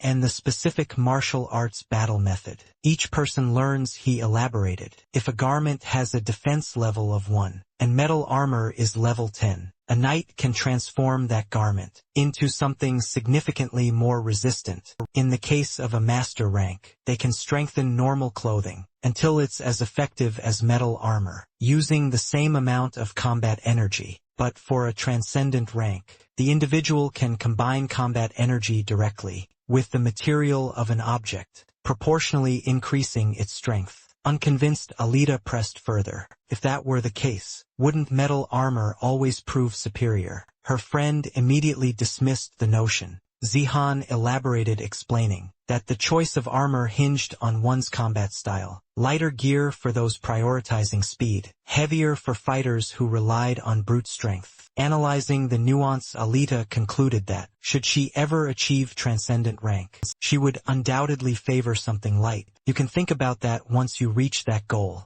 Zihan retorted with a sarcastic edge. "There's still a long way to go." A flush of mortification colored Alita's cheeks after the savior from another world's jab. Indeed, that was a hasty thought, she admitted, slightly embarrassed. At that moment, Chihan's thoughts drifted to Levrisk's magic armor, the very one he wielded as a revolutionary hero. He wondered what had become of it. Alita then inquired, was he referring to the legendary artifacts of the savior from another world, the sword of disaster, the armor of Levrisk, and the red dragon cloak? A mocking chuckle escaped Sihan's friend. "Someone probably kept or sold them," he quipped. "They even sold your underwear for 100 gold coins." Sean allowed that. He could understand the underwear part, but having his magical equipment seized was undeniably embarrassing. He vowed to ask the Count to look into it. With a finality, Sean declared the training concluded, announcing his intention to withdraw and rest. Alita quickly asked if his combat energy had fully recovered. "Yes," he replied to the girl. "My old senses are gradually returning." However, a subtle apprehension gnawed at Seiwan. While his combat energy rebounded with vigor, his magical energy languished, recovering at a painfully slow pace, seemingly worsening day by day. As Seiwan's group trained, a different kind of meticulous work unfolded. Within the kingdom during daylight hours, the elderly Kulturin lavished praise upon King Jackson Guard, a master of sycophancy, but by night, the disloyal advisor covertly convened nobles and former revolutionaries, meticulously laying the groundwork for a coup. Many, eager for opportunity, merely observed from a distance, hesitant to commit, deciding to leverage his formidable persuasion. Kulturin issued a stark ultimatum: join their cause, or he would expose every thread of corruption festering within the kingdom. His words resonated, and with renewed conviction, the Count addressed the remaining hesitant nobles. "If you don't accept, who do you think Yechingard will believe?" Kulturin's experience and persuasive prowess proved decisive. Every guest pledged to participate in the coup. Beaming with triumph, the Count later informed Chihan that he had rallied several companions of justice, willing to risk their lives for the nation's future. A bribe is delicious when you're eating it, Kulturin mused, but it turns into poison in your stomach and destroys your organs. Sahan's response was dry. It's ironic to hear that from you. Cautious, the Count assured the younger man that he had contingency plans should any of his past dealings be revealed. He was, after all, an old hand at bribes. Dahan then decided to offer a precaution of his own. After the coup and once Ainz becomes king, the savior from another world advised Kulturin, "It's best that you have no further plans in mind, for your own good," grasping the unspoken consequences. The Count responded with certainty, "I understand, and I never intended to disobey you." Kulturin then revealed a deeper ambition. "I did my best working for Yexengard, but under the savior from another world, I can dream big." With a calm demeanor, the Count declared his unwavering loyalty. "Whether I have an explosive aura within me or not, I never had any intentions of betraying you." To Taihan's surprise, Kulturin revealed a personal vision. He intended to transform the nation, live a good life, and ensure a peaceful future for its citizens. Our protagonist was indeed very surprised by the Count's unexpected declaration. "You should have acted like this from the beginning," Jihan stated. Kulturin merely reiterated. He had already explained that under Yexengard's rule, such aspirations were impossible. Once again, it seemed, someone was recalling the chilling memory of their plan to end the world. The person Jihan loved had agreed immediately, claiming he was too dangerous to live. Others, though expressing reservations, ultimately concurred. When King Jacksengard was asked for his decision, the current ruler remained lost in thought. Rotenberg eventually spoke, admitting he actually didn't hate Seiwan, and in fact liked the boy very much.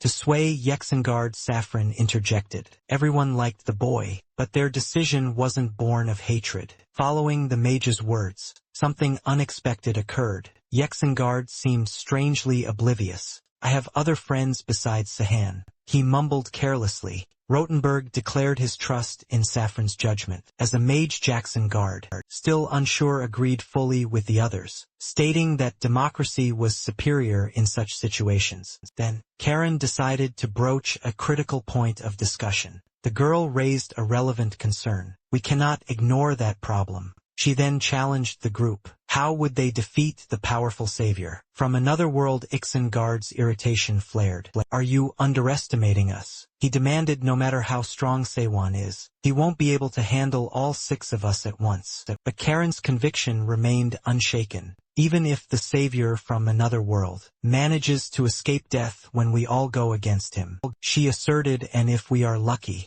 perhaps half of us will come out alive." Considering Seiwan's immense power, her companions fell silent, left speechless by the stark reality of her words. Karen, ever the pragmatist, continued. 6 little mice gathered for a fun little chat, but who among them, she wondered, would be the one to put the bell around the cat's neck? At that moment, the true nature of these vivid recollections became clear. They were merely another dream plaguing the king. Ixengard stirred uneasily, perplexed as to why these memories kept resurfacing. He worried it was due to recent events, specifically the escalating deaths of his subordinates. Yexengard's unease coalesced around a specific detail. That night, traces of the tyrant's art found at the attack scene. This must be why those memories of old friends surfaced. A flash of recollection struck him. Hadn't he been informed that something long unseen had been found? Could it truly be an old friend? The king dismissed the notion, yet the insistent images persisted. Why did they plague him? Perhaps it was simply age, a mind wearying with time. His concubine stirred beside him, her soft movements drawing him from his troubled mind. She sat up, a gentle smile grazing her lips, feigning surprise that his highness was already awake. Gazing upon her beauty, Yexengard found a fleeting reprieve, a reason to cast aside the troubling thoughts. The king resolved to embrace the moment. The concubine's admiring gaze. "Such vigor, your highness." Pleasant balm. Soon Yexengard emerged, a wine glass already in hand, a smile fixed on his face. As he gestured for a servant to refill it, the day unfolded in a blur of revelry, lush banquets, and a continuous parade of beautiful women. His coffers seemed endless as the celebrations raged. A magistrate, his brow furrowed with fiscal anxiety, approached Jackson. "Guard, your majesty. These gatherings have become rather frequent." He began only to be cut short. "You misunderstand, Chancellor.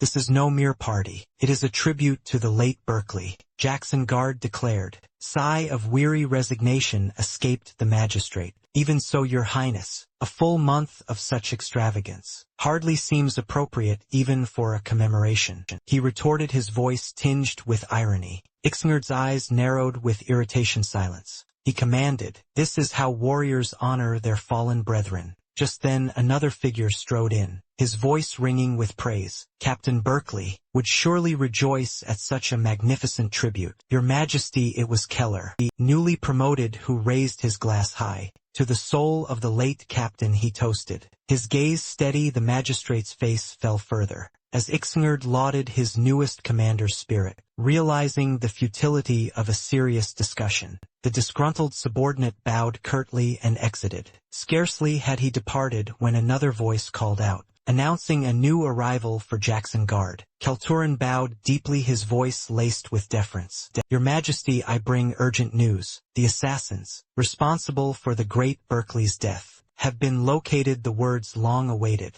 struck Jackson Guard into a sudden, terrifying stillness. His eyes blazed with a murderous fury. With a guttural roar, the king hurled his wine glass, shattering it against the floor, and sending his concubine recoiling in alarm. A raw, potent thirst for vengeance consumed him. "Is this intelligence truly sound?" Count Ixngard demanded, his voice tight with controlled fury. Kelteran led the king to a secluded alcove, his tone lowering conspiratorially. "The assassin, your Majesty, appears to be a disciple of the mercenary King Barak." His name, Yexengard pressed, his grip clenching. "We have yet to ascertain it, your Majesty," Kelteran admitted, "but he is known simply as the Black Giant." The count, his demeanor perfectly composed, relayed the next crucial detail. "My sources report the assassin is harbored within an old castle in western La Tinsel, protected by 800 rebels." A grim satisfaction settled on Ixngard's features. "Excellent work, Count. My vengeance will be swift." He then gestured to Keller. "Commander, step forward." Eager to prove his worth, Keller announced, "I shall assemble 100 Black Lion Knights and 3,000 foot soldiers." "Your Majesty," Kelteran's mind raced. This was far more than he'd accounted for. Keller, clearly attempting to distinguish himself in his inaugural command, threatened to derail everything.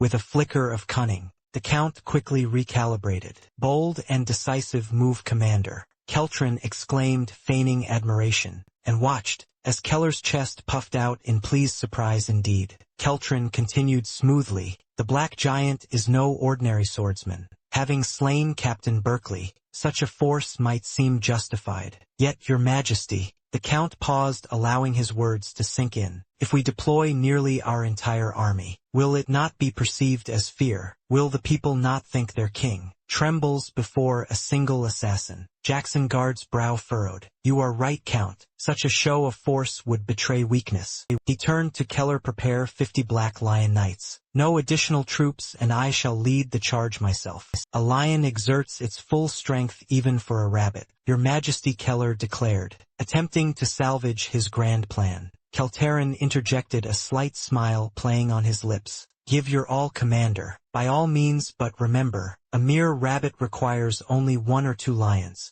Not the entire pride." Keller's jaw tightened, his irritation barely concealed. "The Count speaks wisely," Ixengard affirmed, his gaze firm. "My orders stand." With a disarming, almost serpentine grace, Kelteran offered Keller an apology. "Forgive me, Commander. I merely wish to ensure your esteemed reputation remained unsullied." He then added a casual afterthought. "Besides, the construction of the new royal palace demands workers to deploy 3,000 men, would prove excessively costly, diverting vital labor and funds." Unaware of the intricate web being woven around him, Keller nodded slowly. "You are right, Count. My zeal was reckless. exercising his curtailed authority. Keller declared, "I shall accompany His Majesty. Gilder and Livel, you will serve as lieutenants, and follow us. The rest will await our return at the castle." The two newly appointed captains, already complicit in the unfolding coup, readily assented to their leader's command. Keltron's eyes gleamed. His intricate designs were indeed falling into place. Count Sahan inquired, addressing Keltron, "Why target only one of the 6 captains?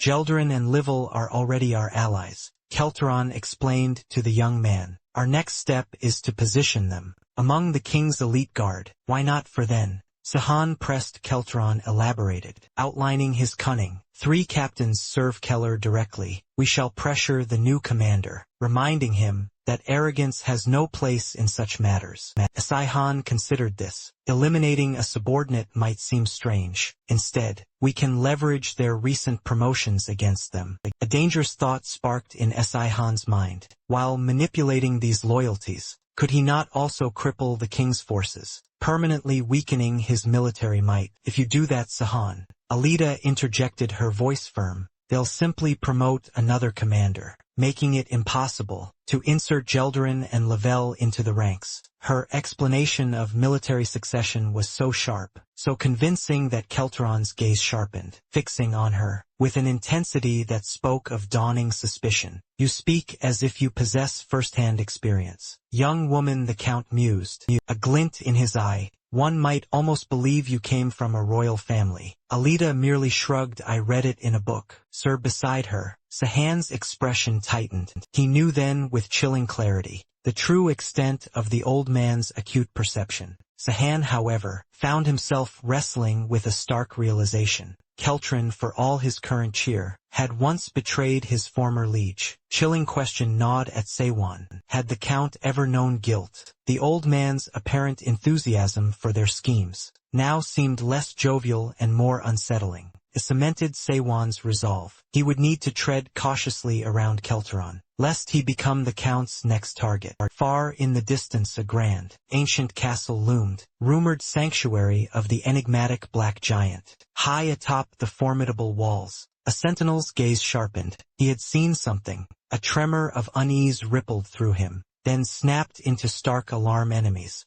Many enemies approached the walls. He shrieked, his voice tearing through the quiet, alerting the other guards. Moments later a knight rode forward, proclaiming the arrival of the great king. "Jackson Guard himself." Jackson Guard's voice, raw with fury, boomed across the fortifications. "Traitors, lower your weapons and surrender." But then a figure emerged from the castle's depths. The infamous Black Giant strode onto the castle wall. His presence undeniable. He raised a hand, dismissing the very notion of capitulation. "You are a fallen hero, Jackson Guard. Unfit to rule our nation, rejects your reign." The mysterious knight thundered. Rothenburg, confident of an easy victory, merely sneered, "You're quite visible. Aren't you, Black Giant?" He taunted, mocking the knight's imposing figure. The Black Giant's resolve remained unbroken. "We will fight to the end," he declared. A new Keller, the king's commander, turned to his liege. "What is your command, Majesty?" Yexengard, already underestimating his foes, scoffed, "What are you talking about, Commander? We shall face them head-on." Convinced this would be a trivial skirmish, the king spurred his horse toward the castle, barking in order for Keller to follow. The commander relayed his own instructions to Jewel. Doran and Livel, he would remain at Ixengard's side, while they were to guard the rear and maintain formation. The Count's ally, with a dry sarcastic wit, addressed Keller, "Don't worry. Commander will follow shortly with the soldiers." With unshakable faith in his army, the commander and his king charged toward the castle. Yexengard, his eyes burning with intent, activated his combat seal. In a flash he invoked the mighty giant's hand, a torrent of magic that lifted them high above the battlefield. Inside the castle, the defending soldiers watched Jacksengard's display of raw power, a potent despair seizing their hearts. How could any human wield such an ability? The king then unleashed a devastating strike against the castle itself, with his combat seal empowering him. He breached the defenses with ease. Buoyed by his power, and consumed by a thirst for vengeance, Isengard plunged deeper, roaring for the black giant to appear. I will avenge Berkeley. I will compensate for his death with yours. But the figure masquerading as the mysterious knight, having completed his vital part in the scheme, sensed his cue to withdraw. With a swift, decisive move, the young man slipped away. From his distant vantage point, Sihun observed a knowing smirk playing on his lips. Just as expected, the king advances thoughtlessly beside him. The savior from another world, his voice laced with sarcasm, informed his ally it is time. Count the tiger hunt begins. Helteron, however, felt a sudden apprehension seize him. Meanwhile Isengard continued his furious bellows. Black giant appear. I am here to avenge Berkeley. Isengard was blindsided. A searing light erupted from beneath his feet. A moment later, a colossal magic circle materialized on the ground,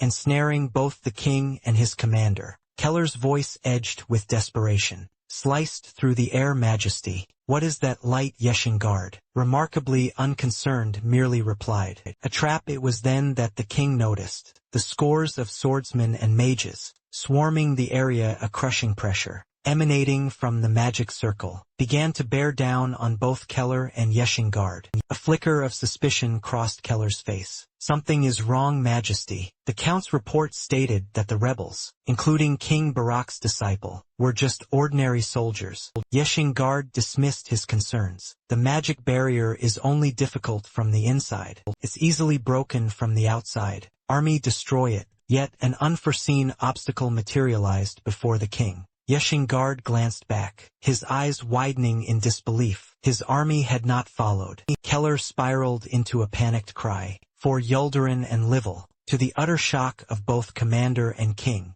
their forces, captains included, remained rooted outside the castle walls. Yuldurin and Livell waited, a nervous apprehension in their stance, praying the plan would succeed. Again Keller's desperation mounted. Majesty, no one entered with us. Where are they? A cold dread crept into Isengard's heart. Had they all been traitors from the very beginning? Then, to the king's profound surprise, familiar faces peered down from atop the castle tower. Isengard's gaze locked onto them, and the truth of the betrayal slammed home. Rothenburg, witnessing the king's realization, flooded in a furious roar. It had been the Count all along. Enraged, Isengard's voice ripped through the air. Kelcheron, how dare you betray me? The old man caught red-handed. Visibly panicked Sihun, observing the frightened Count, offered a mockingly reassuring tone. King Isengard does look quite scary, doesn't he, even though he's on our side? Kelturin, flustered, quickly retorted, I was only surprised precisely.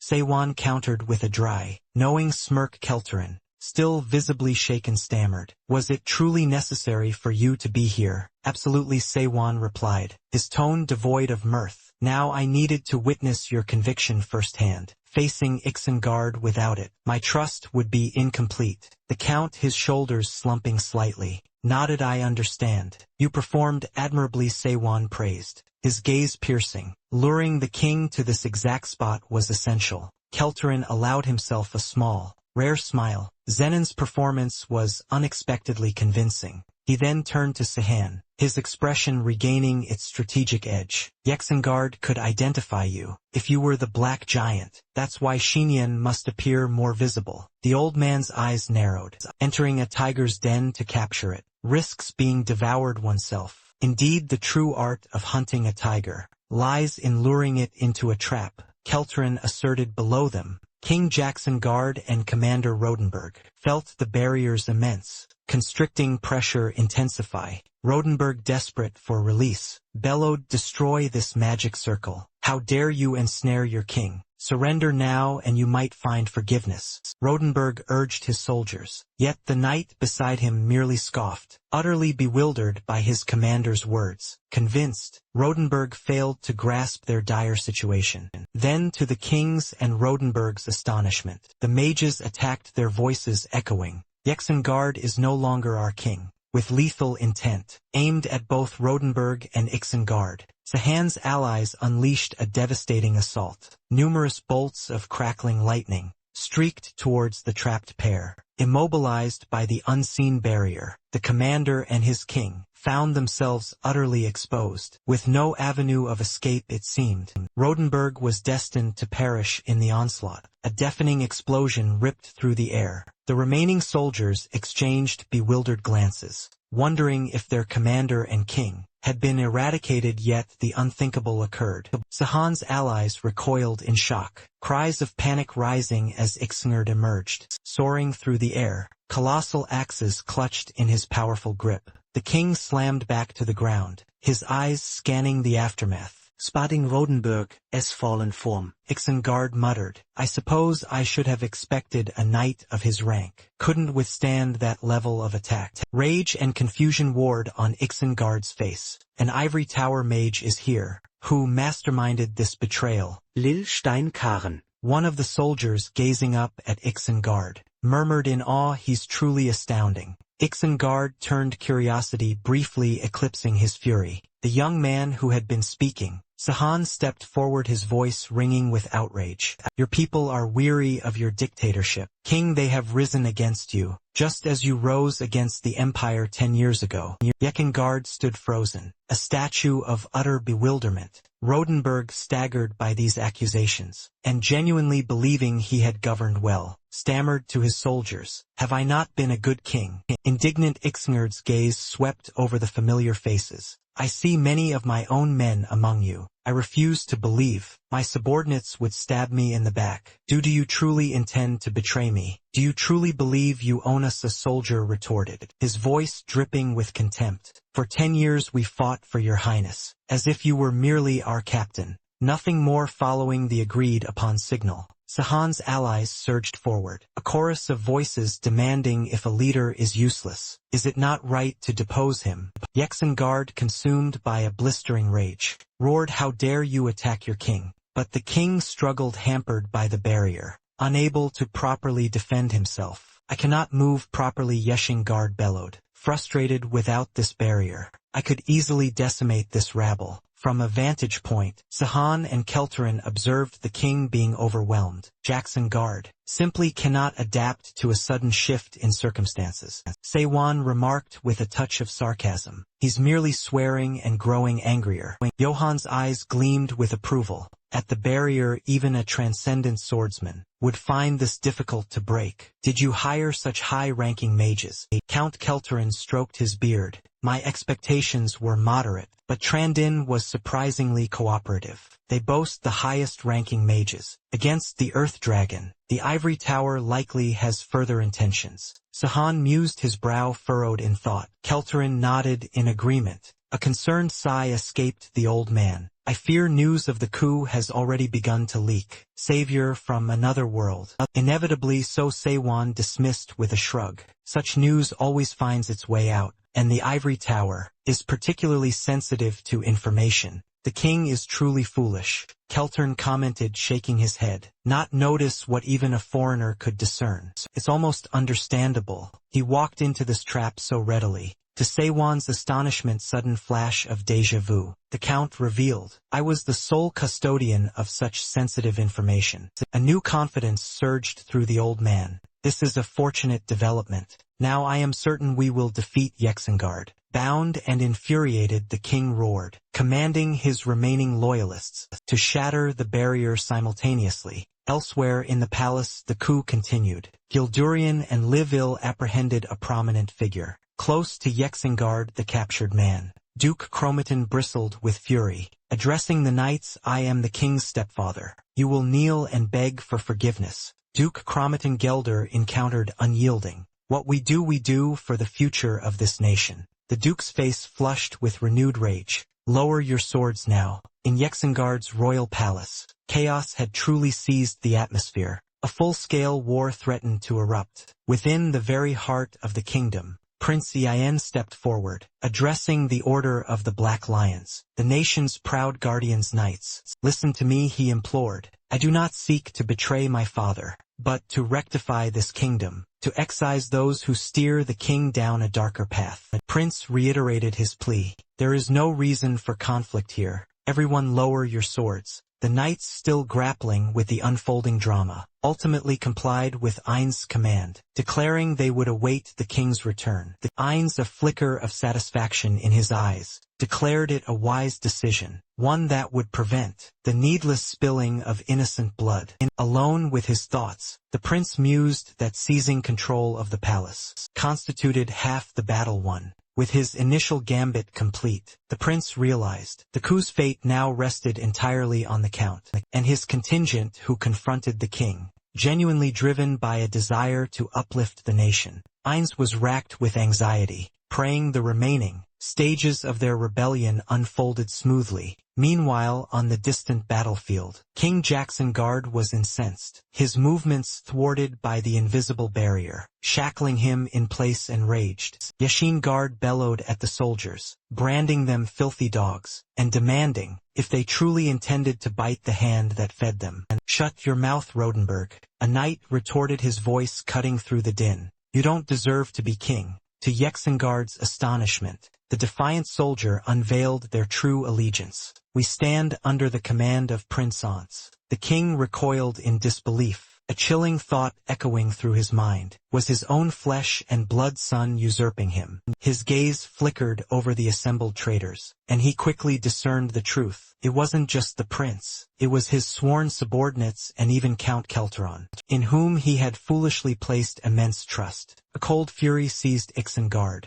As he registered the full extent of their betrayal, he sprang into action, seething with indignation. The king unleashed his full strength, vowing, "I will finish them all." One by one, the sheer magnitude of his power sent a wave of terror through the soldiers. Keltron, too, succumbed to despair, but Sahan watched, with a wry amusement playing on his lips, finding a perverse irony in a traitor being betrayed by someone he had trusted. Sewan mused that the visceral thrill of satisfaction far outstripped the ephemeral value of relationships, a sentiment that ensured he would never be vulnerable to such betrayals himself. A mocking smile touched Chihan's lips as he urged, Exingard, exert yourself. I won't return to Terrainer without exploiting others to achieve my revenge. And you, king, won't fall easily. A soldier, emboldened by the king's confinement, taunted Rodenburg, you may be strong, but thanks to this barrier, you're not a true threat, merely a toothless tiger.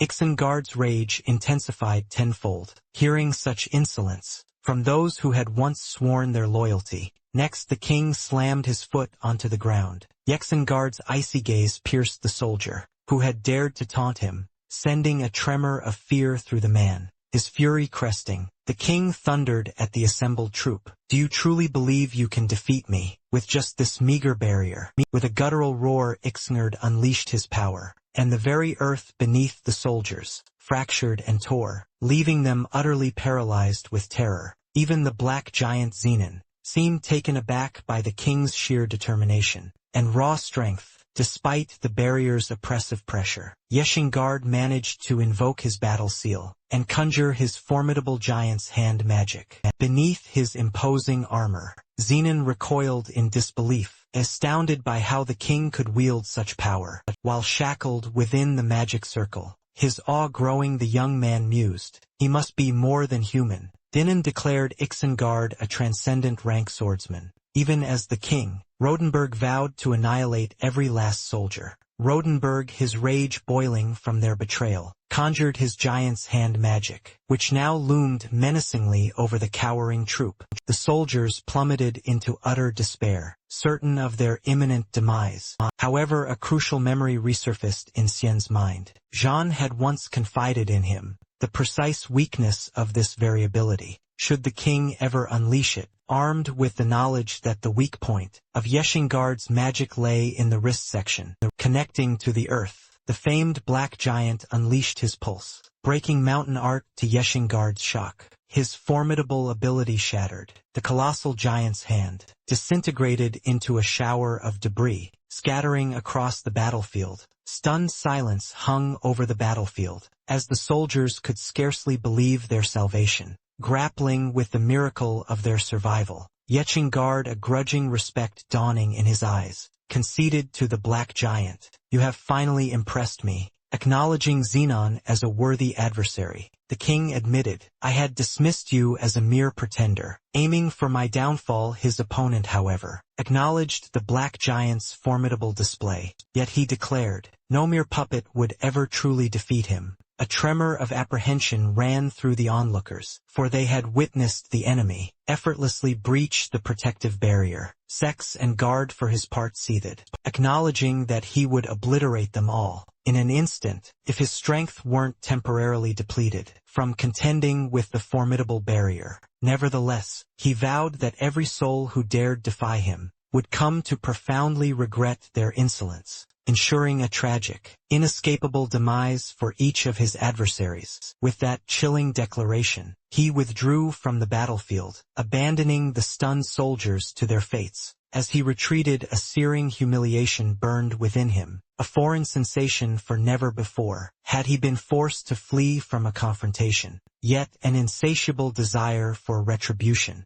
already simmered eagerly, anticipating his triumphant return and the bloody vengeance he would exact. Texan Guard's ignominious retreat, however, was not universally welcomed. The strategist behind the meticulously laid dragon trap seethed with fury upon learning of its failure, particularly as it represented their most promising opportunity yet to neutralize the tyrant. Count Kelteron, however, assuaged their anxieties, asserting that there was no cause for alarm, as events were unfolding precisely in line with his grand design. He further reasoned that, regardless of the enemy's tyrannical reign, he remained the sovereign they once pledged allegiance to, and a public execution would undoubtedly Invite dire répercussions morove. Sean Stain, the renowned, dual-wielding swordsman, and heir apparent to the mercenary king, was already en route, boys to definitely eradicate their foe. Thus Keltron maintained his unwavering conviction that Sex and Guard's threat would be permanently neutralized, and with time, all memory of his vile deeds would fade into oblivion.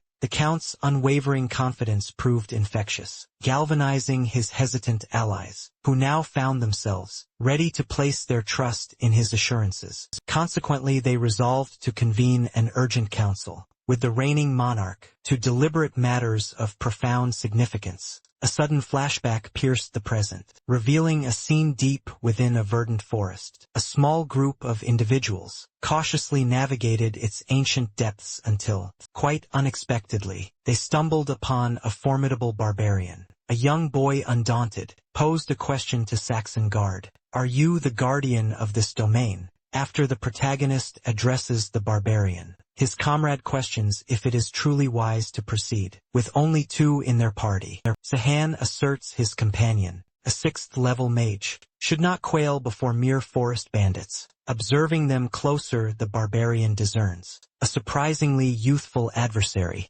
baffled by the boy's audacious fearlessness. The youth had furthermore not even hesitated to openly disparage him. More critically, he demands why his men remained passive, despite being dismissed as common forest brigands. Are they truly cowering before this boy, merely because he wields a sword? Sihun states that the bandits apparently intend to abscond with their belongings. Without a fight yet, he inquires if there is a way to resolve this peacefully. The bandit leader snarls that these items are now his, and he holds no intention of relinquishing his spoils. Immediately thereafter, he lunges at the protagonist. Sahan realizes the bandit had intended to attack him from the very outset, yet he does not stand idly awaiting the blow. As Sahan defends, his adversary discerns the boy possesses strength beyond his youthful appearance. Furthermore, his aura radiates the power of a true master. At this revelation, he ceases his assault. "What is your name, boy?" he asks. The protagonist introduces himself as Si Han Song, and the barbarian reciprocates, declaring his name is Sexton Guard. Subsequently, the protagonist admits he had anticipated merely facing a common brigand, but having witnessed the barbarian's prowess, he now perceives genuine talent. "Sexton Guard, would you be interested in fighting for a greater cause?" he asks back in the present. Sexton Guard was resting within a cavern. He then realizes he has slept for a considerable duration. He muses he rested sufficiently, and feels gratitude for Bell, Errol Forest's convenient proximity. This very spot had served as his secret sanctuary. In his past life is a bandit leader, a place he abandoned prior to the revolution's eruption. Given its remote location, he presumes his enemies would not think to seek him within the depths of this forest. Yet with his rest now complete, he stands ready to return to Ratoncel, eager to confront and eliminate his adversaries.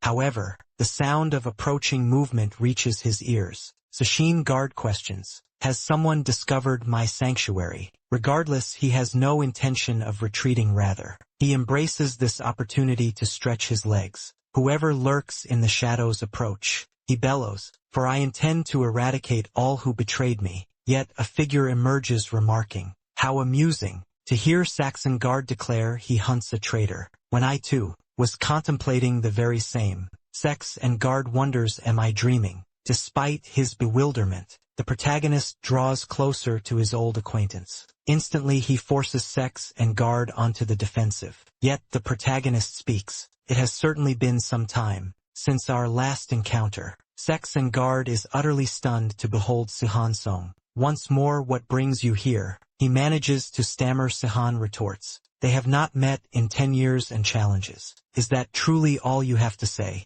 Barbarian, or perhaps," he adds, "are you merely surprised? I have returned from the world to which I was banished." Enraged, the protagonist lunges. Sexton Guard parries as best he can. Still bewildered, he demands, "Why have you returned to Terrainer Sihan?" The protagonist simply states, "I am back." He relentlessly continues his assault on the barbarian. Sihan's fury is palpable. With every strike he channels his raw emotion. Sexton Guard, with a powerful shove, creates distance from Sihan Seong. He then declares, "Rilstein and Saffron swore you would never return, boy." The protagonist admits his return was no simple feat, yet asserts he never recoils from a challenge. In that case, the barbarian retorts, "One cannot always trust a mage's pronouncements." He confesses to a lingering unease, now realizing the sudden widespread rebellion makes perfect sense. Sihan, he deduces, must be its architect. Xian expresse genuine surprise.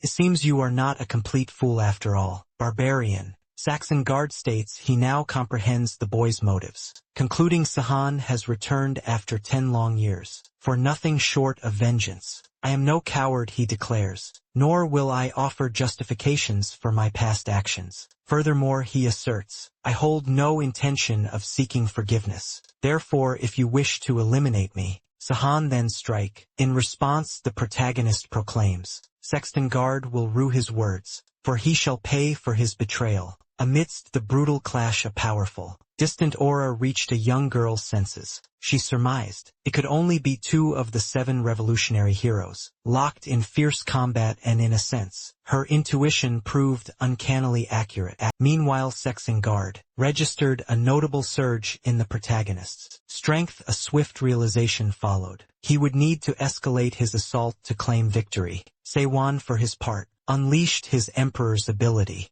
He conjured a swirling vortex of raw mana, directed with lethal intent towards his foe. The barbarian braced against the impact. Sihan, he scoffed, urging him to abandon his futile attempts to halt his advance. "An assault of that caliber," he declared, "would prove utterly ineffectual against me." Sihan's mind raced. This variability had failed Darsbolt. Its failure against Sexton Guard could only signify one truth: his opponent, too, had ascended to new heights of power. His deduction was not unfounded. To emphatically demonstrate his augmented might, Sexton Guard began channeling a formidable lightning strike. To preempt this devastating counter, Sihan invoked the surging power of the tidal wave. He encased himself within its protective embrace, shielding himself from the electrifying tempest. This, however, was merely a diversion, a cunning gambit by his adversary to exploit a moment of vulnerability. The ploy nearly succeeded, but Sihan, with a flicker of instinct, erected his defenses in the crucial, final instant. Saxon Guard's exhilaration was palpable,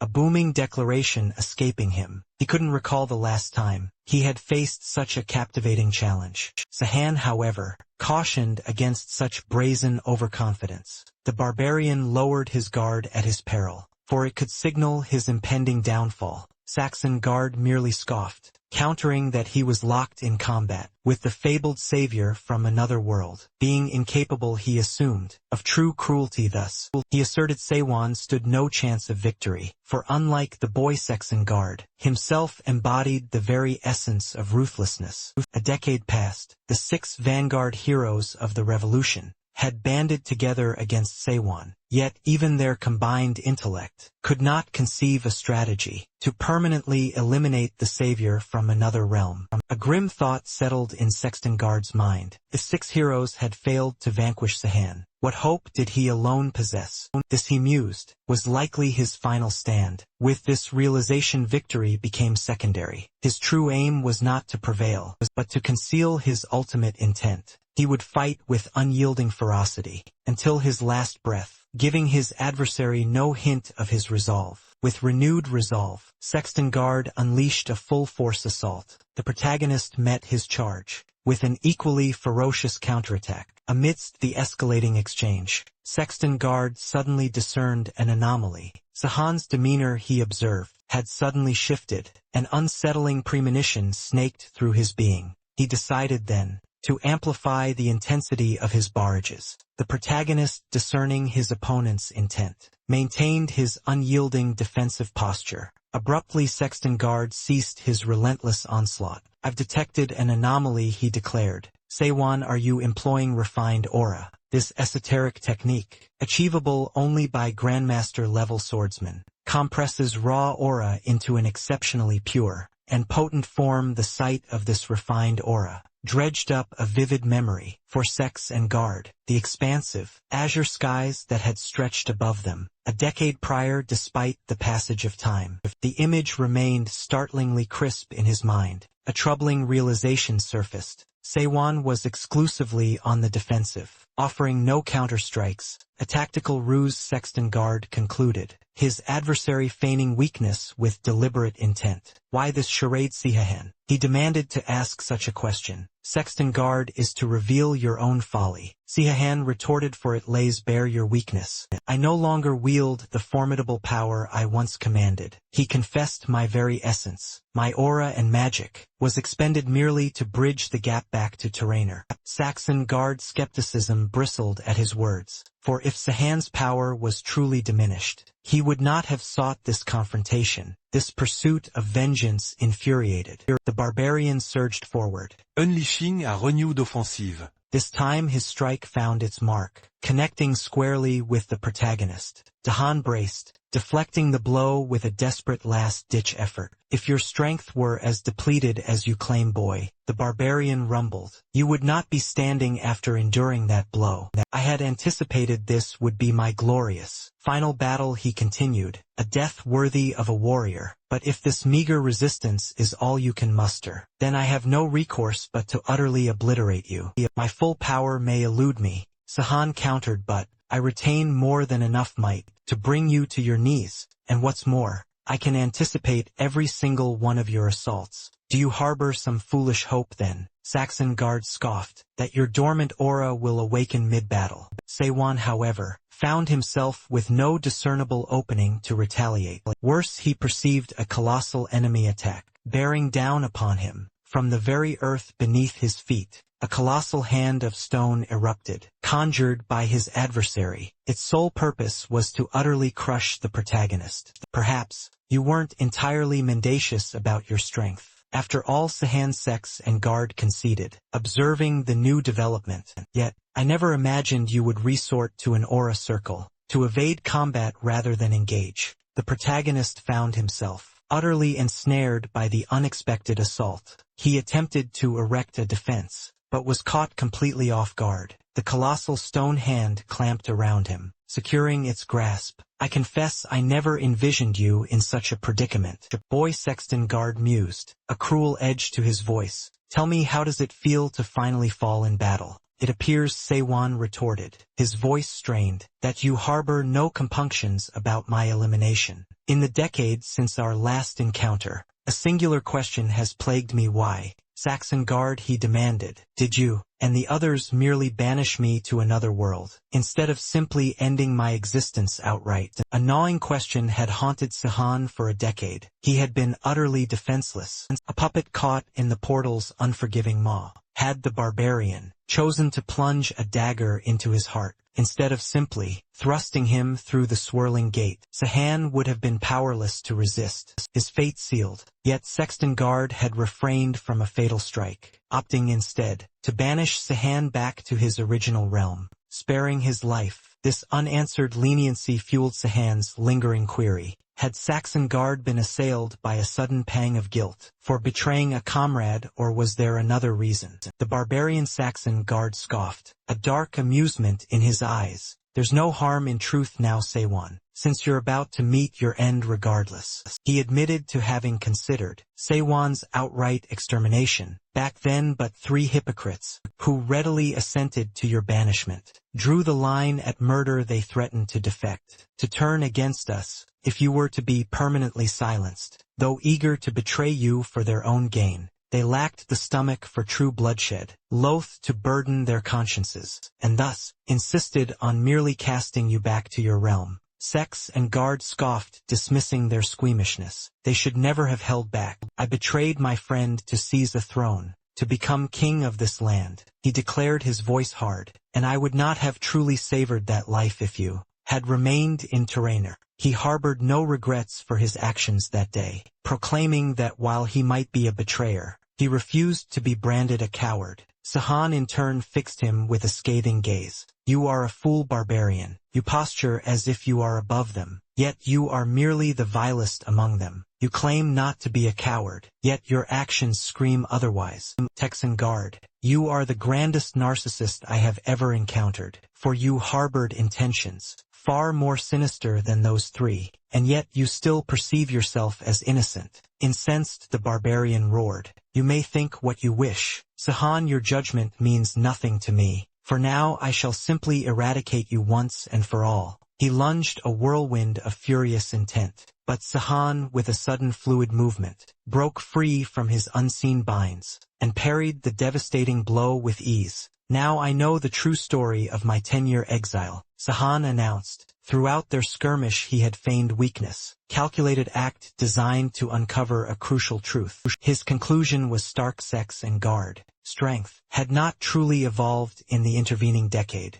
The barbarians still relied on the very same techniques Sahon remembered from 10 years past. Sahon had anticipated a hidden card, a new stratagem or two, but his assumption proved utterly mistaken. Chilling realization dawned on Sexton Guard. He had been thoroughly duped. The faint aura he had sensed earlier was Sewon, deliberately masking his true power. Took you long enough, Sahon remarked, a mocking edge to his voice. Had you not been so utterly consumed by your own folly, you might have discerned the truth far sooner. I spent the last 10 years honing my skills, sharpening every blade of my resolve, for this very moment of vengeance. Sahon continued, his eyes glinting. You would be a fool to underestimate me now. Sexton Guard's face contorted with unbridled fury. He roared, summoning a torrent of raw aura to unleash upon Sahon. Sahon sidestepped the onslaught with disdainful ease. Instantly Saxon Guard regrouped, preparing a fresh assault. His massive axe became a conduit, unleashing devastating arcs of energy that cleaved through the air towards Sewon. Sewon met the barrage with his own blade. With a masterful flourish, his enhanced abilities shattered the incoming assault. A gasp escaped Sexton Guard's lips as he recognized the technique. Sewon too wielded the legendary Sky Piercer. I am fighting a barbarian, Sewon declared, a faint smile playing on his lips. It only seems fitting to unleash every magical beast or a technique in my arsenal. The barbarian's rage intensified, twisting his features into a grotesque mask. From a distance the allied girl watched mesmerized. She thought that this was the power of the 7 heroes of the revolution, the legends brought to life before her eyes. She struggled to comprehend that individuals of such monstrous might had walked the earth during the War of Independence. A fierce desire to aid Sahan pulsed within her, yet she knew her magic was insufficient. A heavy question settled in her mind. What is my true purpose here? Back in the maelstrom of battle, Sex and Guard's voice boomed. Will you forgive the others, Sahan, or will your vengeance consume them as well? Your resolve is weak, Sahan. He sneered. You will undoubtedly perish, long before you can achieve your petty goals. With a guttural roar, he amassed his power for another devastating assault. A colossal hand of raw energy coalesced, aiming to utterly crush Sahan. As the gargantuan fist descended, Sahan offered a mocking, sarcastic compliment to his adversary. He announced, have something truly special. To counter such an audacious display, initially Sexton Guard failed to grasp the import of Sahan's words, but then a cold dread seized him, as he finally comprehended Sahan's intent. Sahan was unleashing his aura to its absolute zenith. To be struck by such concentrated power would be catastrophic. Desperate, the barbarian magnified his monstrous attack. To its utmost limit, it was a futile effort. Sahan's counterattack surged forward, obliterating the colossal hand of energy. In a blinding flash, the devastating blow continued its trajectory, aimed directly at Sexingard. Sexingard was forced to recoil violently, narrowly dodging the pulverizing force. A cold sweat broke out on his brow. Had that strike connected, it would have been his absolute annihilation. He cursed his own arrogance. He should have accepted his impending defeat. From the outset, paired himself, embraced his fate, and fought with honor even in a losing battle. Instead, clinging to the false hope that Sahan was weak, he had deluded himself into believing he could survive. His desperate attachment to this world, his utter conviction of victory, had blinded him to the mortal peril he had been in. From the very start, a belated surge of desperate cunning flared within him. But it was far too late finally. Sahan declared, a grim satisfaction in his tone. I have driven you to desperation. It was truly agonizing to endure your former arrogance. Sexton Guard, teeth bared in a snarl, screamed, I should have extinguished your life when I had the opportunity. Indeed. Sahan conceded, his voice low and dangerous. But that opportunity, barbarian, will never come again. With a final decisive movement, Dahan unleashed a devastating attack that slammed into the barbarian, the full, unadulterated force of his aura, crushing into Sexton Guard. A single decisive strike from the protagonist rendered Sexton Guard utterly incapacitated. A lone blow, effortlessly delivered, was all it took to fell the formidable barbarian. A flicker of disappointment crossed Sahan's features. A fleeting shadow suggesting the ease of victory was almost anticlimactic even as his body slumped. Sexton Guard's indomitable spirit flared, denying any semblance of defeat. You remain weak, Sahan. He rasped, a sneer twisting his lips. You couldn't even best me with the sky piercer. Sihun merely watched, unmoved by the barb. Tell me instead, he began, his tone even. Who are these three hypocrites you spoke of earlier? As expected, Sexton Guard remained tight-lipped. Sahan had long since deduced the barbarian's inherent stubbornness. Understanding such crucial information would never be yielded so readily. A different query now gnawed at him. Why the betrayal, Sexton Guard? Sahan's gaze sharpened. You were never one to covet opulence or authority. I abandoned everything for the hollow crown of a king. A mirthless laugh rattled in Sexton Guard's chest. Your questions merely underscore your profound ignorance. He declared, it was never solely about the crown. I refused to live forever in your colossal shadow. Sahan, I craved renown as the apex of strength, not merely the comrade of a more formidable man. Should I have groveled like a fawning hound, eternally grateful for the mere crumbs of your friendship? Mighty Seiwan, such poetic grievance is beyond your devising. Sexton Guard, Seiwan countered, his gaze piercing. I have heard these sentiments echoed before. You are merely another puppet in a larger scheme. His expression hardened nonetheless. No external influence will absolve you of betraying a friend's sacred trust. Defiance blazed in Saxonberg's eyes, eclipsing any hint of fear. Then end it, he demanded, his voice raw with a desperate plea. Strike me down, Sahan. Let my pride remain intact. Sahan's voice was firm, resolute. Elimination would be too merciful. I have a different retribution awaiting you. A furrow creased the barbarian's brow. What devious torment do you speak of? He growled, bewildered Alita. Sahan called, his voice echoing with intent. A surge of fury twisted Seiwan Guard's face. Enough of these games, Seiwan. Finish me now. No. Seiwan reiterated, a cold edge to his voice. Though my past self yearned for your destruction, you merely banished me to another realm. It is your turn to experience that same prolonged despair. His gaze was unwavering. You will endure precisely what I endured. For 10 agonizing years, you will be cast into the very same world. Sex and Guard recoiled, horror dawning in his eyes, at the true nature of Sahan's vengeance. Yet even as he balked, a shimmering rift tore open in the air, a vortex of shimmering energies, and the barbarian was left with no choice but to confront his looming fate. Alita's keen senses immediately registered.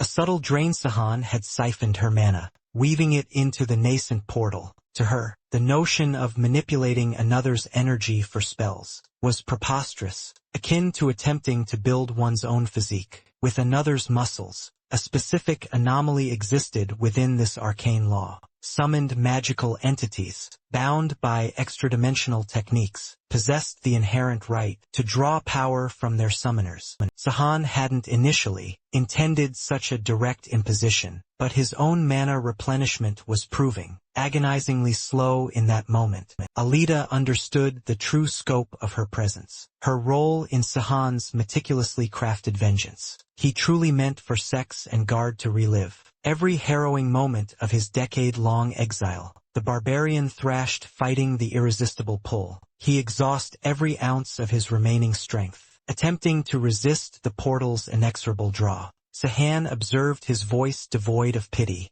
I recognized the futile struggle, for I attempted the very same a decade ago. But I only sent you home. Section Guard roared, his voice strained. This is a land unknown, it isn't fair. Consider it a refund, Seiwan replied, his tone chilling with interest. Terror now contorted Sexton Guard's features. He strained against the invisible force, his eyes wide with dawning horror. Beyond the shimmering maw, grotesque silhouettes writhed, innumerable, potent creatures, reminiscent of the Emperor's most abhorrent summons. His punishment was clear and endless. Solitary battle against relentless horrors. In a forsaken realm, do you truly believe this is my end? Sexton Guard gasped, desperation clawing at his throat. I will survive. I will return from that abyssal world just as you did. And one day, Seiwan, we will clash again, this is my solemn vow. Come what may. Seiwan merely offered a quiet farewell. Swirling vortex flared, then collapsed inward,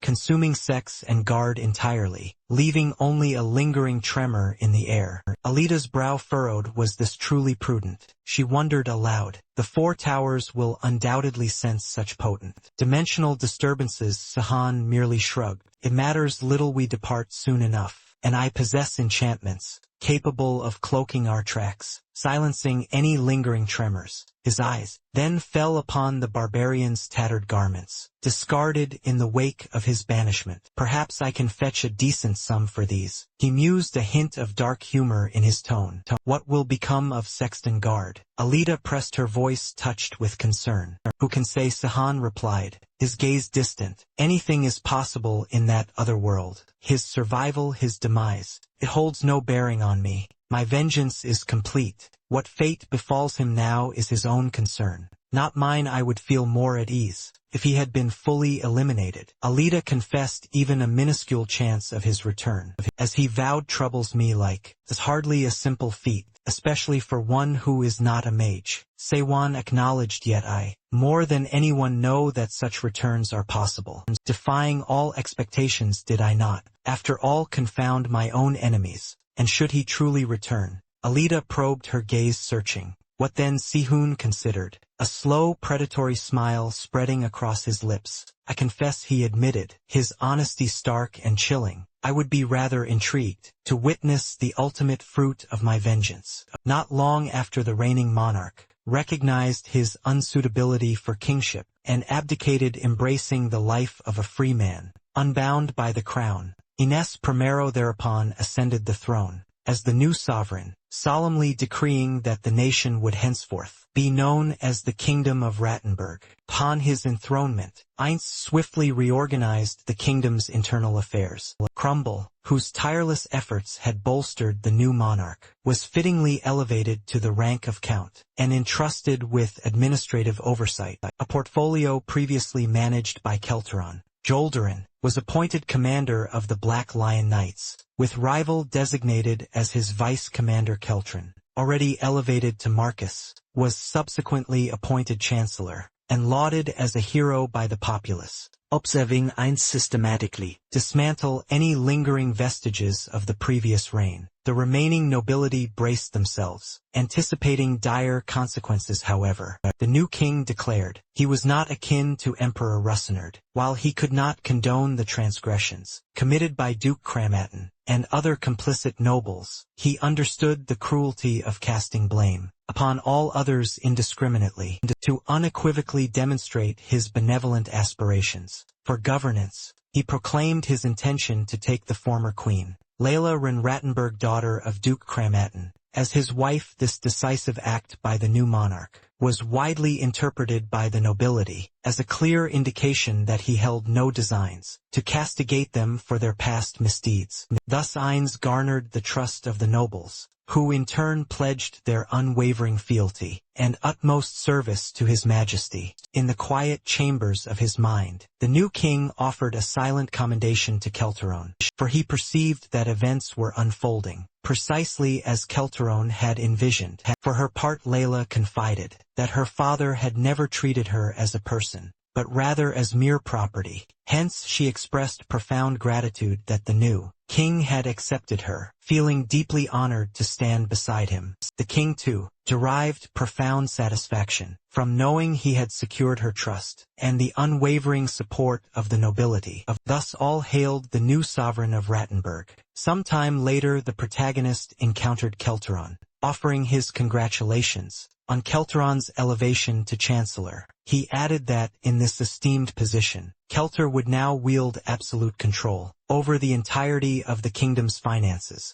Kelter, a flicker of defensiveness in his eyes, asserted he harbored no intention of leveraging his station to illicitly acquire others' wealth. Yet he declared he could easily double his personal fortune, even if he merely reallocated Saxon Guard's extravagant entertainment budgets to the ruling classes. Sihun expressed contentment that matters had concluded favorably, given that Sexton Guard's previous governance had been an utter debacle. He mused he wouldn't be surprised if people began to hail Heinz as the wise king, having managed to rectify at least half of the prevailing issues. However, Keltron countered, asserting that while Saxon Guard might have inadvertently crippled the kingdom from within, he had paradoxically maintained its external security. For the other heroes of the revolution had been prevented from directly assailing the realm by Section Guard's presence. Without his formidable influence, Kelteron argued the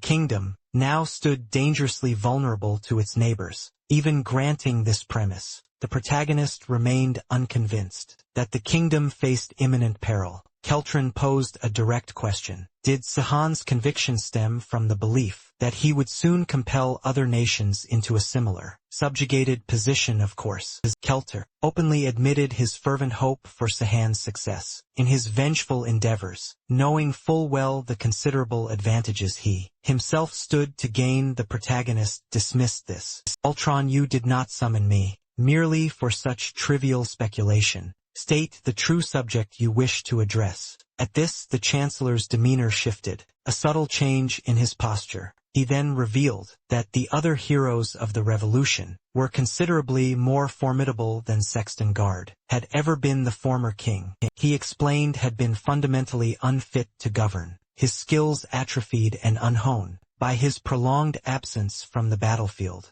In stark contrast, Rielstein and Saffron commanded control over the four towers, having both attained the coveted title of floor master, a feat Seiwan himself had accomplished in the past. Seiwan interjected, pointing out that, unlike himself, these two heroes had undergone the proper tutelage in magic, suggesting they might indeed rival his own power. Their aunt and Karen Anasius, too, had undoubtedly grown considerably more potent, as both were relentless self-researchers and prodigious self-trainers, driven solely by yet Keltron contended that among them all, Lavina stood as the preeminent force, having recently undergone a significant surge in power. Sahan cut him off. Chancellor, dispense with the preamble. State your true intentions without further delay. Keltron then stated with grave conviction that, if compelled to choose between aligning with a savior from another world or the world's destroyers, his allegiance would unequivocally lie with Sahan.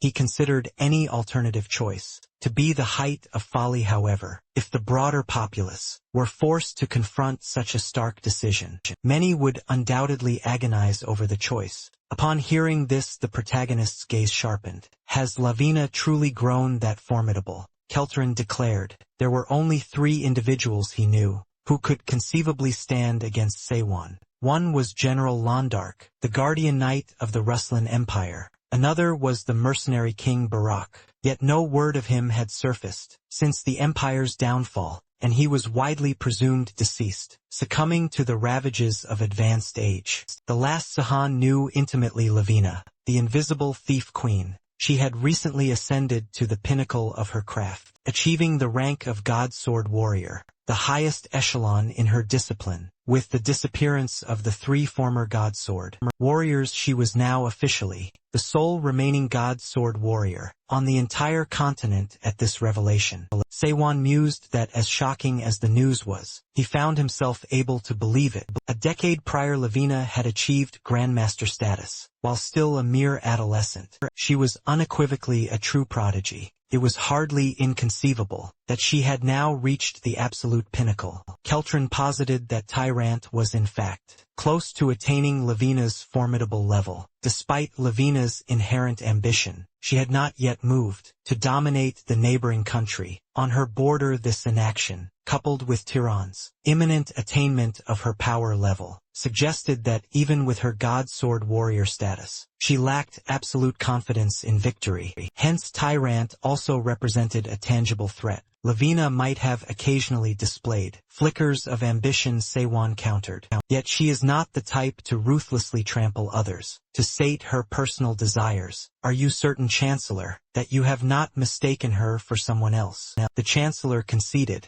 He might not possess absolute certainty, but dared to assert that Sahan was gravely mistaken. In his judgment of her, he firmly believed Lavina had always embodied that very nature. Furthermore, everyone else held the same conviction. The other 6 heroes of the revolution were keenly aware of it, and even Sexton Guard himself had harbored the same perception. Keltron concluded, his voice firm, that Sahan was the sole individual ignorant of Lavina's true nature. At these words, distinctly unsettling aura began to emanate from the protagonist. Alarmed, Keltron visibly recoiled, surmising his pronouncements had provoked this unsettling shift. He immediately sought Sahan's forgiveness for his candor. It was not my intention to alarm you, Keltron, Sahan assured him. I was simply caught off guard by the revelation. In that case, Keltron cautiously inquired, is there anything I can do to ameliorate the situation? The protagonist simply stated that all was well. I possess the necessary information. Now it is time to set my plans in motion.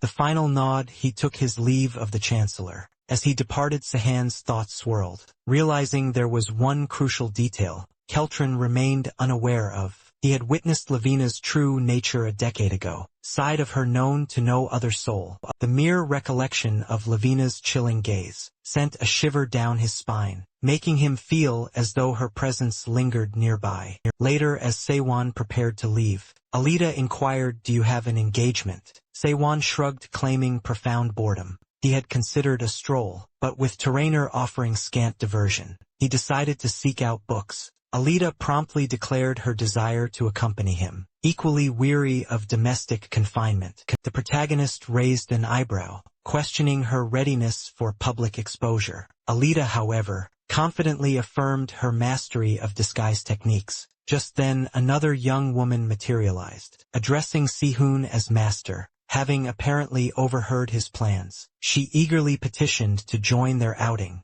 Before Si-hoon could respond, a different ally abruptly intervened, cutting the girl off, sternly reminded her of her scheduled lessons with him, unequivocally stating she should not even contemplate infringing upon Sewon's valuable time. The girl feigned ignorance, though her inner monologue betrayed her true intent, to deliberately sabotage Sahan and Alida's excursion. The male ally remained resolute. She will attend her studies, whether willingly or not. Sahan, observing the exchange, merely commented, "It's encouraging to see you two interacting so vigorously." Stepping into the bustling city, Sahan remarked, "Piranar has undeniably thrived. It pulses with a vibrancy and energy it lacked before." Now employing the thousand faces technique, Sahan conceded his vengeance had been deeply personal, yet he harbored no regrets. Mid-stroll, Alida's gaze sharpened, catching sight of something intriguing. Directly ahead stood a quaint bookstore. Inside the establishment they began to browse, seeking out compelling titles. Sewon's eyes landed on several volumes, rife with double entendres. He pondered the precise nature of their salacious content amidst the suggestive covers. One particular book truly captured his attention. It was titled The Lover of the Otherworld Savior. Sahan's immediate thought was that it must chronicle his romance with Lavina. He mused whether their decade-old relationship had been sufficiently celebrated to inspire new romantic sagas. Even now, a glance inside, however, brought a jolt of genuine surprise. The narrative incredibly depicted a relationship between him and Rielstein. A bewildered Sewon wondered who would conceive of such a thing. Had the author been entirely oblivious to his actual entanglement with Lavina, and why, of all possibilities, they cast him in a romantic liaison with another man? Alida, flushed with an awkward silence, found herself utterly at a loss for words. She swiftly purchased a single volume, then practically fled the shop. Their next destination was the expansive city square. Upon encountering the towering statues commemorating various heroes, Sahan mused, was it Sexton Guard who commissioned these? Alida countered, there's no inherent harm in extolling the heroes of the revolution. After all, there's even a statue dedicated to the other world. Savior Si-hoon gazed at the monument, supposedly depicting him, finding absolutely no resemblance. His companion clarified, the legends surrounding you have been, shall we say, slightly embellished in their retelling. Your achievements, after all, were undeniably extraordinary. Sahan in turn quipped, perhaps I should simply be grateful. No one recognizes me now. With Sexton Guard's demise avenged, Alida probed, do you have another target in your sights? Sahan muses that vanquishing Saffron or Rielstein would likely prove straightforward, given their magic's utter ineffectualness against him. However, he preferred to defer their confrontation, orchestrating a direct encounter with mages, known for their elusive and strategic operations, presented a considerable challenge.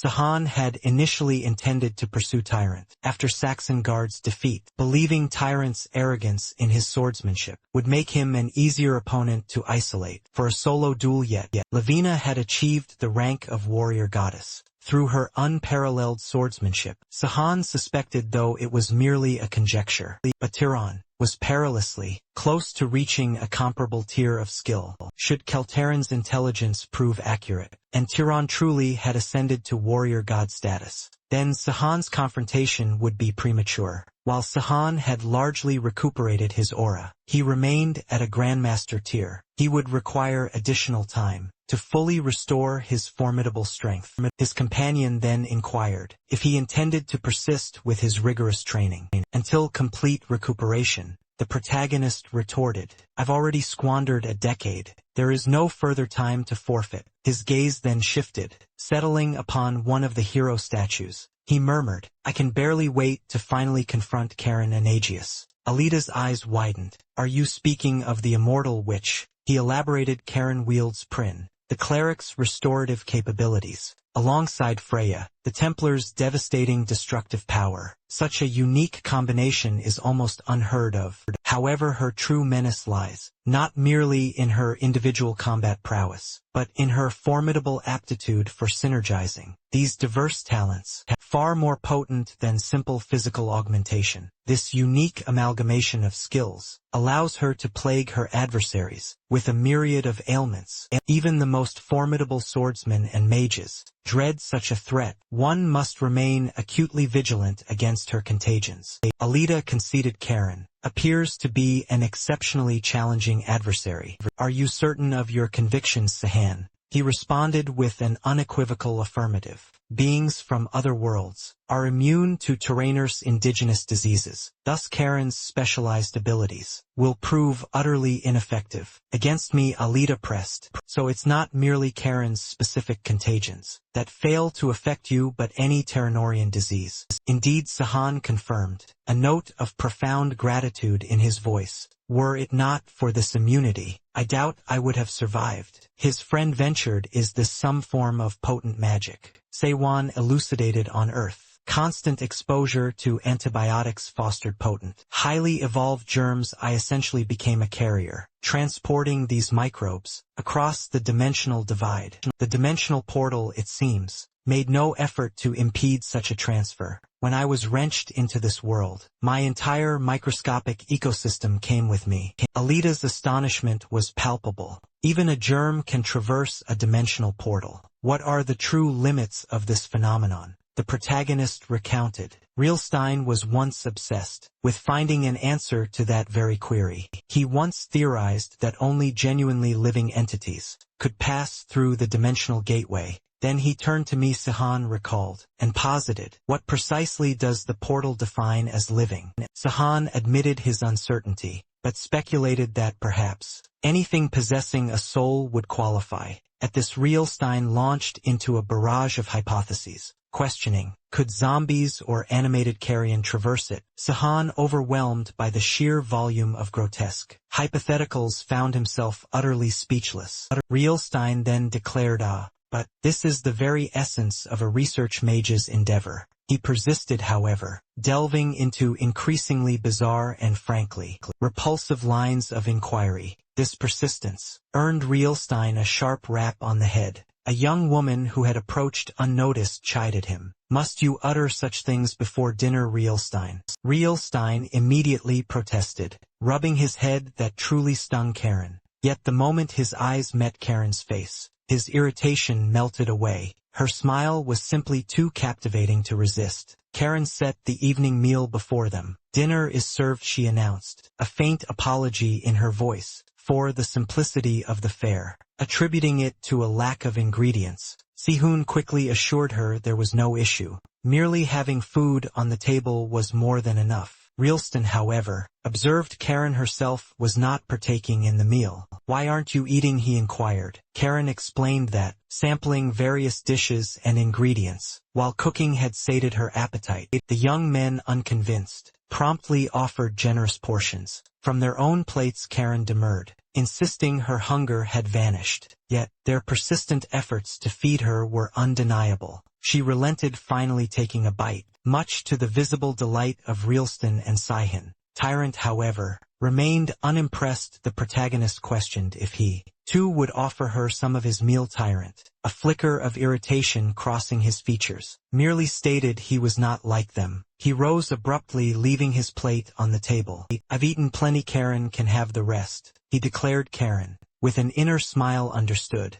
This was Tyrant's own awkward attempt at kindness. As the young men prepared to depart, Karen called out to Seiwan, urging him to wait. I mended your scarf, she explained, holding up the carefully repaired garment. With the weather turning cold, I wouldn't want you catching a chill. Back in the present, the protagonist mused that Karen had always embodied the dual roles of an elder sister and a nurturing mother. Despite Tyrant and Realstein's seniority, Siahan had always viewed Karen as a true sister. Her gentle demeanor, calm wisdom, keen intellect, and inherent kindness shining through her smile, a constant beacon, never faltered. Regardless of how harrowing or painful circumstances became, even amidst the grim task of eliminating Imperial Army soldiers, a sight that was in its own way profoundly unsettling. Her composure held indeed. It wasn't just Karen in those bygone days. They were all siblings to Sewon, a true family forged by unbreakable bonds. He felt he had gleaned many vital life lessons, thanks to their shared experiences.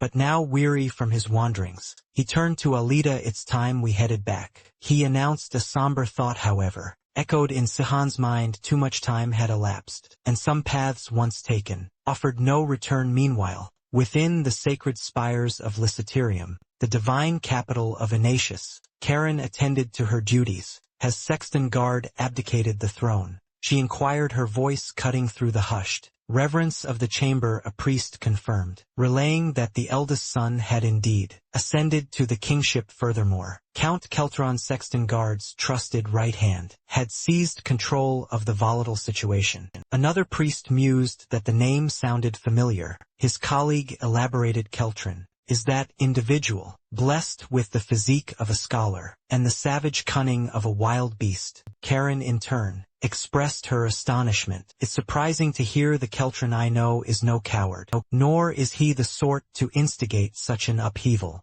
With an imperious gesture, she demanded they gather more intelligence regarding the unfolding events. The head priest then inquired about the subsequent course of action. Karen clarified that many had fled Sex and Guard's tyranny, seeking refuge within their borders, and were now desecrating temples, plundering offerings to the goddess. She noted that these refugees should have received ample food and clothing. Why then would they resort to such acts? She questioned. The chief priest confessed that the individual responsible for provisions had misappropriated the resources, leaving many refugees without proper sustenance, while coveting the goddess's offerings is an unforgivable transgression. I beseech your holiness not to punish them for stealing, merely to survive. Karen, however, remained unyielding. According to the divine commandments, they cannot be absolved, merely due to their circumstances. Therefore all who have stolen must be eliminated.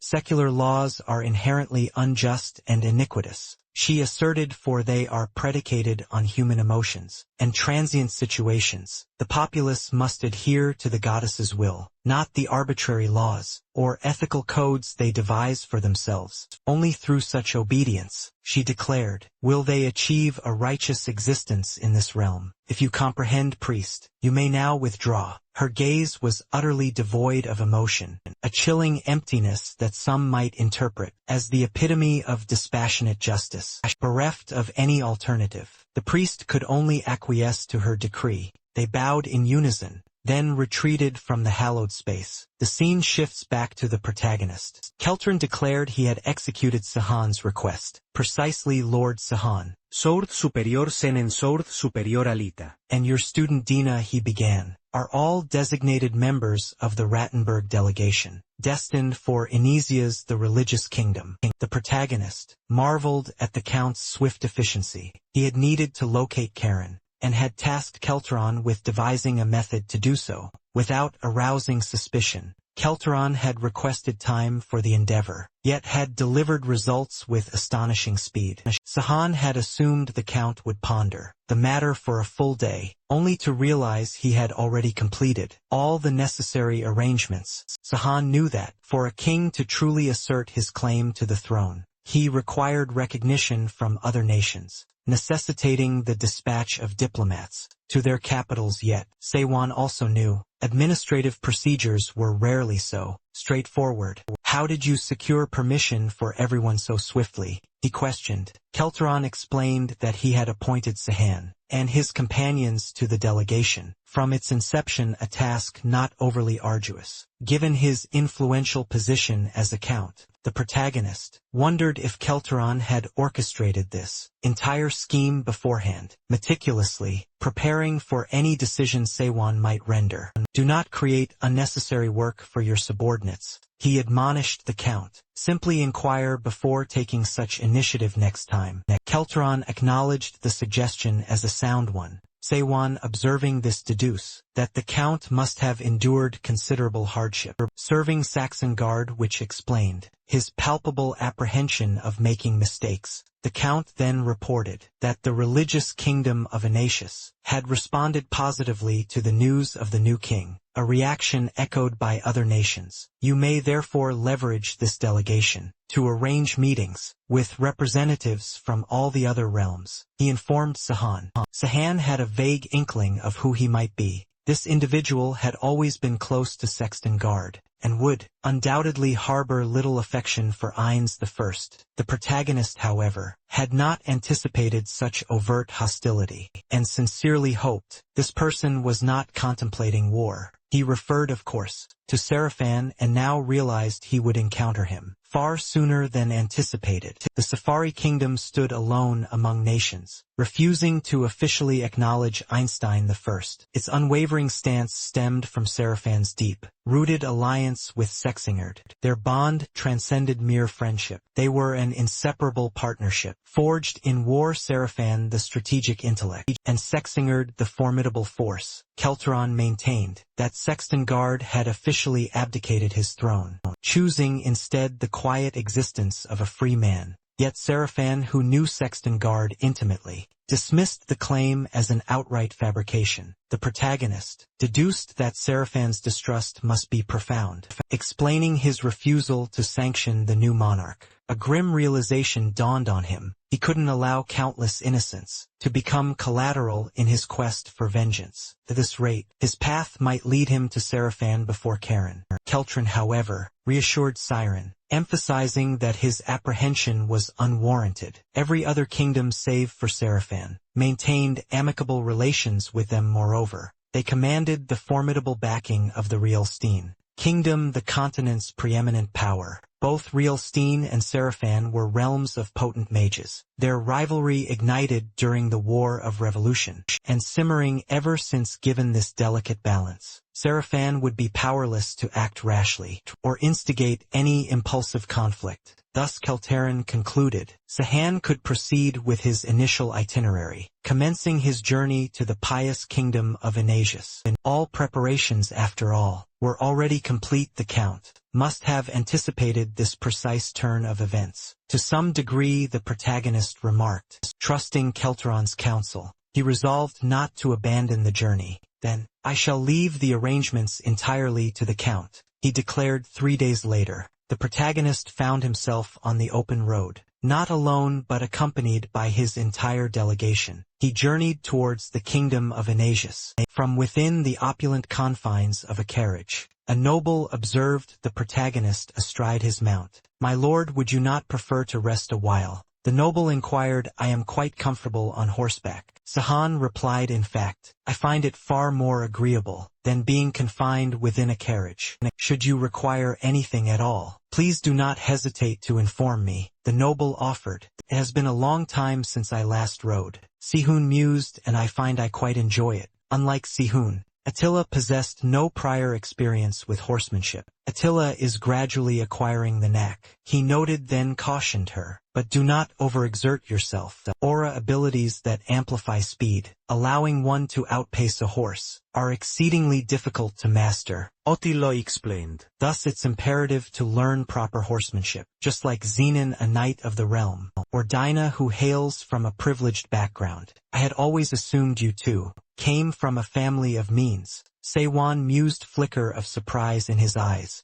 My family was destroyed, she stated, her voice devoid of emotion. Regardless, she was determined to master riding before they reached their destination. As dusk settled, they established their encampment. Unlike previous journeys, the soldiers are handling everything now. Seiwan observed a hint of satisfaction in his tone. He rather enjoyed this newfound indulgence. We are mercenaries, Xena interjected, his brow furrowed in confusion. Why must we camp? I had assumed the Count would have prepared a more expeditious route. It is unavoidable, Dina replied, her voice pragmatic. Most routes are either desolate or heavily mountainous, and supply posts are scarce. Once a vital artery, known as the Gelat Highway Bridge, spanned these lands. However, its destruction during the War of Independence left only this circuitous, lengthier path. Trade could have tripled if that bridge remained intact. Dinah lamented her background as a merchant's daughter, giving her keen insight into such matters. A bridge traversing mountains must have been exceptionally robust. Tilla remarked a question hanging in the air. How could such a structure have been destroyed? Her gaze shifted to Sewon, who visibly struggled to conceal a flicker of embarrassment. Instantly she understood. He was responsible for the bridge's demise. Sewon, however, swiftly deflected the blame onto Sexton. Guard, in those days, our conflict raged with such ferocity that much was annihilated. He explained. A stark realization settled upon Sewon. Until this moment he had never truly contemplated the suffering his past actions had inflicted. Upon others he vowed to be more mindful henceforth. Nevertheless, a profound boredom gnawed at him. With the soldiers attending to every task, there was simply nothing left for him to do. In the encampment, I shall assist the soldiers with transport. Zenon offered. I will continue my riding practice. Tilla announced. Sahan, might you spare some time for Dinah? Soon after, the protagonist prepared to train with the eager young woman. Dinah radiated an infectious excitement. She immediately lunged forward, initiating her attack, yet with seemingly effortless grace. Sahan countered. Dinah, your fighting spirit is truly impressive. He acknowledged, but that alone will not suffice. Furthermore, your guard is perilously low. As he deftly struck, the protagonist emphasized, one must remain acutely aware of every detail. During battle, moreover, handling a sword demands complete concentration. Both of mind and body. Anger is a natural emotion, but you must never allow it to consume you. While anger can energize your body and ignite your resolve, unchecked fury will invariably cloud your vision and shatter your focus. So I should be aggressive, but not volatile. Dinah clarified. You must train as if every session were a real battle. Sewon instructed. Without that intensity,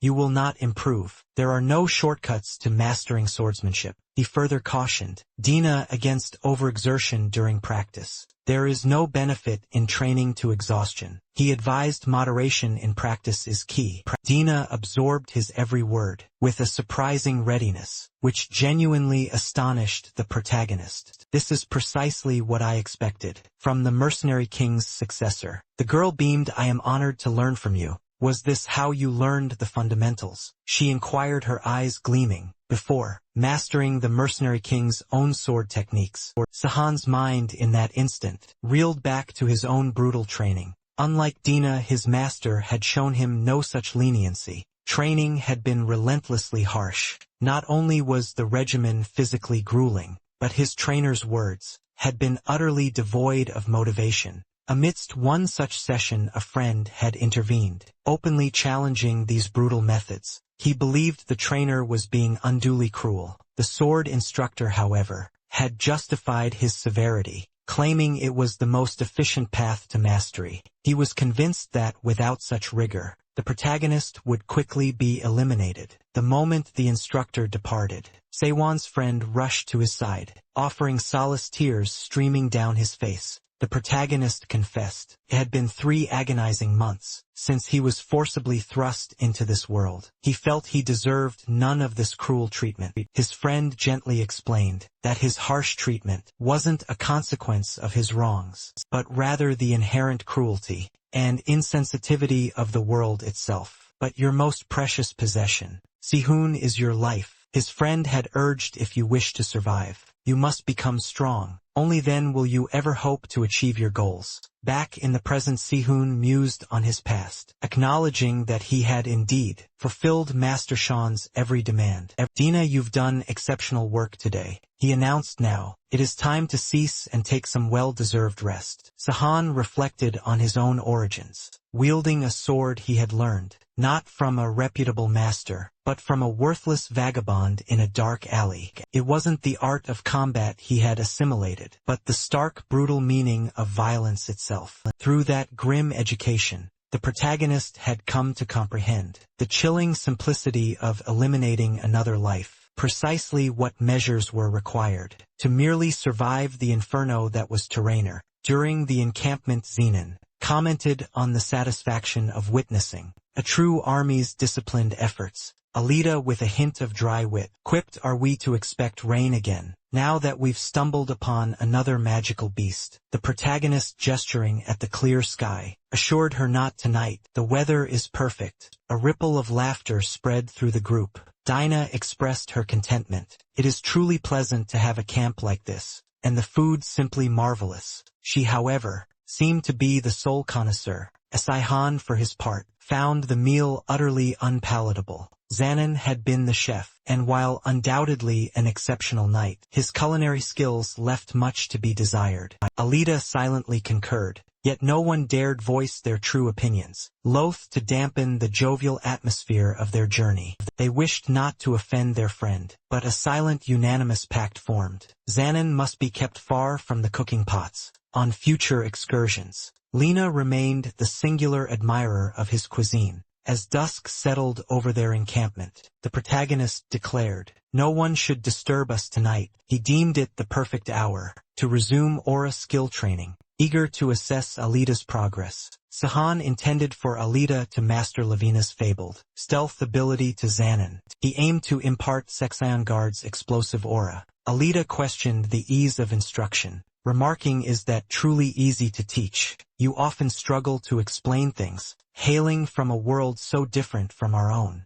Seiwan, however, revealed his strategy if words falter. Then practical demonstration becomes the most effective teacher. Shimon's excitement soared. He declared his readiness to follow Seiwan's instructions precisely. Alita, conversely, argued that such unique aura abilities were reserved for the heroes of the revolution, and their use by others would undoubtedly invite unwanted scrutiny. The protagonist simply offered, "We need only claim to have learned these techniques from a venerable long-departed elder." Alita was utterly dumbfounded by such an audacious fabrication. Chihan mused that such a pretense had been commonplace. In earlier times Texan Guard himself had learned, under similar circumstances, rendering the excuse entirely plausible. Yet he clarified, the method of acquisition was inconsequential. What truly mattered was their inherent compatibility with these potent techniques. To ascertain this, Sahan initiated the training without delay, meticulously guiding each of them through the intricacies, step by step. After an arduous session, Sahan began to feel the heavy toll of exhaustion. Alita surmised his fatigue stemmed from the repetitive demonstrations, having to perform each technique anew for his disciples. The protagonist, however, dismissed it, stating he merely required a quick meal to regain his strength. Instantly Zenon volunteered, hurrying off to prepare some sustenance. Sahan, however, waved him off, attempting to assure him he could persevere for longer. A short while later Zenon reappeared triumphantly, carrying 2 freshly caught rabbits. Sahan's eyes widened in startled surprise. Observing his reaction, Zeno inquired, "Do you not care for rabbit meat?" "Is not that," Dahan quickly clarified. "I am merely astonished by your swiftness in securing 2 rabbits so rapidly." "It is my specialty," Zenon replied with a proud grin. The protagonist had been unaware of his friend's prodigious hunting prowess. He then inquired if Zenon would be willing to hunt. Once more Zenon readily agreed, stating, "I shall depart immediately." Sahan intended to precisely time the hunter's next expedition. As he observed Xinyan, Sahan discerned an astonishing aura emanating from him. It was akin to a subtle web-like emanation, explaining his unparalleled aptitude for the hunt. Unaware of his own power, Zenon pursued a squirrel, which became instantly immobilized, ensnared by his unconscious aura. Zenon, however, merely noted its diminutive size, deeming it too insignificant for a meal. The protagonist, with his exceptionally keen perception, clearly perceived Zenon's incredible aura, marveling that the young man remained utterly oblivious to his own latent talent. Zenon simply attributed his hunting success to mere fortune, entirely unaware of the profound, innate ability he wielded. So pronounced was this disparity, that the protagonist directly questioned him. "How did you manage to employ that aura?" Shimon, perplexed, admitted he hadn't even realized he was utilizing any such power. 11 Han instantly deduced that the young man's aura manifested instinctively rather than through conscious Manual activation. He also realized Zenin's current night level standing wasn't a measure of his talent's ceiling. Instead, he was merely confined to that rank because his true, vast potential remained largely untapped. Thereupon, the protagonist retrieved a small item from his satchel. He extended his hand, inquiring of Zenon, "Can you discern the exact number of salt grains I hold?" Zenon's gaze sharpened. "Precisely 136 grains." He answered with unwavering certainty, yet a flicker of confusion crossed his features, unsure of the query's underlying purpose. Now the protagonist declared, "I understand, my disciple." With far greater clarity he continued, "You should not pursue the explosive eruption aura. Instead your path lies with the Emperor's skill." Dean's eyes widened, a profound alarm washing over him. He stammered, "Why would you wish to impart such an immensely grand ability upon me?" The protagonist understood the Emperor's skill to be an exceedingly sophisticated and singular ability, utterly unattainable for those bereft of extraordinary talent. Yet having now borne witness to Zenin's staggering innate abilities, Sahan was convinced the young man might rival even the legendary heroes of the revolution. Sahan had previously surmised Zenin's prowess stemmed solely from his imposing physical stature and brute strength. Now, however, he recognized the young man possessed far more sophisticated techniques, the truth to which Zenon himself remained entirely oblivious. He mused that until this moment, Zenon had been unwittingly squandering truly exceptional talent on mundane tasks like cooking and setting up camp. Regardless, with the dawn of the new day, their journey resumed. Within the confines of the carriage, the protagonist sought much-needed repose. After an utterly exhaustive night, witnessing his weariness, Dina,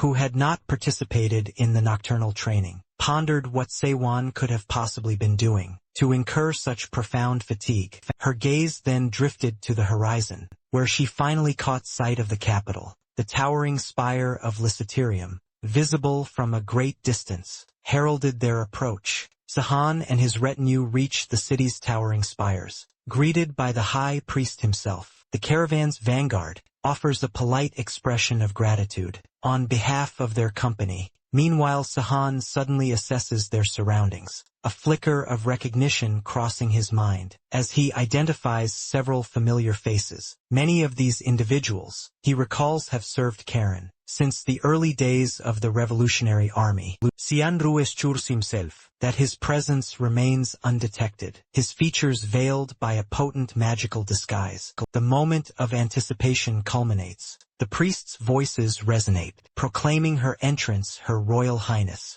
the Queen of Anacrusis. A murmur of awe sweeps through the protagonist's retinue, many captivated by her striking beauty. Alida, however, finds herself less swayed by superficial charm and more astonished to stand before one of the revolution's legendary 7 heroes. Never had she envisioned such an encounter with the fabled Karen. Anasius whispers had placed Karen in her early 30s, yet the woman before them appeared impossibly youthful, making Alida wonder if the rumors were gravely mistaken. Yet, an even more peculiar sight arrests Alida's attention. Her gaze drifts to Sahan and she discerns an unsettling strangeness in his demeanor. Sahan's voice cuts through the quiet reverence. "What is happening?" His companions exchange bewildered glances. Later, Alida seeks clarification. "What precisely were you referring to earlier, Sahan?" He states unequivocally that the woman they witnessed was not the true Karen.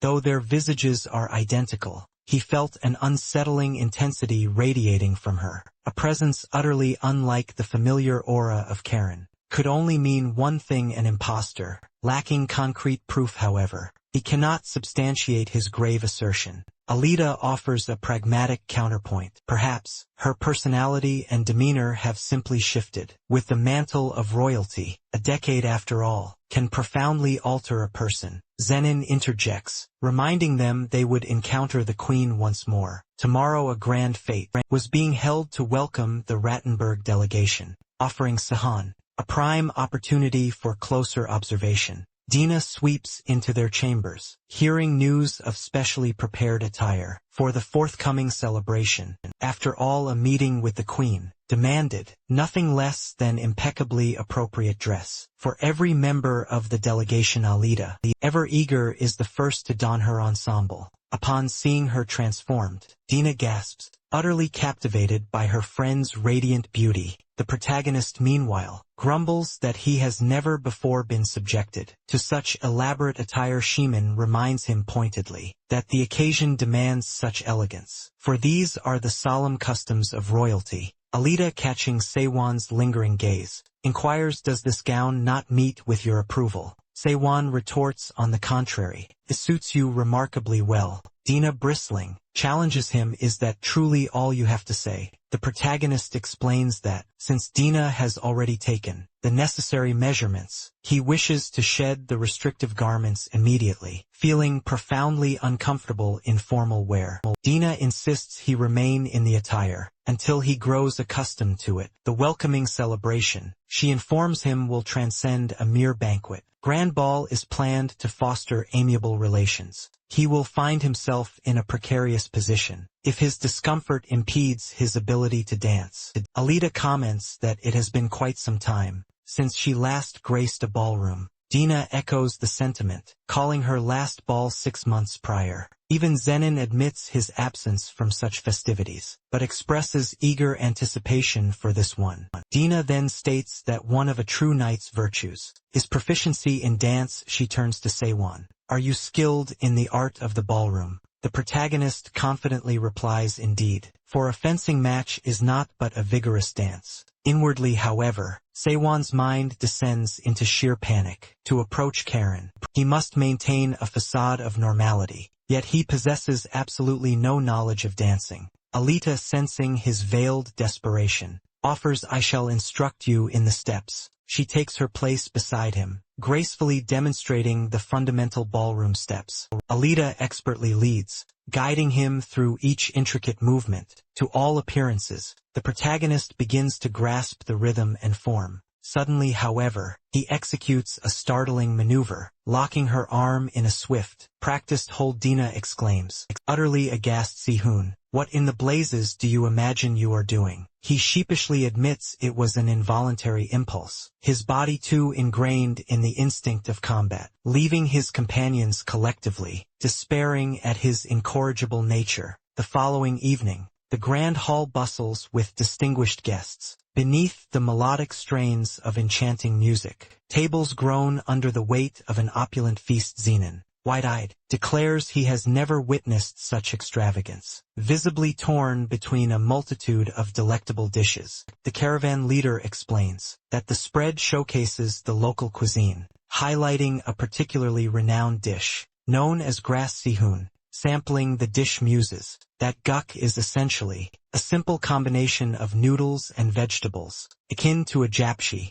He finds it astonishing to encounter a culinary style so remarkably similar to his homeland's Korean fare. Noticing Sihun's unexpected enthusiasm, Zenin playfully offers to replicate the dish during their next encampment. Sewon, however, remains preoccupied, his gaze ceaselessly scanning the throng, for Karen has yet to make an appearance. Amidst the lively thrum of the ball, Dina remarks on the overwhelming number of attendees. She observes that, while it has been a considerable period since Alita last attended such a gathering, her mentor appears unusually tense. Alita muses silently that the hall is brimming with unfamiliar faces. As the two converse, a young man approaches them, inquiring, forgive my intrusion, but are you not Dina Crumble? Dina, apologetic, admits she does not recognize him. He clarifies that he had heard of her impending arrival and recognized her striking resemblance to her mother.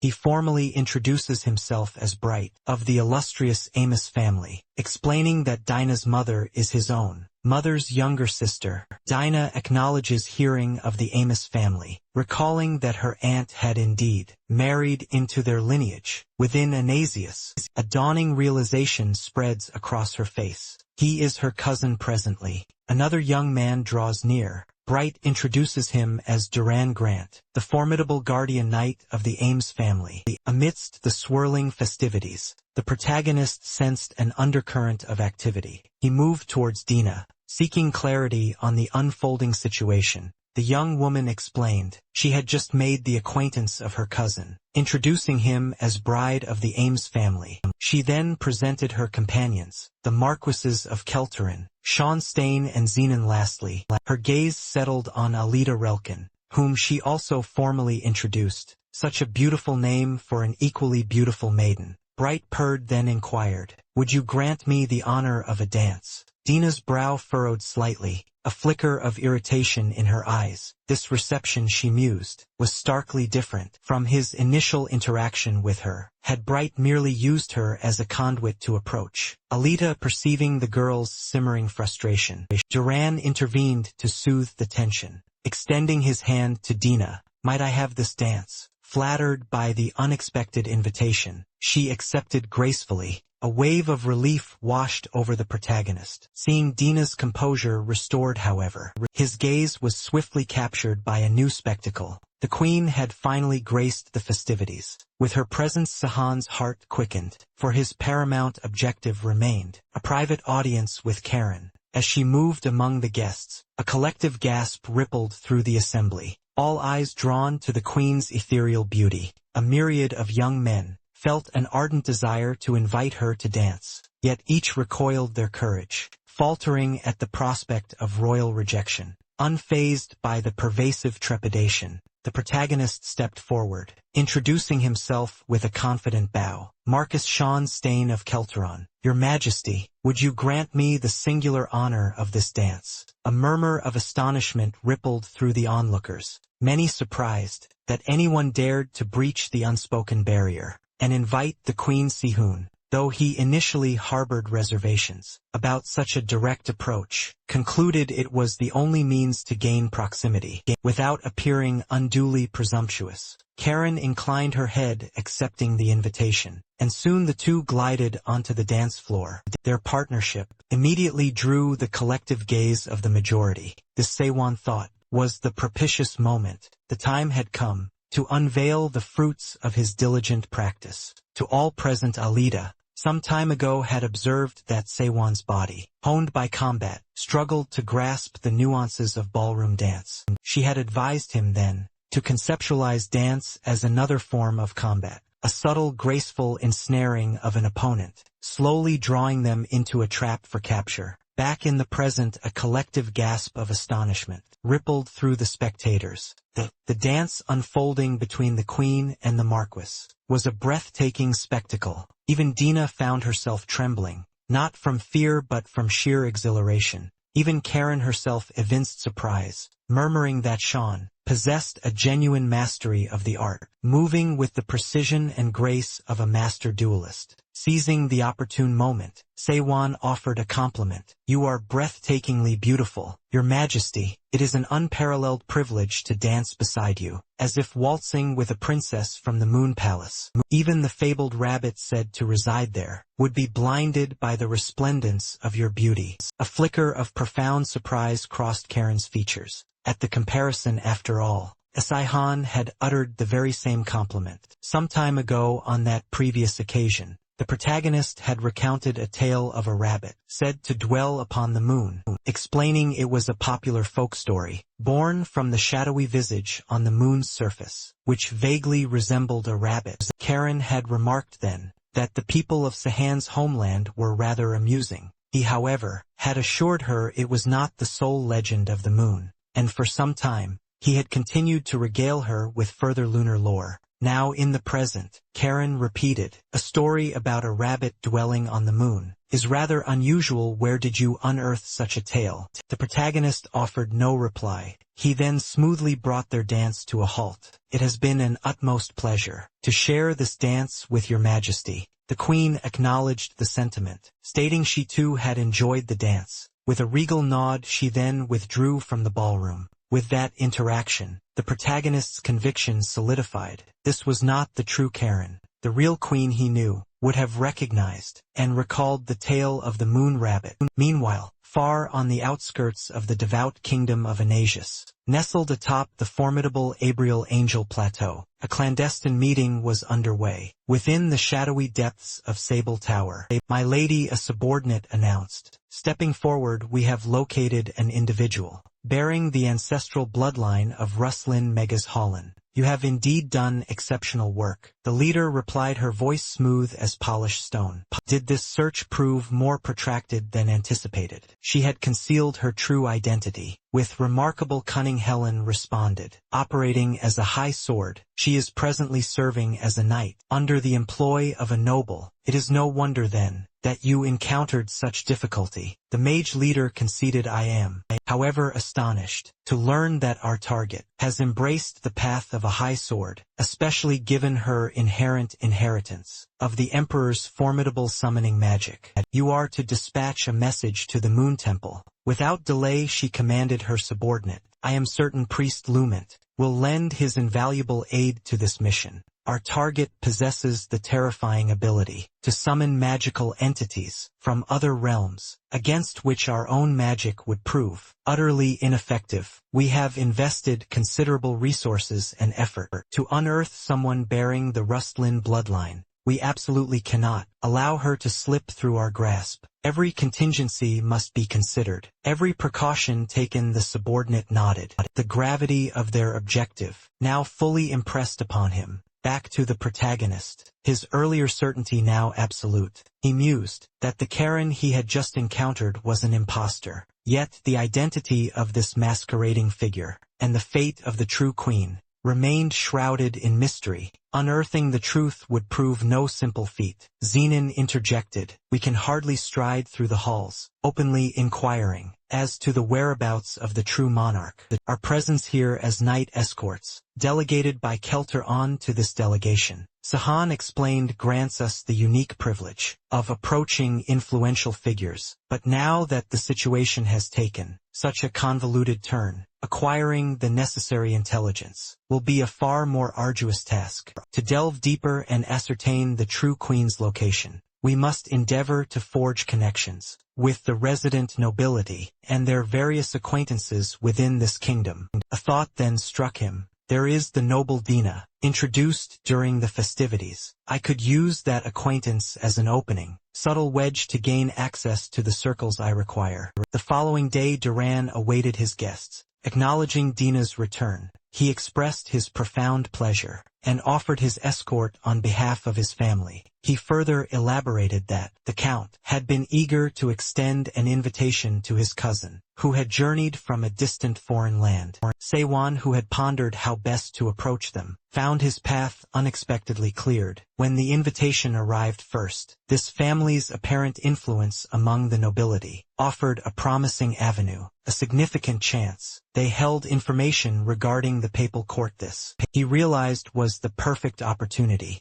to uncover Karen's whereabouts. During their journey, Duran revealed that he had become a magical swordsman at the tender age of 18, serving the Ames family faithfully for 6 years now. He added that he had heard Sean and Sien were superior swordsmen, assuring Dina she was in exceptionally capable hands. He, however, demurred, claiming her talents were not so profound, admitting she still struggled to comprehend the manipulation of aura for bodily reinforcement. Duran imparted a knight's true creed. A blade was not wielded merely for personal might, but to safeguard those held dear. With a gentle smile, he acknowledged Dina's journey was long. It expressed unwavering certainty. She would ascend to greater strength one day. Upon hearing this, Zanon remarked that Duran was indeed a truly commendable knight. Alida, however, sensed a subtle undercurrent, a deviation from the expected surprise, escalating upon their arrival at the imposing Amos family residence. Upon their arrival, Bright greeted them with a courteous welcome, declaring it an honor to host such esteemed guests. He quickly fell into an easy conversation with Dina, as they exchanged pleasantries about their mothers and the intricacies of their respective stations. Listening intently, the protagonist, Sihun, realized the present discourse offered little of substance. Regarding Karen's whereabouts, his primary objective, he knew a direct approach would only breed suspicion, thus necessitating the creation of a subtle opening, a pretext to draw closer to his host. Then, with an elegant flourish, Bright presented Alida with a bouquet of exquisite flowers. He confessed his enchantment since their last encounter, and humbly requested an opportunity to deepen their acquaintance. A collective gasp rippled through Alida's companions, and even she remained utterly dumbfounded. They couldn't fathom Bright's audacity, nor the wellspring of his unwavering confidence. Iran, ever composed, clarified that it was merely his master's custom to declare his affections for a beautiful woman, the very moment he laid eyes upon her. Cutting straight to the chase, Bright then asked directly Alida, would she not consider becoming his beloved? The young woman froze utterly speechless. She offered a polite apology. If her demeanor had inadvertently suggested any interest, her heart, however, was already claimed, she explained, gesturing towards the protagonist. Sahan himself reeled in shock, a sentiment echoed by all present. Regardless, Alida firmly stated, her decision regarding her lifelong companion had already been made, thus compelling her to decline his proposition. Bright, his face crestfallen, apologized for the inconvenience, his disappointment palpable. So profound was his mortification that he requested a moment to withdraw. Duran assured them his master would return shortly, and apologized for the abrupt interlude.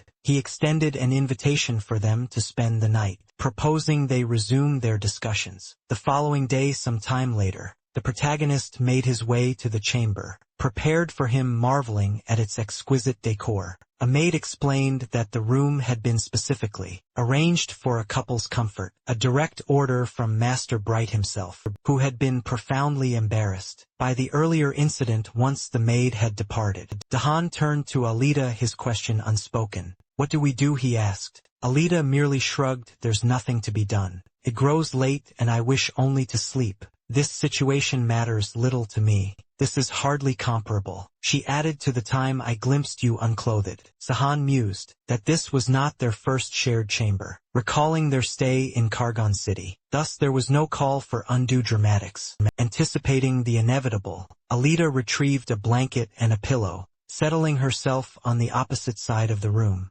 leaving the grand bed entirely for Sewon. Only after considerable persuasion did the protagonist convince Alida not to sleep on the floor, arguing that the bed offered ample space for them both to share. Nevertheless, Sewon remained deeply uncomfortable, particularly in light of Alida's public declaration of affection amidst the awkward silence. Alida broke the tension. I have a question, she began. We journey to this kingdom with the sole mission of uncovering more about Queen Karen. Did my declaration by any chance impede your plans? No, he replied. I do not believe Bright will hold a lasting grudge. After all, he even arranged this very room for us. He will undoubtedly recover from the slight. Unable to settle, Alida declared she couldn't sleep. I shall read a book then, she decided, hoping to lull herself into slumber. Reading in the dark strains one's eyes, Sahan pointed out with a subtle gesture. He manifested a gentle orb of light through his magic. Indeed, magic truly is quite useful, Alida remarked, her eyes widening slightly. The protagonist assured her she could read at her leisure, as the ambient light caused him no disturbance. Alida then read a passage aloud, her voice filled with astonishment at the unfolding plot. This series is absolutely brilliant, she exclaimed, her excitement for the narrative palpable. Sahan, however, interjected, suggesting she needn't overindulge in her reading, much less narrate it aloud. The girl's enthusiasm proved irrepressible, stirring a vexed frustration within the protagonist toward the unseen author. Nevertheless, he felt a subtle sense of relief. The earlier awkwardness had dissipated. At least Alida was engrossed in her book, and he knew well her profound affection for literature, having always seen her with a volume in hand since their very first meeting. Catching his gaze, Alida inquired, "Is there something you wish to know, Sewon?" "No," he replied. Before settling down to sleep, But in the quiet recesses of his mind, a memory from his past resurfaced, and he concluded that his own story paled in comparison to the captivating narrative. Within Alita's book, a flashback unfolds, revealing Sehan's past. He had been imprisoned, subjected to rigorous scientific experimentation. However, one of the researchers declared further experimentation futile, deeming the subject worthless. They had uncovered that denizens from other worlds and magical beings shared intrinsic properties. Divine techniques could influence them, but conventional magic proved ineffective. Beyond this unique attribute, he exhibited no other distinguishing characteristics from an ordinary person. Spark Ant, the chief scientist overseeing the research, pressed the protagonist, asserting that such profound uselessness must be a deception, that he surely concealed some latent ability or hidden power. Frustrated by the paucity of revelations, Spark Ant resolved to escalate the experiments, defying the dissent of his colleagues. He then summoned Rilstein, assigning him full responsibility for the experimental subject. As the researcher's subordinate, Rilstein had this duty thrust upon him. He had become Sparkant's disciple at the tender age of 12, Sparkant having recognized a nascent, promising talent in the boy, and decided to cultivate it. Yet by 20, Rilstein remained at the second tier of magic, not due to any inherent deficiency, but because his mentor had deliberately withheld all magical instruction. He was in truth a prodigy, having mastered second-tier magic through self-study. Alone, a proper instructor would have undoubtedly propelled his prodigious talent. But Spark Ant had always perceived Rilstein as nothing more than a test subject for his research, treating him accordingly. Instead of imparting magical knowledge, Spark Ant administered bizarre chemical concoctions daily, causing Rilstein immense suffering. Witnessing a new experimental target, Rilstein instantly felt a pang of empathy for Seiwan. Rilstein introduced himself to the protagonist, declaring he would oversee his care. From that moment forward, at that time, the protagonist spoke none of the local tongue, comprehending not a single word they uttered. Realizing Seiwan was from another world, Rilstein understood he must devise a method of communication. Since his arrival in this realm, it marked the first instance of anyone extending kindness to the protagonist. Initially, Rilstein sought to teach his own name, repeating it incessantly, until the protagonist finally grasped the situation. He recognized the man before him as Rilstein. Then he presented himself as Seiwan Song. Rilstein diligently taught Seiwan the language and customs of Terrainer. Soon their shared plights forged an unbreakable bond of friendship. Now able to communicate, Seiwan comprehended that, in a profound sense, Rilstein mirrored his own predicament. At that, Rilstein uttered, "The weak suffer equally no matter where they are," and together, they pledged to each other a solemn vow not to perish. Yet 3 months after Sehan's summoning to Terrainer, on one fateful day, everything irrevocably shifted for them both. An intense surge of magic manifested within Sehan, alarming even the seasoned mages, who spearheaded the research. Spark Ant pondered, could the subject, being an outsider, possess the innate capacity to gather magic, significantly swifter than an ordinary individual? If so, Spark Ant inwardly exulted, for he had finally achieved a gratifying outcome. Still, this magical tempest remained a formidable problem, one demanding an immediate resolution. Spark Ant declared he possessed a plan. However, the subject needed to remain alive, as he intended to conduct further experiments. Next, Rilstein appeared, a sword in hand at his master's command. He questioned, will this truly serve to save Sehan? Spark Ant replied, the sword shall be used for its intended purpose. To cleave its targets, he added, that severing the subject's limbs would impede the magic's development, allowing them to exploit the opportunity to incapacitate him. Furthermore, even dismembered, he could continue his heinous experiments upon the subject. At this juncture, Rilstein, for the very first time, openly challenged his master's directives. He could not bear to witness his sole friend mutilated before his eyes. Even though such defiance carried grave peril, he was prepared to confront his master, to preserve Sewon. As the deranged scientist stood momentarily distracted, Rylstein plunged the sword into his back. Spark Ant was consumed by a blinding fury. Nevertheless, his body failed him. He collapsed powerlessly to the floor, with Spark Ant incapacitated. Rylstein was finally free. His sole purpose now was Sehan's salvation. He urged the protagonist to cease constraining the surging magic. Simply let it flow unhindered. As Sehun complied, a colossal burst of energy erupted,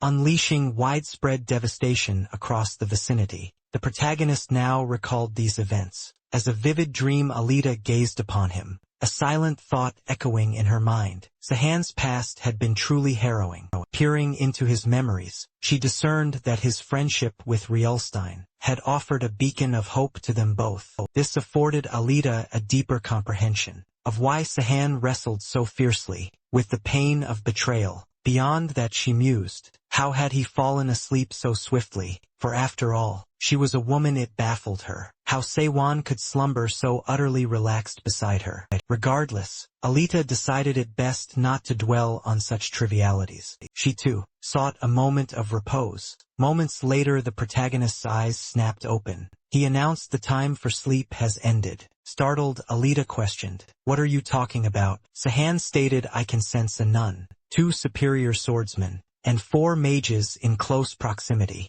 Not only that, he added, the mansion is completely encircled. Glimpsing from the window of his chamber, the protagonist discerned soldiers poised to strike. Yet the reason remained shrouded in perplexity. Alita's voice cut through the tension. They must brace themselves for battle. Without a moment's hesitation, she shed her garments, a move that visibly jolted Sehan. One cannot possibly fight in sleepwear, she declared, urging Sewon to follow suit and change. A wave of confusion washed over the protagonist. Only moments prior, Alita had been consumed by modesty, yet now, she disrobed before him with an unsettling nonchalance, as if the act held no consequence. In truth, Alita keenly perceived the imminent danger, lurking beyond, a grim awareness that fueled her urgent actions. Among the hostile ranks, the mage Holland voiced a skeptical query. Did they truly necessitate such an overwhelming troop deployment? He contended that the rustling bloodline had significantly waned, rendering such elaborate precautions excessive. Nevertheless, the priest Lumint sharply countered. What course of action would the mage propose, should the enemy succeed in summoning an entity from another realm?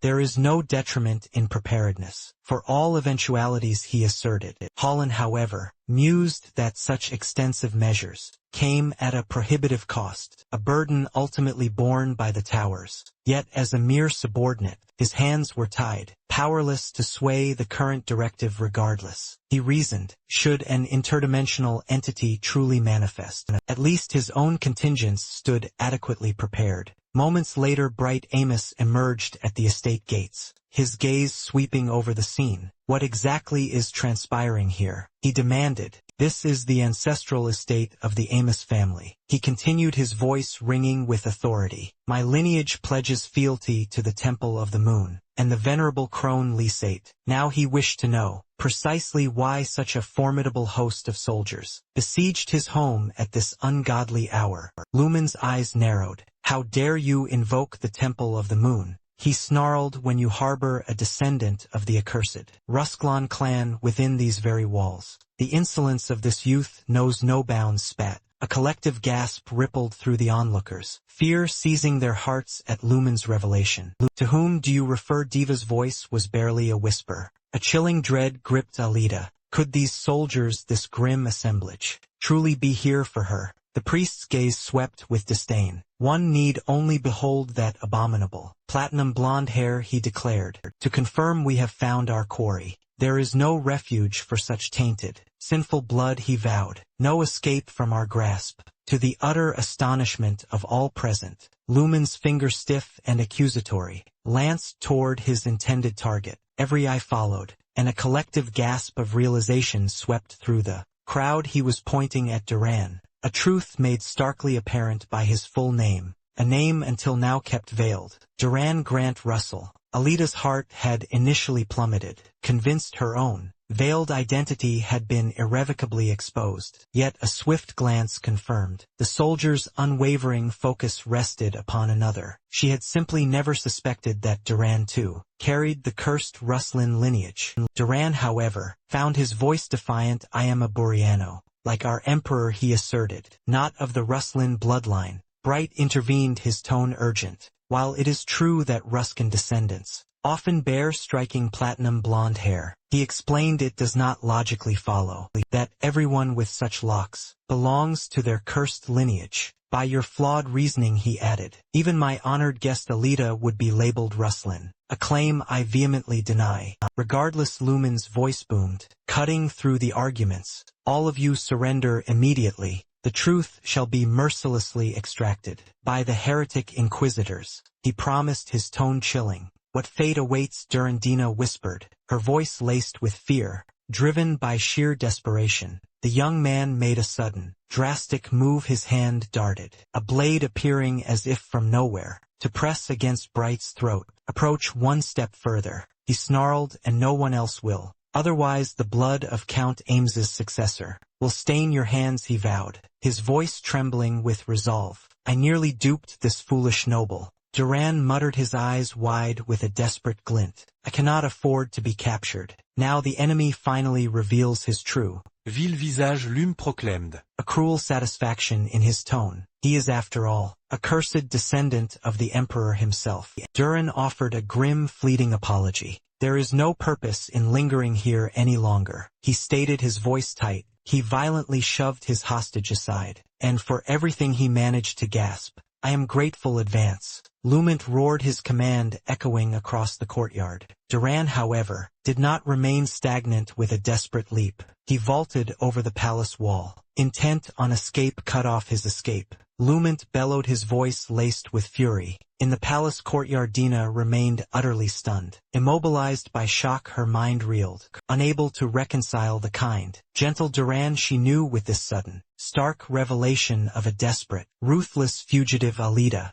meanwhile, gave chase, her feet pounding after the fleeing Duran. Dina, still reeling, attempted to follow the protagonist, however intercepted, urging Zenon to restrain her. Bright, though still reeling from the shocking disclosure, felt a surge of concern for Duran's fate. Duran, the glint of his platinum hair flashing, was now locked in a desperate skirmish with the guards, who sought to corner him. The strain of combat was visibly etched upon his weary frame. The enemy cannot possibly evade us now, the priest asserted triumphantly, his identity unequivocally laid bare. Duran's eyes blazed with a fierce resolve. I have nothing left to lose, he cried with a guttural roar. He lunged into the fray, convinced this was his final desperate gambit. All or nothing. 8, however, proved cruel. In his attempt to confront a vastly superior foe, Duran was instantly incapacitated, felled by a single brutal blow. The agonizing impact of a priest's strike coursed through his body. I shall deliver this enemy to the heretic inquisitors, Lament declared with grim satisfaction, and the divine commandments of the goddess shall render judgment on his guilt or innocence. Duran, however, knew his fate. I will be condemned to death, he rasped. There is no doubt, and I refuse that fate, he continued, which leaves me with but a single desperate recourse. I never wished for this extreme, he admitted, but you have left me no other choice. The narrative abruptly shifted focus. The protagonist turned to Alita, his brow furrowed in confusion. Why did you pursue Duran so fiercely? He questioned. I have a profound sense of déjà vu, she confessed, a faint memory stirring his true name. I feel I've heard it before, perhaps even in my youth. Their desperate flight was abruptly halted. An anomalous energy, a palpable shift in the very air, drew their attention. Even the seasoned mages among the soldiers recoiled, their faces etched with stark apprehension. At the unfolding spectacle,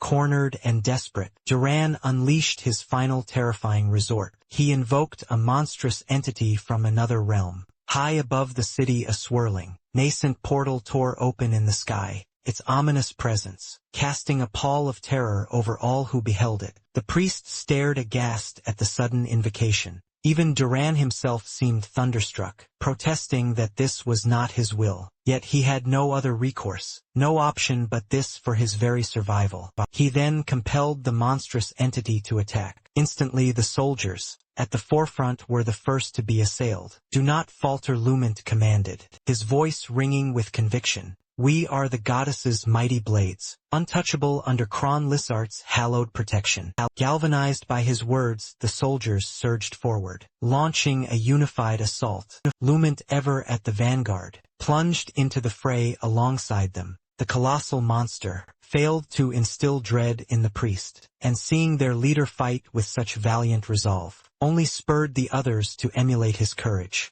"There is no way this monster can withstand the might of the three knights," they declared, their confidence echoing through the maelstrom. Hallen, observing the chaotic scene, admitted his regret. "I never anticipated confronting such a creature. I profoundly lament not summoning more reinforcements." A mage quickly retorted that it was too late for such musings. "Though my magic cannot fell this beast," he asserted, "I shall endeavor to at least dislodge it." With a surge of arcane power, he managed to destabilize the monster. "This is our opening," Lumint cried, preparing to strike once more. The protagonist scrutinized the unfolding situation. Alita, too, bore witness to the raw power unleashed. The priest stands on par with a superior swordsman. She observed beyond that they possess knight level and warrior level, master swordsman, 100 elite soldiers, and even a mage from the Sable Tower. Yet their combined strength merely serves to impede this creature's movement. Alita now grasped the true nature of battling a being from another world. However, the protagonist countered. "You've overlooked a crucial point." He stated they would not be struggling so desperately if they weren't so pathetic. Warriors like Sexton Guard, for instance, could vanquish this monster single-handedly. Alita, indeed, had not considered that perspective. Regardless, 8 arrived upon seeing Xinyan and Dina. The protagonist's brow furrowed. "What are you two doing here?" he demanded. "I distinctly recall instructing you both to remain clear of this conflict." Dina, believing she could persuade Duran to cease the attack, stepped forward, attempting to reason with him. Duran, however, urged her to retreat, move away. He pleaded, his voice strained. "I do not wish to harm you. I cannot control this creature much longer. All who do not withdraw now will face grave peril." He reiterated his desperate plea for them to distance themselves. The protagonist remarked that, miraculously, there had been no casualties thus far, a testament to Duran's initial reluctance to kill. He mused such restraint was unlikely to persist. "We shouldn't even be fighting in the first place," Alita interjected, her voice filled with anguish. "We should embrace empathy, not hatred. Duran's father may have been the emperor, but is that truly so grave a sin?" Amidst the swirling battle, fear gripped the soldiers. Duran remained unswayed, and worse, he was visibly losing his tenuous grip on the monster. "The enemy is revealing its true nature," one soldier cried out, his voice laced with terror. His comrade, perceiving the imminent danger, tried to warn him, but it was too late. The soldier, his back to the looming horror, was struck, suffering a devastating blow that sent him hurtling backward. Enraged, his friend vowed vengeance, lunging to pierce the monster's hide. But from the creature's tentacles, a peculiar substance began to expel, apparently the monster's own blood. A corrosive icer splattered across the soldier's face, searing him like potent acid. It was not long before he collapsed lifeless. The remaining soldiers recoiled, horrified. They could not defeat the monster without harming it. Yet doing so meant risking exposure to its toxic blood. The priest, his face etched with grim concern, pondered their next move for the moment. He ordered his soldiers to fall back, but many were unable to comply, caught squarely in the monster's relentless onslaught. By now, Lumint understood this catastrophe was his own making. He had mobilized an overwhelming number of soldiers, grossly underestimating the enemy's formidable resistance. Still, in a desperate attempt to deflect blame, he unleashed a torrent of vitriol upon his foe. "Cease your accusations," Duran thundered at the priest. "Such words only cause me to lose further control of the beast." Moments later, Lumint was seized, a massive tentacle rearing back, poised to annihilate him. But before the fatal strike could descend, the protagonist intervened decisively. cleaving through the creature's tentacles. With astonishing power, all present watched, utterly stunned by the display of such might. Sahan, arriving on the scene, offered her assistance. "I am here to help," she announced, "but I urged the priest and his men to retreat." Immediately Zenon declared he would fall back, bringing Dina to safety. Sahan urged him to secure the girl in a safe haven until the battle's conclusion. Yet amidst their urgent exchange, Alita interceded, accosting him. "Can we not simply allow Duran to slip away unhindered?" she inquired. Protagonist, while understanding her underlying sentiments, countered that numerous eyes were observing their every move, rendering a deliberate oversight even more perilous. In that scenario, Alita pressed, what if no one were witnessing? She believed she possessed the means to orchestrate this, capable of shrouding everyone's vision in temporary darkness. Li Han pondered her proposition for a moment, a flicker of consideration in his gaze. Then Lument's eyes sharpened, perceiving the protagonist's unique aura, which struck him as strikingly similar to that of the otherworldly warrior who had once allied with the heroes. "My name is Sean Stain, the successor to the mercenary King Barak." "Not a hero," the protagonist declared. His voice firm, he commanded the priest to allow him to handle the immediate threat and to withdraw his men from the perilous zone. "This is a battlefield," Lument retorted, his pride bristling. "Soldiers of the goddess do not cower." Sahan interjected sharply. "This is no moment for stubborn pride. If you genuinely value lives, you will comply with the request." Though his expression remained etched with reluctance, the priest recognized the undeniable truth in Sahan's words, and chose not to press the issue further. With a curt nod he retreated, shouting for the protagonist to secure as much time as possible. Now, with the others having withdrawn, Sahan mused, "It has been a decade since I last clashed with a monster summoned by one of Ruslan's bloodline." At this critical juncture, Iran, abandoning any further intent to flee, instead moved to assist the protagonist against the monstrous entity. The creature has already broken free of its bindings. He warned it must be eradicated completely instantly. The monster lunged, but Seiwan,